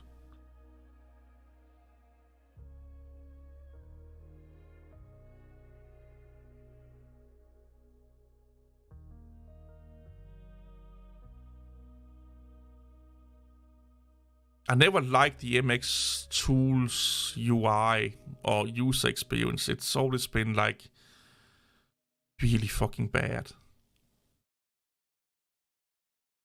Like this is something you do like when you learn to code your first program and then you like just throw something together in a UI like this. Like entry level UI design. I'm probably not in the majority about this thought, but I do think that UI and user experience matters way more than people think it does. It's like having, nice clothes and not nice clothes. You want to wear the nice clothes more. So if the program is intuitive and look nice, you want to use it more. Or you don't feel so alienated from it or something like that. I just notice when I look at people using their phones and stuff like that, they bitch and moan about meaningless things if they don't like the program they're using, like the look of it, or it's too complicated, or it looks like it was from 10 years ago. But if it's really nice, they tend to not bitch and moan so much. If it looks like nice and the experience makes sense to them. But maybe that's mostly more just on the handheld side, I don't know. I'll rarely look people over the shoulder when they're using their computers. That's a little bit extra creepy.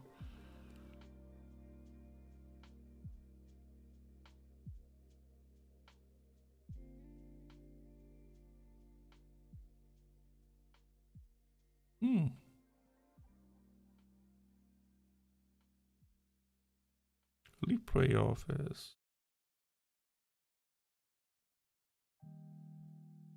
Funny, funny, funny, funny. What other distribution can we look at?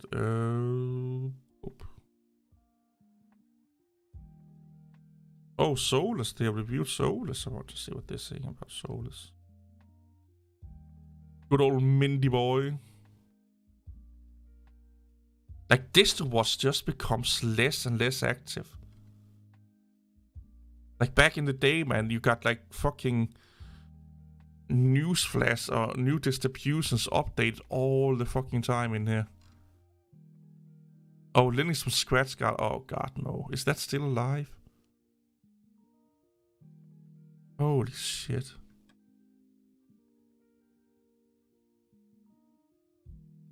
Please tell me that's not true. You can't learn a programming language together. It's not like, you know, you're sitting around the campfire and, you know.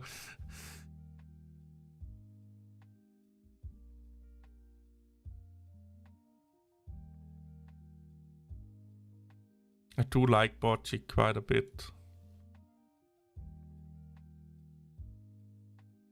Did they move it over to what the fuck they were talking about, or are they still using the GTK toolset?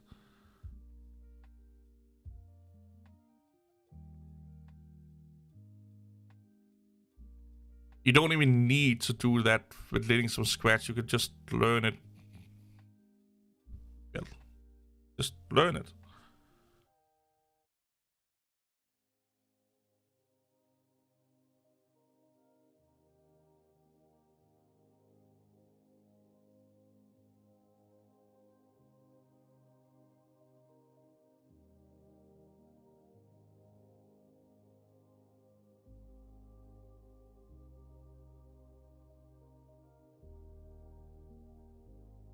Are they still using the same? Yeah, they are.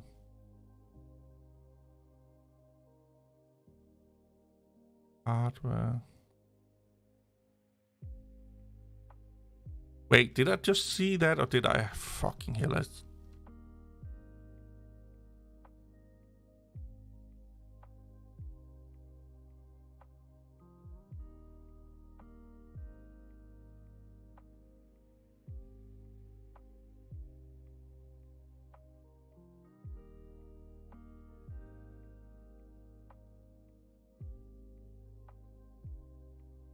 Yeah, I don't think they will ever kill off Leap.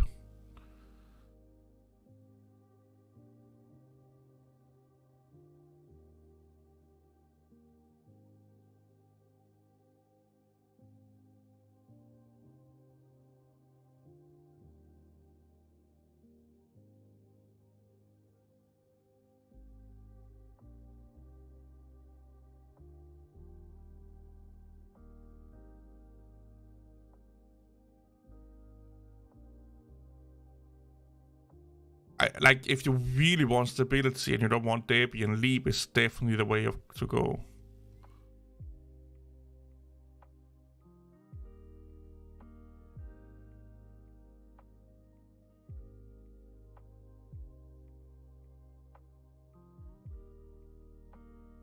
I do like my open source.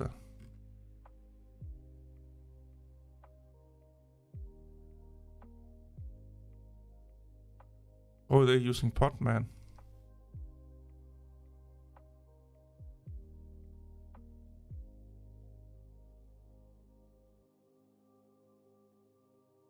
I haven't been in here in a long fucking time.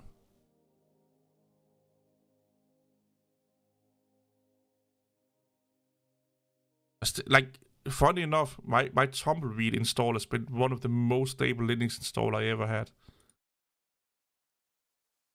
Oh, Jesus. This distribution does make my fucking bullshit balls tingle like a motherfucker.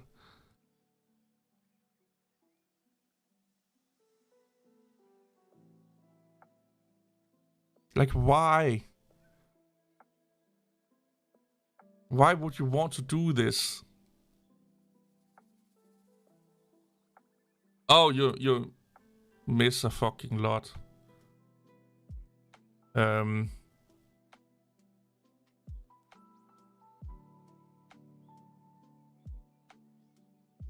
not complaining, I'm just ventilating, basically.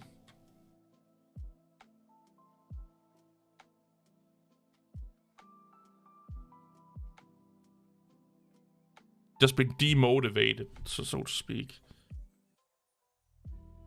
Getting fed up.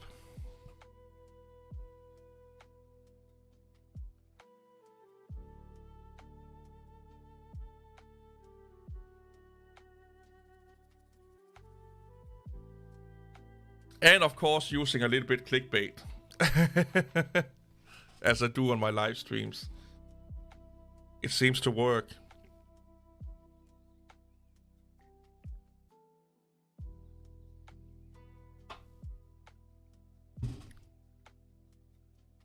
No, it's not January blues. It's been going on since November last year.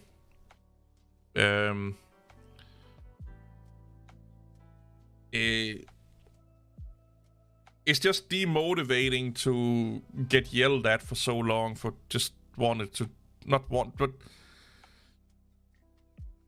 this is the thing I don't get. I could understand people yelling and screaming if I was using you guys' money, you know. But what I do with my money and my time, that should be nobody's fucking business. And then I went into like a, you know, self-destruct mode of my channel, basically, to get rid of all those fucking pesky Linux users. And then when you go into your analytics and you start to see, you know, your sub counts go down and down and down, it's also a little bit demotivating, of course. But I know why it's doing it, but it's still demotivating to see that. And then you try all your best to explain your viewpoints in a video. Like you would do it to like a 5-year-old fucking child. And you still get yelled at. It's just like, and it's fucking always the Linux users. It's like, or the Linux fans, or what you will call it, and it's just like, should I just fuck it all and then start over on another channel, and then just anything that has to do with Linux just gets fucking no fucking way, you know, like, just the word Linux is being banned from the channel. Like, that's where my headspace is at, like, either delete all Linux content from my channel or start a new channel that's doing the exact same shit as I'm doing now, just without Linux. You know? And I recorded a video explaining it, and I'm like, you know what? I live stream it. I think I will live stream it instead. And then I will leave this live stream public. Normally I would, you know, put it into members only mode.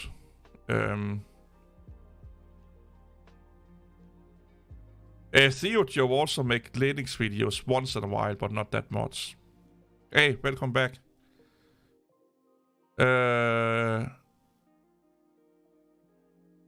Or Windows 10 is like for next year, dude. Next year. You can still run it up till next year.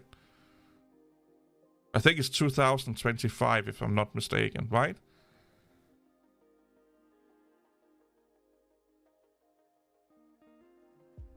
You can be creative and work in graphics and videos on both Windows 11 and Mac.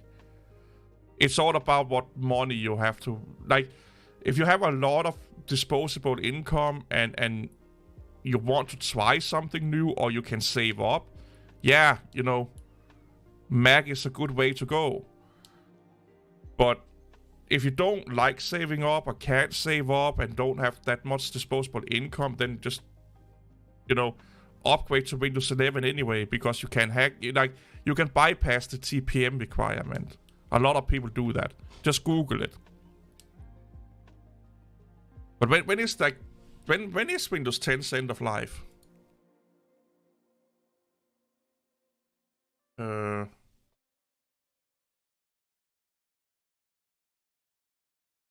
It's Yeah, 25. Yeah. So you have like a year, over a year still.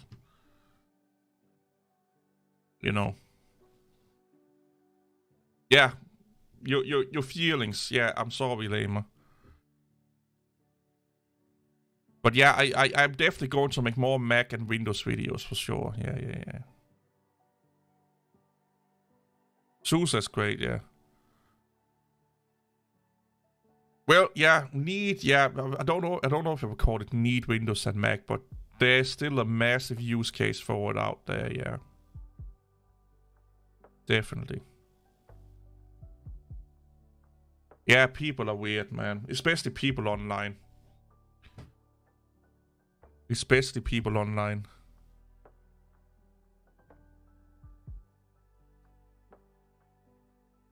But it is what it is, man. I just need to go over my Linux content, and then I think I only will keep the popular Linux videos and then get rid of the not so watched and not so liked Linux videos. So the majority of my content is not Linux on my channel, because I think that's the problem, is that people find my channel because the majority of videos are Linux videos because I've done it for so long. And then they're like, why the fuck are you not doing so much Linux anymore? Or, why are you saying all of these things? And it's like, well, you know, I moved on. I'm tired of you bitching and moaning, people. Yeah, Linux people are weird. It's the closest to, like, at least for me, it's the closest to a toxic fandom I've ever been. Like, I never met anyone so toxic as Linux people. I really have not. And I've been in all kind of fucking communities.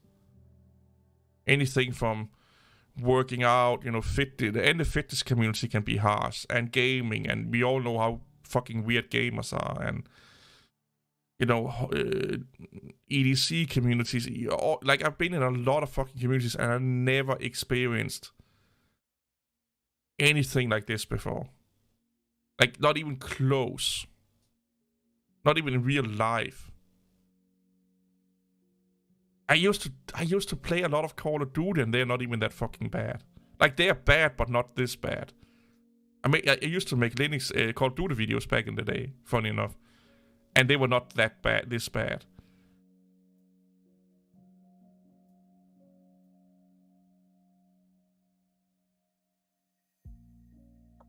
Oh yeah, gnome people are fucking mental. Yeah, they are. You just can't have a difference of opinion in Linux anymore, which kind of defeat the whole purpose of Linux. Because Linux is popular because people have difference of opinions. That's why we have all of these fucking distributions and stuff like that. But you can't have a difference of opinion with Linux itself. How dare you? Yeah, it becomes a religion. It becomes a cult. It becomes the... Like, I see Linux people like woke people. You know, if you go on to a social media and all they can talk about is what fucking political party they voted on, and, you know, shit like that, you know, like, meaningless shit is the most important thing for them, basically. What ethnicity they are and all that fucking proud, you know, whatever, voting for whatever, you know, and it's just like, I don't give a fuck.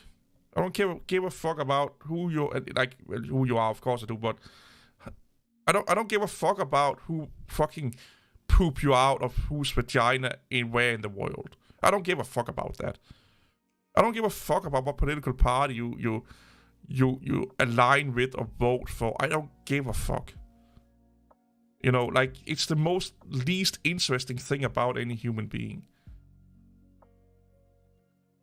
Like, all of the least interesting things about a human is what a lot of people, at least woke people, go are the most important thing about them. That just tells me how boring they must be. Like, they must be really boring people if that's everything or all they have in their life. is their Twitter bio or X bio, as it's called now, or their social media is like, I am this, from there, doing this and voting for this and promoting this little thing that nobody have heard of and eating this and this special pizza, drinking this special IPA, and it's like, who gives a fuck? Like, who gives a fuck if you eat meat or not? You know? It's like, just get a fucking life or something. I don't know what to say. Like, it's like, I just can't deal with people like that because you cannot talk to them. Because that becomes their whole life. Like, if I see someone like proud Linux user, open source advocate, I'm like, I don't give a fuck. That's not why I want to talk to you. We can talk Linux, but I don't give a fuck about that you are proud Linux advocate, an open source advocate. I don't give a fuck. Nobody gives a fuck.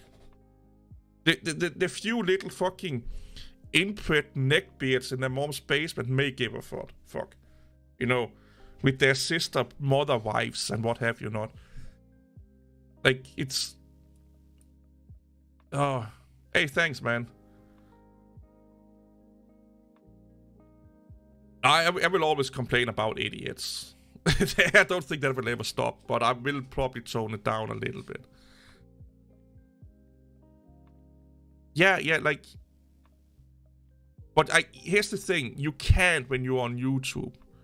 Because you have to, like, I have to monitor the fucking comment section. You know, I have to moderate it. You know. How do we celebrate? It says here, let's celebrate their first super chat on the live stream. How do we do that? Like this? I don't know. But thanks again, man. It takes a little bit while before the Streamlabs gets in the know-how. There it comes. And Laura get kicked a little bit in the butt. The sweet little butt. Yeah, I've thought about it, but here's the thing. YouTube punish you for that. You know, you lose engagement, basically. So you get punished if you do it. And it's... Like, had I been a massive YouTuber, I would have done it. Yeah, of course.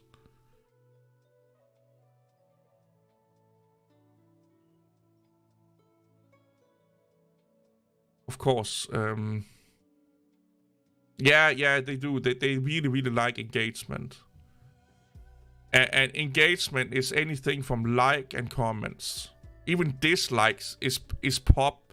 This is how crazy it is. A dislike is just as good for your channel as a like or a comment.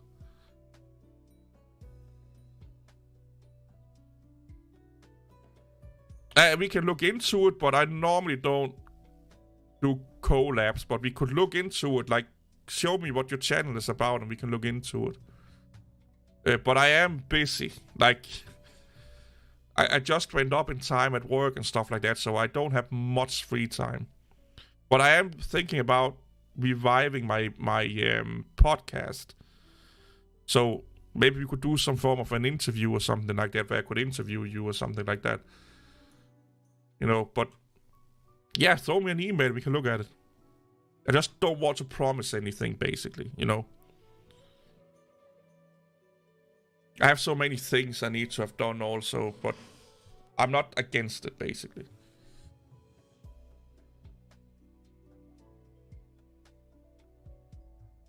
Yeah, complain together, that could be fun, yeah.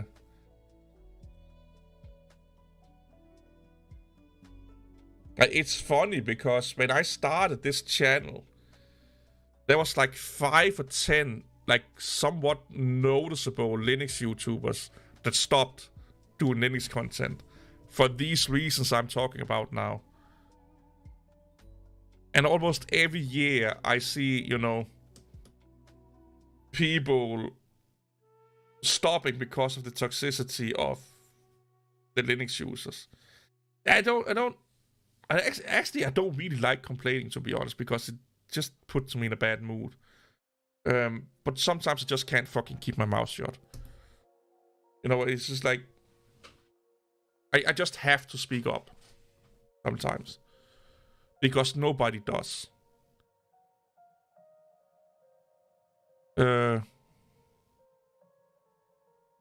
Open source guy. Yeah, I think I remember that one. Yeah. Why did you change your name? Yeah, I used to. Like back in the day, I used to stream every New Year's. I don't think I did it this year though. Well, I should remember it. It's like a month ago. Yeah, but I didn't stream this New Year. I think I streamed between New Year's, but I'm... Oh, you were bored? Yeah, I get that, yeah. Yeah, I think I was just watching Netflix this New Year, but normally I would stream every New Year, yeah. But then again, here's the thing with me, I don't remember things that's not important to me.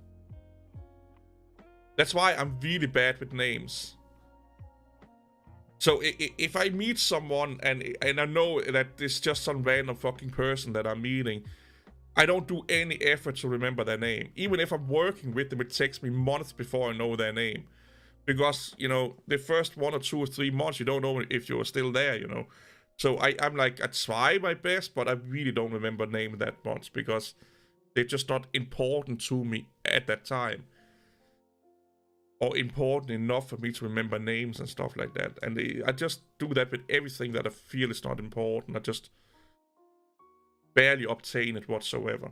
Sometimes I can't even fucking remember what I got to eat last night. Because it's not that fucking important for me. Like, if I sit down and think, I can remember it, but it's not like, if you ask me, what did you eat yesterday? I'm like, oh, this, you know, like, I have to think about it a little bit. I've been that, like, most of my life. Like, I just don't do it. Like, I know it's crazy, but like, yeah. If it's not important, I don't really think about it. I think about it in the here and now, but like, all of this we talked about right now, all of this bitching and moaning and all this shit, I will probably only remember half of it tomorrow, because most of it don't fucking matter to me. It just irritates me. You know? Human AI devices. Yeah.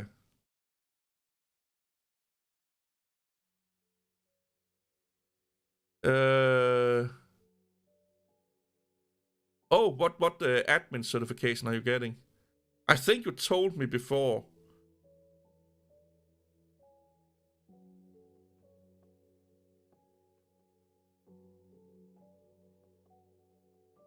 I was actually thinking about taking one.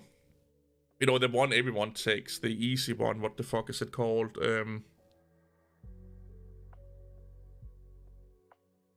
Not the red hat ones, but the one everyone takes without ever actually working in IT. Ah, okay, that's not the one I'm thinking about. But yeah, that's good, man. Go for it. Certifications is yeah, I think it's the Capita. Yeah, I think that's the one. Yeah, that's probably the one. Yeah, that's probably the one. Yeah.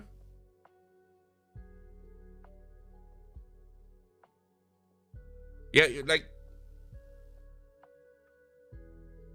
education and certifications for the most part are useless, but they do open a lot of doors.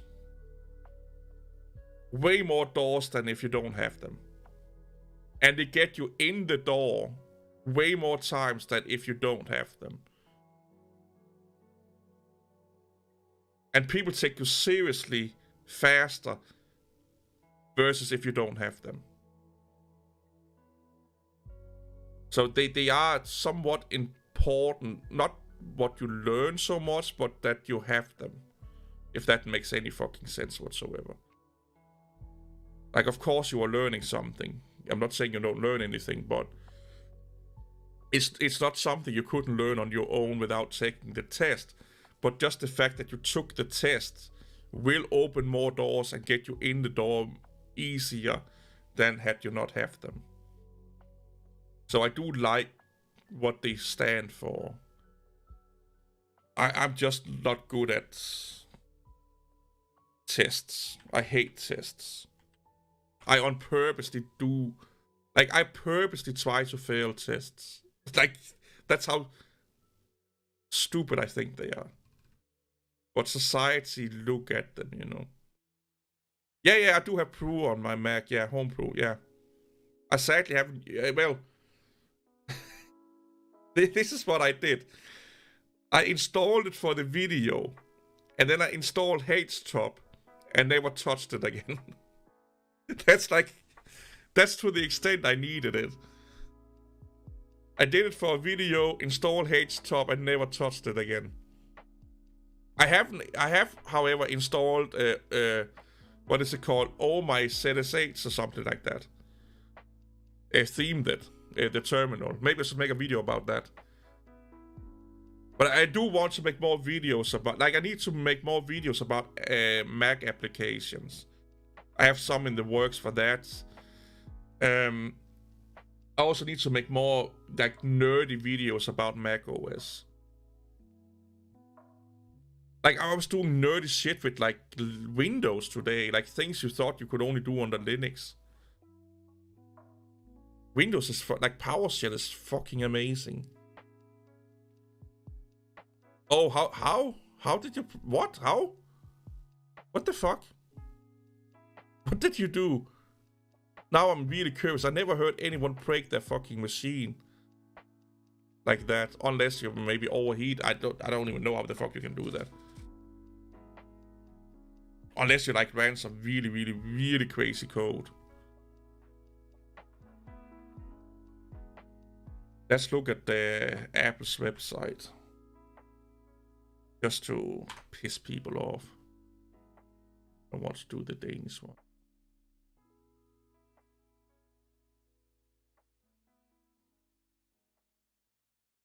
I will, like, the more I use my Mac, the more I fucking love using it.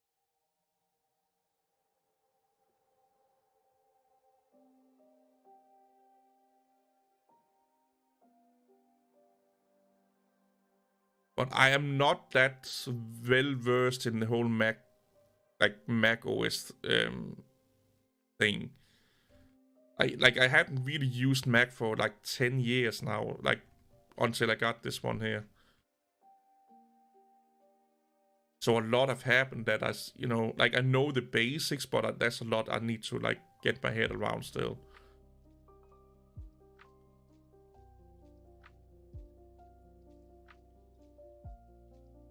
I wonder how much, like, a full-blown fucking decked out Mac Mini M2 Pro cost.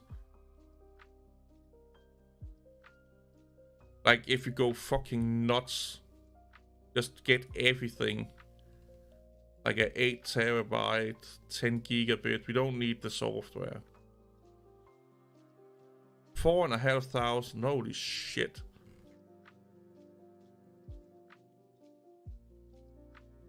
But this here, that's a fucking screamer, man. Yeah, that's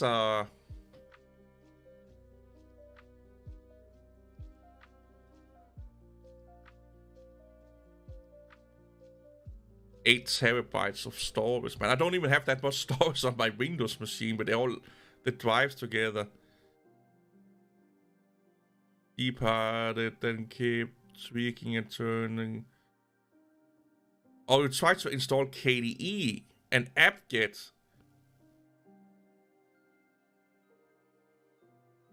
Holy shit. So you basically made it into a Debian distribution. Fuck.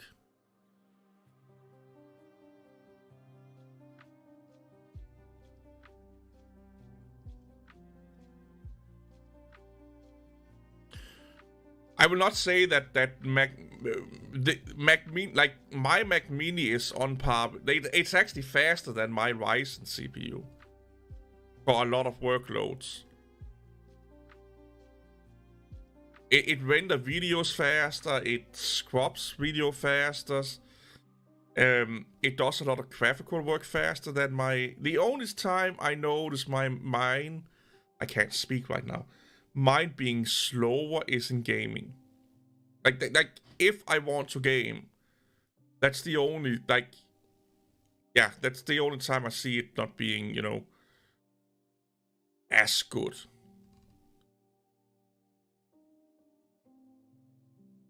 But I would say that it's a little bit better than my Ryzen 7600X. Like maybe 5% better.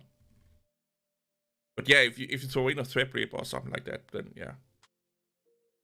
But yeah, the resale value is fucking crazy with Max.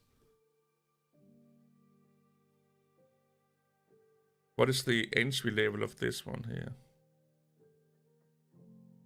2,000. So for a decked out Mac Mini, you can get the Mac Studio and save money. And you're getting more cores, GPU cores and neural engines. And memory, but not storage though. So yeah, it's actually better. It's better to... So if you're getting the highest end Mac Mini you can get and maxing that one out, it's actually $500 cheaper for you to just get a Mac Studio then. And you will get way better performance. So how much is this one here decked out?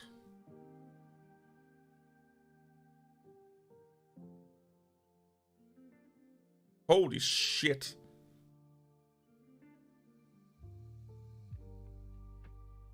Yeah, the gamers do get heavier and heavier. Yeah.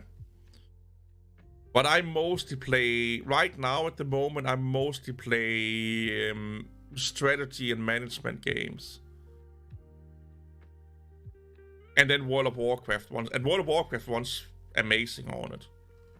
In 1440p. Like, if I played it in 1080p, it would be running like a fucking, you know... It would probably be running in 1080p as good as it will do in 1440p on my gaming rig. But I don't raid and all that, you know, do hardcore dungeons. I just casually play WoW nowadays. Damn, yeah, that's... Like, I really, really want a Mac Studio, to be honest. Yeah, I'm thinking about getting an Xbox also. I hope.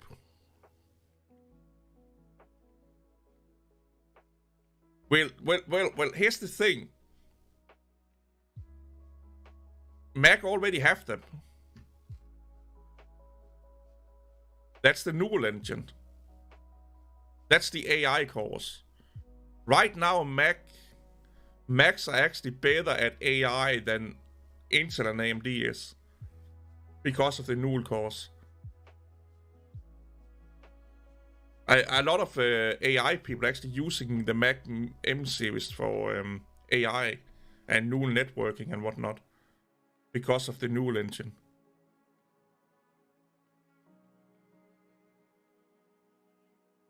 So, who knows? You know? But my issue with Intel and AMD is that they're jamming so much power into them, like, you know, like electricity into them. That, like, you almost need a fucking, like, glacier to cool them down or something like that. I really hope they can control the heat. Because my Ryzen CPU, it needs a fucking liquid cooler. An AIO. I don't care what the fuck you're saying. If you want to run it, and it's like intended ways without throttling itself and whatnot, you need a fucking AIO. Like, I don't care what you say. Like, I got almost a 500 megabytes, 500 megahertz upgrade in boost performances just by putting an AIO on my fucking, you know, my CPU. That's how hard it ran. And I bought like a entry-level air cooler. It could barely run it. It starts to, you know, throttling. Then a high-end air cooler. It was loud as fuck, but it could run it. But it really struggled, but it could run it. And then I got a cheap-ass AIO and it just run it like a motherfucker. And it's a little bit quieter, but it's still loud. They sadly are, like, this whole speed competition of more gigahertz and all that fucking shit is coming at the price of efficiency. Like, power efficiency. Basically, it's like they're having a engine that they can't tune more mechanically before it breaks. So they're putting more and more fuel into it. And then trying to amp up the cooling solution for it not to basically melt. That's how we are with like the architecture of the CPUs we have right now. They are so close to be like, you know, hey Nerdbug, how are you, man? I'm good. You know, we are so close to reach the limit of what this design can do. And that's why, you know, ARM and RISC processors are the future.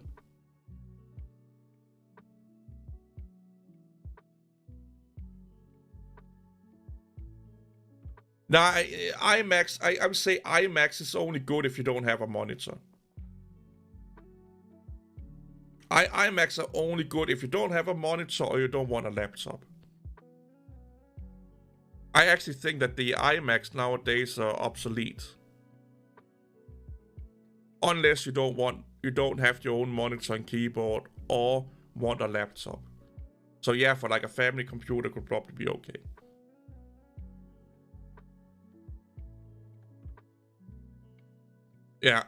Yeah, they every time the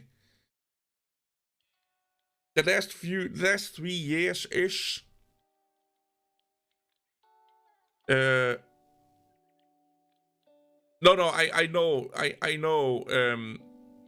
that, but I know the quality of the Mac screen, but you can get a Retina display from LG and Samsung that's cheaper, that gives you the same picture quality, or close to the same picture quality.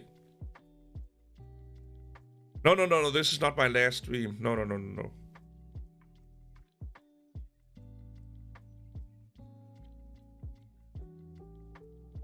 But if you don't need Retina display, I would not go with an iMac.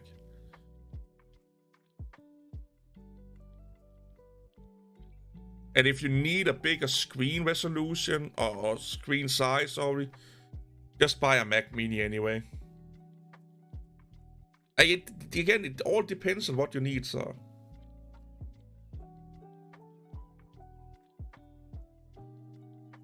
Like, the only reason why I didn't get an iMac, I already have screens.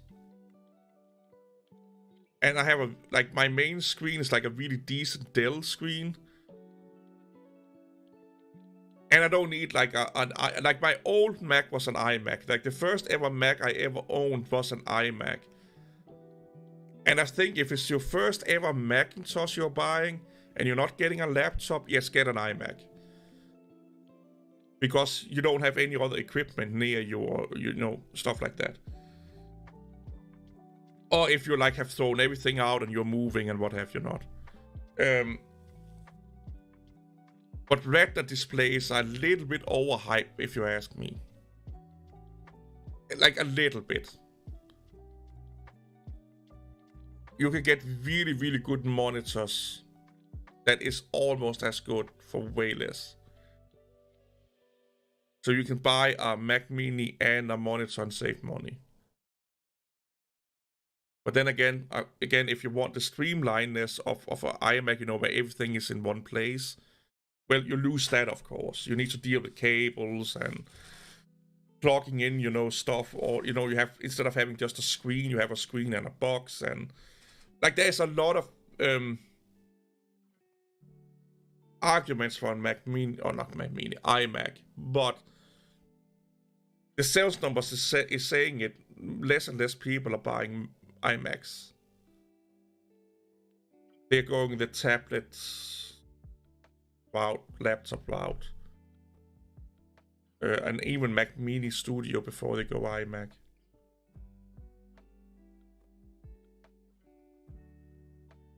But I do like the iMac because it was my first ever Macintosh I ever had. I think it was like a 2008, top of the line 2008 iMac I had.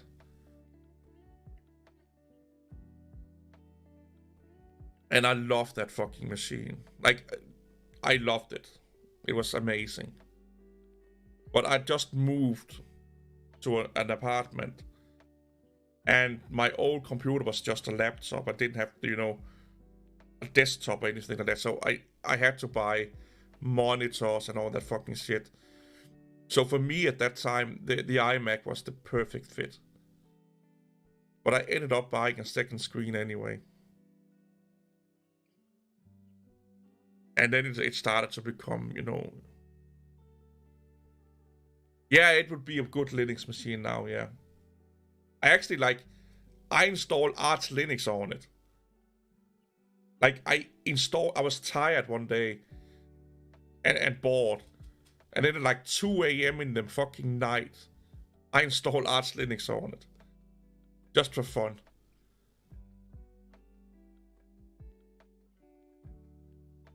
And I installed Windows, so I ran it with Windows for like 2 months, and yeah, I did a lot of crazy shit with that iMac.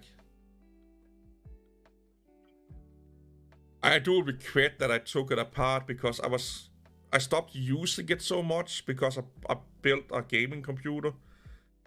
And then it basically just, you know, slowly I start using it less and less. And I was really curious, so I just took it apart, basically. Just ripped it apart. And yeah, I took the motherboard out, tried to salvage the CPU, because I thought I could put it in my motherboard I had on my gaming PC, but I couldn't. But yeah.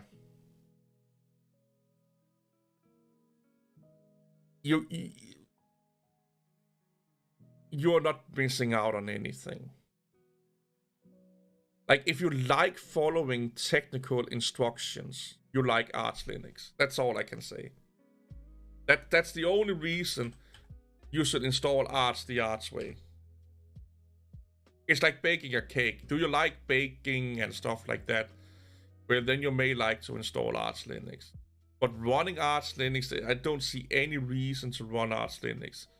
There's so many other distributions that do desktop Linux better than Arch Linux.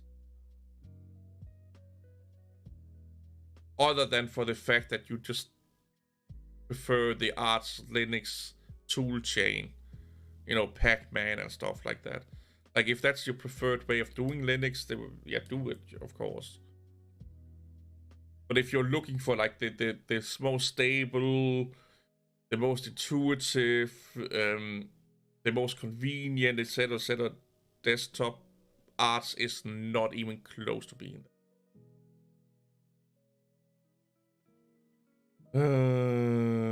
Oh yeah, Slackware. Oh fucking hell! I used to run Slackware as my main system for a while. Yeah, that was before they actually had a fucking package manager, where you had to hunt down all fucking dependencies and install them by source. That was fun. Them were the olden days. Like, the kids nowadays don't know how fucking easy they have it.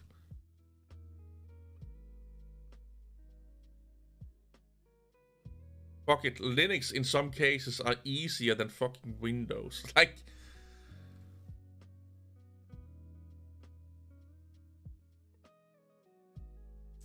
it's It's a funny thing, man.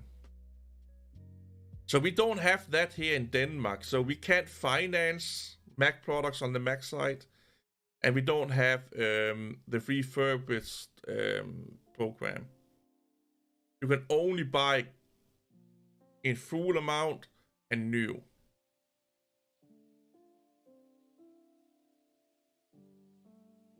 The financing I don't give a fuck about, but I wish we could buy, you know, like refurbished Macs from Apple themselves, but we can't. We can only buy refurbished Macs from other companies.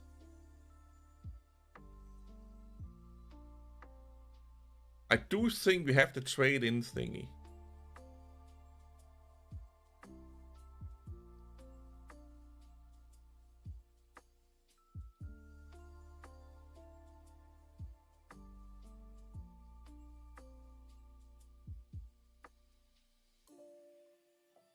Well, I could. So this is my phone. I could almost trade in my phone and get like a fucking another Mac Mini.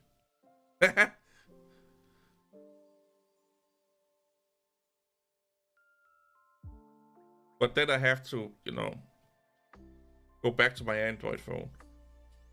Which I wouldn't mind at all, to be honest. It's actually a good phone.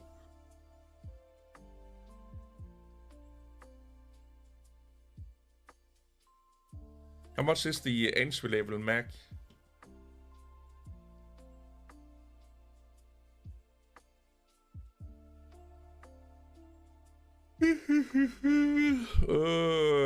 So I can almost trade in my phone and get a Mac Mini. Almost.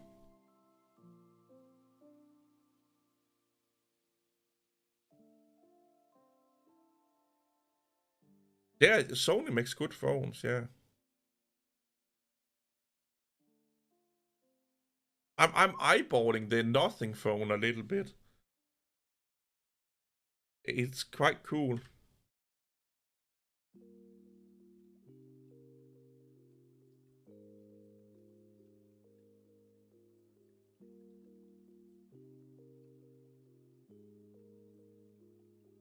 And it's not that expensive. It's about the price of a Mac Mini.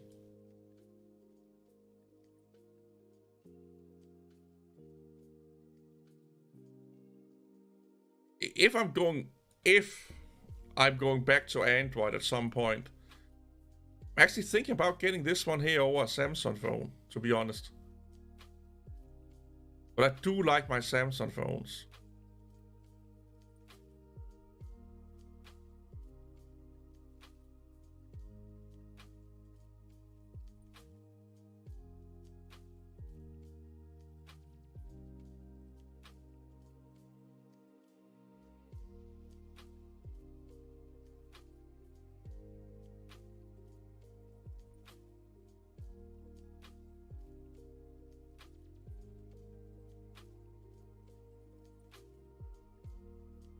Yeah. Hey, Becky. Yeah, I'm still live. Yeah. Take care, man. And thanks again for the donation, or super chat, or what it's called. And have a good day, man. And throw me that email and we can look into it.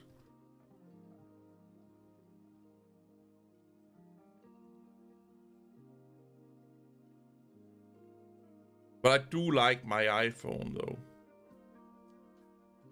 I'm actually starting to like my iPhone more than my Samsung devices now. I just like this one because it's different, you know?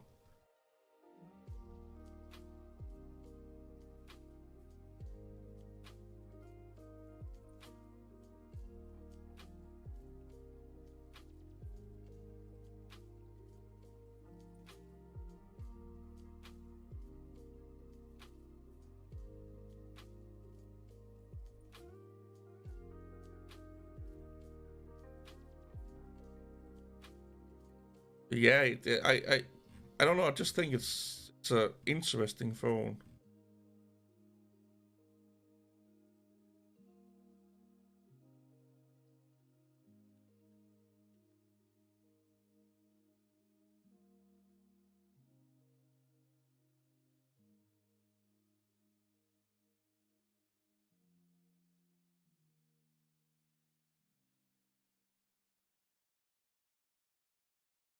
Yeah.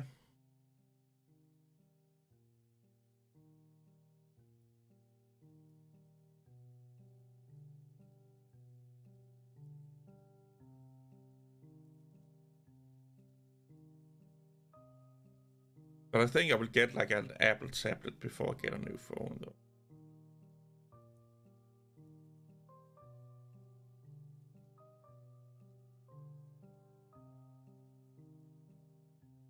I don't know. They actually have a lot of funny things.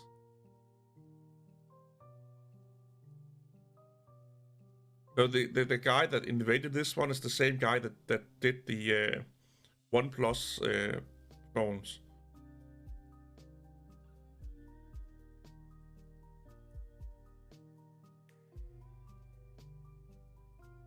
Oh, out of stock, my ass.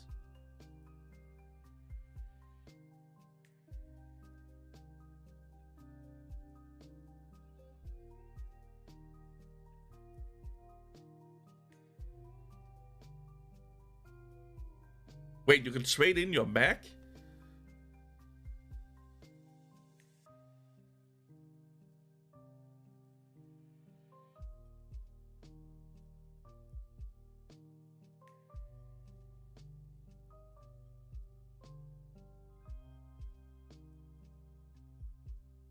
So I would have lost like $130 if I trade in my Mac Mini. If I get like the full amount. But this is like maximum.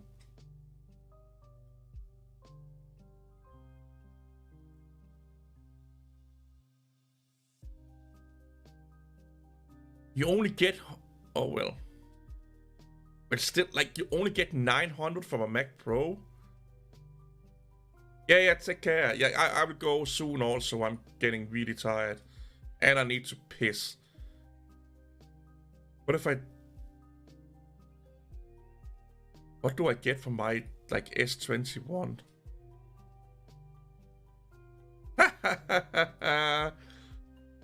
It's not even worth doing it.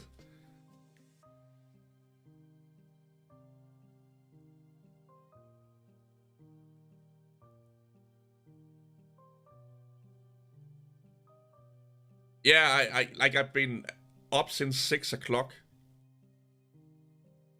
Like in 6 hours, I've been up 24 hours. Like it's a work day. So yeah, I probably should like... Oh, well, I would get like... I paid like $540 for a Mac Mini. I would get like... If I get the maximum amount, I would be getting 410, so I would be losing 130. I will have lost $130. So it's like 90% or something like that of the price I get back. Yeah, I think I would go and get into bed. And need to go pee first. But I could close down this little thing here.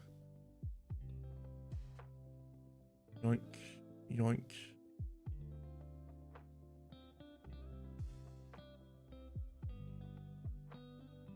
I don't even know how long I've been streaming for now. Probably way too long. Can I not see that? Oh, 5 hours and 19 minutes. Yeah. Everything can always be worse, man. Don't get me wrong. Yeah, that's kind of normal for me though. That's kind of normal. But yeah, take care. Have a good week. I may stream this weekend. I don't know if I will upload more this week. I think I need a break. You know, recharge and have a break. But this one here is going to be not... This is not going in the members only mode.